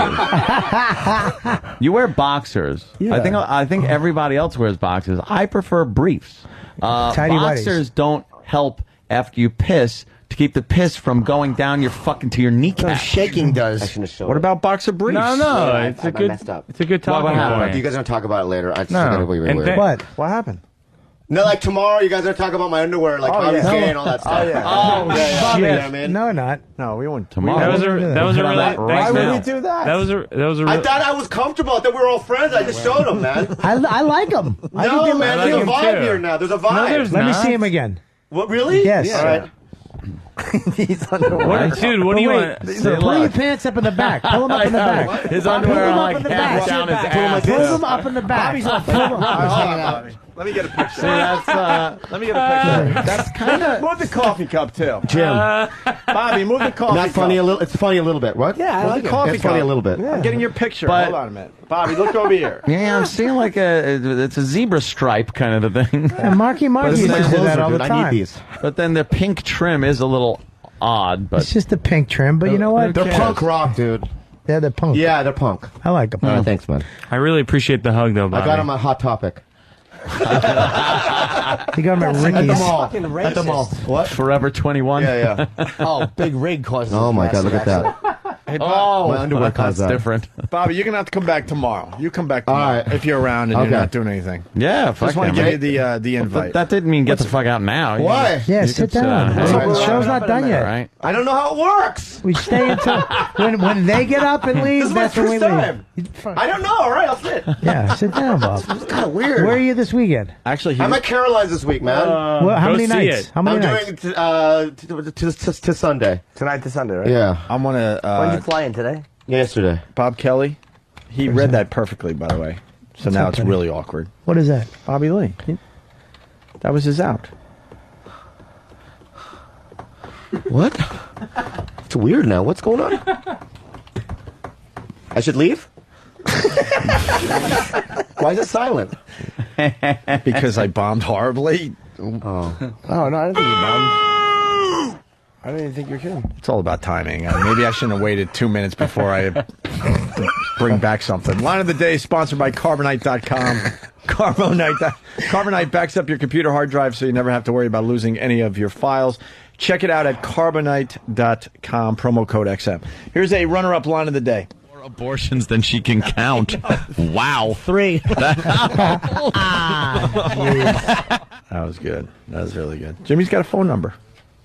Yeah, I leave voicemails and stuff, and you can listen to all the messages on my MySpace. It's 917-267-2602. You got any girls calling? I downloaded Patty's message. I've had some girls, but not many. It's mostly fucking. Can you bring some of guys. these messages in? Yeah, I never thought to It'll do make it. a good little segment. Oh, what do I know? I'm so shy. Let's do another runner-up line of the day. I know, so you're not Irish. You're lucky to be fucking Italian. Colin You're said that probably my Puerto Rican. Colin said that my great-great-grandmother got raped on the Khyber Pass. Collins. Exactly. Collins. Bob Kelly doing the virus show this year. Next August week, 2nd. right? What? Next week? Next Saturday. Next Saturday. All PNC Bank Arts Center in Homedale, New Jersey. Ticketmaster, Ticketmaster.com. And just a tip on iTunes. Just a tip on iTunes, yeah? All right, another runner-up line of the day. I'm at work with a bunch of goons. You look like an English teacher. Shut. Look, you're wearing a T-shirt with cash written on the front. By the way, Bob, how would you know what an English teacher looks like? That's true. That's true. I love the ones where they don't get it for a second and then it hits everybody and everybody goes, wow. That was a good one. Immature asses. Another runner-up line of the day. All right, that'll make a better video, but E-Rock once again did it, so. All right, we got to get out of here. This show should be called That'll Make a Better Video. Mike Birbiglio. Very good, Mike. And Mike's going to be at Next the week. show next Saturday, too. Yes, We're he very is. excited that Mike decided to do the show this year. Yeah. It's good you get some new blood in. That's what we're trying to do. A little new blood, a little old blood, you know. And Mike, you got your stuff on iTunes. Yeah. And I'm competing with Rob Kelly. I got 2 albums. And you got an off-Broadway thing that's happening. I got 2, and I got a DVD. 2. What about the off-Broadway thing? Oh, and yeah, Sleepwalk with Me is my one-man show off-Broadway opening in October. Yeah, me and Mike are going to be number 1 and 2 today. Yeah, we're gonna go up the charts above Bo Burnham. Yeah, well, Bo and Dane Cook. Dane Cook has all 4. 4 in the top 7 or something. Yeah, something like that. Boy, that guy really makes a pretty penny. Hey, Roland bought one of those shirts, by the way. We didn't talk about it on the air. Yeah. The Dane Cook shirt. What Yeah, was that all about? he was on Jimmy Kimmel, and he was like, I can say anything today, and then tomorrow it's on YouTube, and then everybody has it. Yeah, I could say A semicolon, what is it? Don't ask me. A6. And tomorrow there'll be a shirt. There'll be shirts out there.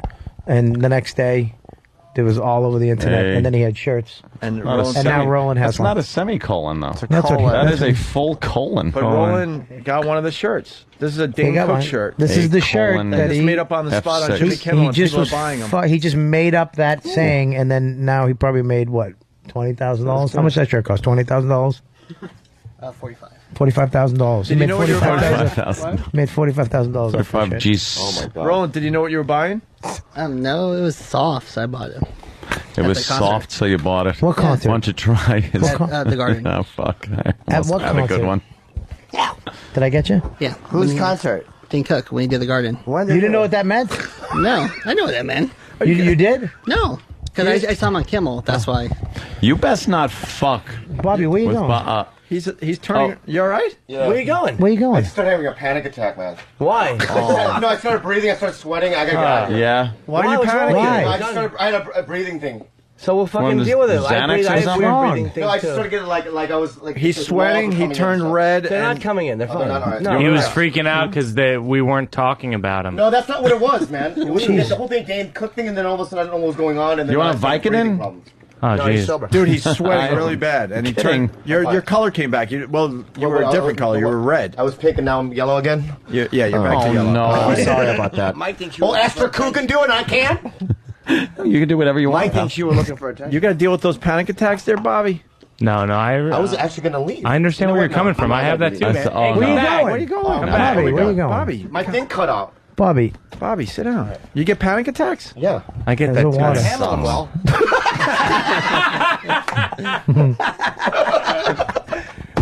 Out of nowhere, he just got up and started panicking, sweating. His face turned beet red, and he what was happened? walking out of here. It's called a panic attack. Yeah. Yeah. You all right? I'm fine now. You all right? Someone just handed him the ratings for Mad TV. Oh, wow, you are fucking brutal, man. Look, man, I don't even have a show. I'm just making funny. I don't have your career. Come on. I don't have a. What, this thing's not. Is this on? Can you Yeah, hear me? we can. Oh, yeah. Why, your headphones aren't working? Yeah, nothing's working. Nah, That's what happened. No, the headphones aren't working. Hey, anyone else? Probably need another battery in that son of a bitch. Anyone else feel that? What? How was that? Oh my God. You feel the room shake? Yeah. Yeah. What was that? Earthquake. What was that? I have no idea. Sure, Steve dropped the ball again. Bobby, you feel that? Wow. No. Were you sweating? You didn't feel the room shake? Oh my God. I'm getting dizzy. Yeah, Yeah, it feels like a little mini earthquake. that was weird, the dude. hell was that? You can't I have. know. You all right? That's weird. In New York City, Jesus. You felt that? Yeah, dude, that's weird. Nothing. Why don't we just try to end this as quick as we get the phone? Yeah, come on. Let's just do it. You all right, Bobby? Yeah, you said the shaking. It stopped. Okay. But it was shaking, though. Mars, why? This is a floating room, right? Yeah, the room floats, so. It's suspended. Okay. Yeah. We're gonna be safe. Okay. You sure? We'll see. Oh, What do you mean we'll see? You went from yep to we'll see to what? No? To know we're goners. Bobby, you know what's really weird about this studio? There's What? a fucking 40-story crane right outside this building. And, man, if one of those brackets goes... Did you hear that happened? This goes in, right through the fucking That happened studio. in Israel the other day. Yeah. And it was by Look at terrorists. Anthony's window. I'm not kidding. Terrorists did it. You got to see this, Bobby. It freaks us out every day. Look at this thing. And That's not good. yeah, those things... I gotta go. Those things fall down all the No, time. honestly, I'm so weird's going on there. So Is it- Caroline's. Caroline's. I'm playing Caroline's We're almost done. This is not working. No, it's No, we can hear you. it's just your headphones. Your headphones aren't working. He's right. The mic's not working. Mars, could you fix his mic? It's not working. No, I can't hear nothing. Yeah. Are we still on? Are we on the air? What's going on? We're off. We haven't been on the air in 15 minutes. Oh, we haven't? No. Oh. You could leave. It's good meeting you. Bobby. Oh, are you mad now? Fucking Bobby, we love you, man.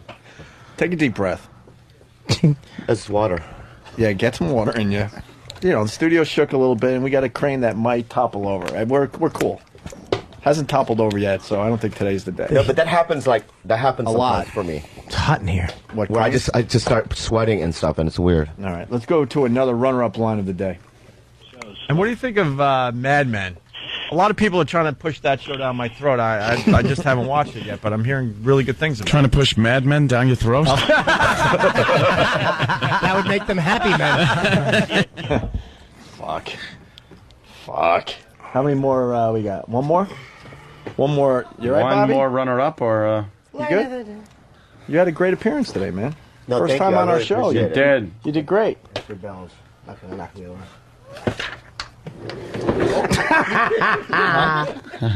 All right, good. Thank you. Anyone else see the cockroaches? Yeah, they fucking look at them. Boy, I hate cockroaches, dude. They're Where the awful. fuck are cockroaches? Cockroach. The There's a studio's lot been of infested with them cockroaches. because of construction. Yep.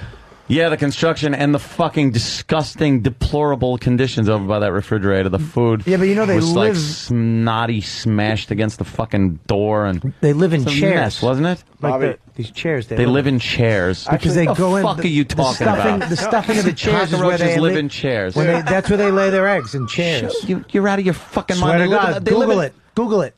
Swear Go to to God. They Go to- live in If I walls. Swear to God. That's Couches. fine. They live You might everywhere. know. Live, Swear to Swear yeah, to first God. of all, they Maybe live fucking couches. everywhere. Yeah. But they live like under cabinets, in cabinets, in Exactly. the walls. They don't live in chairs. But they can live in chairs, is what he's saying. Not in They- Bob's chair. Nothing they- can live in his they- chair. They lay eggs in mattresses and Yeah. things. It is true. I like Furniture. I liked it a lot. Well, yeah, actually. because they're everywhere. They're fucking cockroaches. But they don't fucking scurry to the chair when you turn the light on. Maybe I was being serious. Maybe I was just playing along with the game and trying to, No, there's really a lot. Fuck do. with me. There's really. I don't know, Anthony. Someone bring in Maybe a cockroach. maybe you could just stick to the plan. See, that's what's making I'm me literal sweat. This ant. whole banter, this whole thing. Oh, What is that? what was that? What are you talking about? Did you see that? What See happened? what? I want to eat. What? What the fuck is going on? Is that the building just shake? What? I felt something. I got pissed. Bobby, honestly though, there are cockroaches in here. I got to Wait, piss. first of all, Hold on. No, honestly, That drop ceiling. We know there's cockroaches up in there, so just be careful. but above your something head. is moving or something. It's What are you weird. talking Keep the about? fucking shit over there as far as the cockroaches are concerned. 'Cause we haven't seen any in the studio yet. And if I see one in this fucking studio, because I do not want to have shit come home with me. Plus, you get That's stuff for in- sure. Yeah. Because that's what'll happen. You bring a bag in here from I gotta home. get out of here, man. Where are you going? What's And then wrong? they- Something weird is happening. I think I'm tired or something. What are Why? you talking about? Tired. No, I didn't sleep well last night. I had like 2 hours of sleep, and I'm literally like, my whole thing is like, What, your EQ? did this thing move? What are you talking about? Are you all right, dude? Are you flipping out? No, I'm flipping out. Are you flipping out? I gotta get out of here. What's wrong Dude, with you? I'm losing my mind, Sit man. down. Why? Yeah, Sit that's- down. I'm sweating, man. Dude, you are 20,000 sweating. pounds. There is something going on The here. 20,000 Sit. pound First of all, planet this- all right, first of all, console. I just want to say, I'm not. We're probably off the air. That's fine. No, we're not. on there. We're on the air. Yeah, we still told gotta you do that. one. All right, all right. today. First of all, let me just say this. The mic is not working. No, I it- can't hear we myself. can hear you. And then my whole level of I feel like something's shaking or something's going on. No, there's something did shake in the studio. Right. But that was a while ago. I have to piss. Is everything cool? Yeah, look. Does he have everyone's- headphones? I do. I feel like I'm. I just saw it. You're You're freaking me out. Bobby. Bobby. Bobby.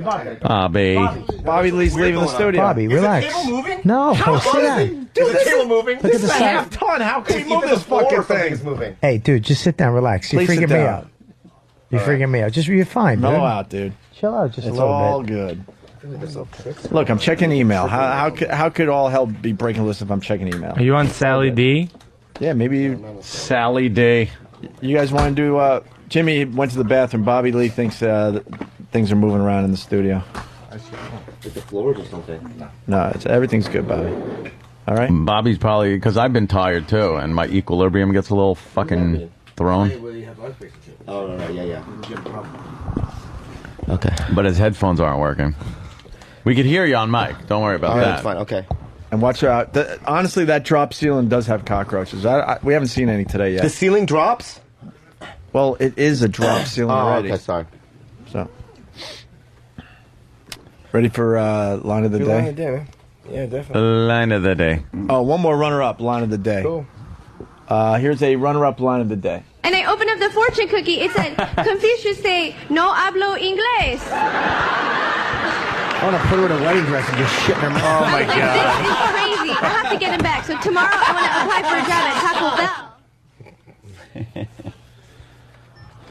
Anyone else see The Beekeeper?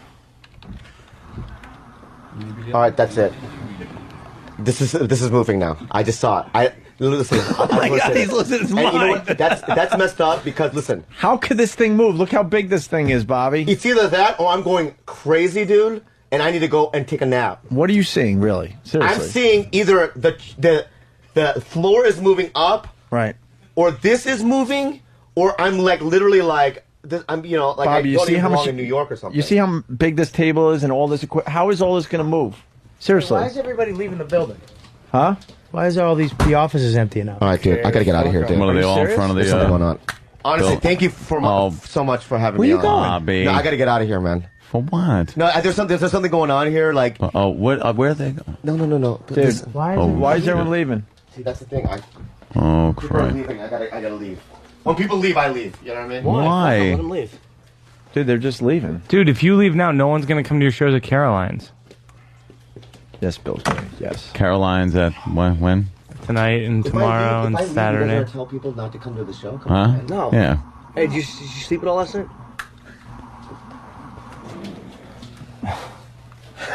What's wrong with this guy? I'm staring at him, trying to figure him out. Oh, shit. All right, can we do line of the day? Yeah, so we let's can do get line of Bobby the out of day. here. Why did the audience leave? What? I'm eating it. Am I acting crazy? What? Am I acting crazy right now? No, I mean, you just, I don't know. Are you all right? You're Not fine, really. dude. You're fine. Nah, You're great, everybody's dude. fine. Look at oh fuck. What happened to the TVs? Oh shit. No video signal. What the Why are fuck's the that lights out? about? Oh, The that's lights are out. fucking The great. lights Oh, are jeez, out. now I think I'm going to go. This is like a fucking Mike, where are you going, submarine. Mike? It's like a submarine fucking. Everybody left. Power All right, dude. No, Wait a honestly. minute. No. Mike, I gotta go. Guys, wait, no. Why is Mike? I've seen this on the news and stuff. Promote your show, dude. No, I already did it. It's like a Bobby. fucking. Bobby. You guys are gonna talk like, oh. It's like a submarine with a hull breach. Well, it is. There's something weird definitely going on. Oh yeah. Wow. Mike Birbiglia is preventing him from leaving. Yeah, Mike's that's smart. preventing him. I like that, actually. We're gonna just stay a couple more minutes and then we'll go. Bobby, come back. We love you. Okay, but We want you to come back on the show. On me, or why are people leaving? And then I feel like How are we something's playing a going on trick with on you? We're doing a radio show. They left. I don't know why. The lights went out. I don't know why. We lost the TV signal. I don't know why. And I did feel something, but that was a while ago. And you're still seeing things.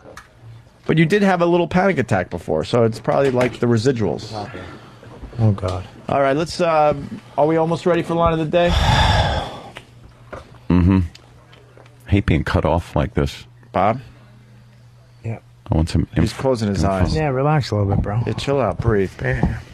No, Bobby Lee will be at Caroline's this weekend, 212-757-4100. Right, Bobby? what's that? All right, why don't we do... Bobby, why are you covering your eyes? I'm fine. I'm gonna smash you. Are you okay? What the fuck is that? My God. What's what? There's a bunny rabbit. What is? Where? Where's there a bunny rabbit? I know this is like you guys are playing tricks on me, man. Where is there a How bunny could we rabbit? be playing tricks on you, Bobby? We're not that type of broadcast. What are you talking about? You smell that? No, there's a bunny rabbit. Do you smell? Where? There's a bunny rabbit right there. Where? Robert, there's a bunny rabbit. I can't see a fucking bunny rabbit, Bobby. You fucking with me now? You're fucking with me. You're fucking with me. Dude, I know what's going on. Yeah. I know what's going on now.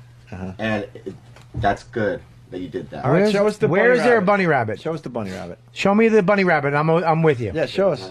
Show me the bunny rabbit. Show us. Out there somewhere? All right, I'm leaving. Where are you going? I gotta get out of here. Come on, Bobby. Bobby. Thanks for having me on the show. Baby, Honestly. wait. All right. I'm gonna come back tomorrow. All right. Bobby. All right, there goes Bobby Lee. And he's looking for the bunny rabbit. Let's do line of the day. Here comes line of the day. Line of the day.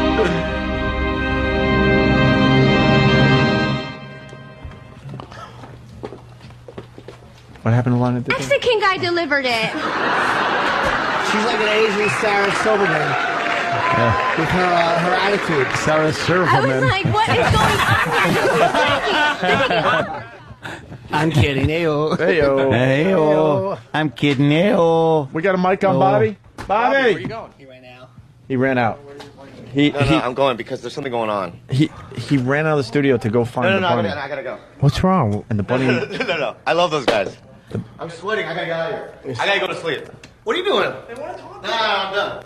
They didn't say you could leave. No. They didn't say you Dude, could leave. Rules are rules, man. It's like there's no rules. I'm gonna leave. Dude, I gotta eat. No. I did. I did it like 2 hours. It was fine. the funniest thing. Yeah. Tell him we're going to breakfast. The funniest thing, he wasn't. No, I'm having a panic attack. I gotta get out of Is he here. coming back? What are you doing? What? No. I wasn't gonna go. Do the elevator. All right, let him go on the elevator. Yeah, what's up? Tell him we're going to breakfast. No, I can't come. I can't come back, guys. Why? Because there's some sort of deception and some shadow play going on, and I'm not in on it. And you know when I'm going to get you guys back. What type There's of deception. What type of shadow play is going on there that you Caroline's. find? Ah, the elevator door's shut. Oh well. He's done? Hilarious. Dude, he wasn't sure if the bunny rabbit was real, so he ran out of the studio because that was the only way he could figure it out was to find the bunny rabbit. And whoever was in the bunny rabbit suit to tear down a wall right now was able to hide, and he never found the bunny rabbit, and that really just freaked him the fuck out. You don't need to tear down the wall. I don't think anybody thought there was a giant bunny rabbit. But I mean, let me but tear the wall down here. But the thing I do want to add was I was like, fuck, he's going to find the bunny, and he never found the bunny. So, Guys. We don't treat our guests nicely. Yeah. We really don't. And we were moving the console up and down. It was the first time he was in here. And the console's moving up and down. And fake earthquake. Yeah, you got to get him back in tomorrow. We do have cockroaches here, though. Wasn't That is very true. nice. Where are they? I swear to God, we do. They're in the office. Yeah, the cockroaches mostly. are here. Yeah, like the back. fortunately. I like the studio. They were with cleaning no the back TVs sink and no found like lights. 6 of them yesterday. Alive? Yeah. Can we? Can we get cockroaches on the show tomorrow? Can we start collecting them between now and the next show? Yeah, we'll try to find some. I think we were vacuuming them up yesterday. So, that means we got thousands. Yeah. They say if you see one or two, that means there's thousands hiding. 6. More than that, you think? 6,000. All right, Mike Birbiglia, thank you. Yeah, see you guys. See you, buddy. Mike, take care, man. We'll see you next Saturday, Mike. Great job today. See you then. Thanks. All right, Mike Birbiglia. All right, why don't we go home? Yeah, Yes. man. I got some shit to do. Someone's got to tell. Do we tell him that we were fucking with him? Yeah. 'Cause he still doesn't Tomorrow. know. Tomorrow? Tomorrow you Hey, tell you him. good, kid? All right.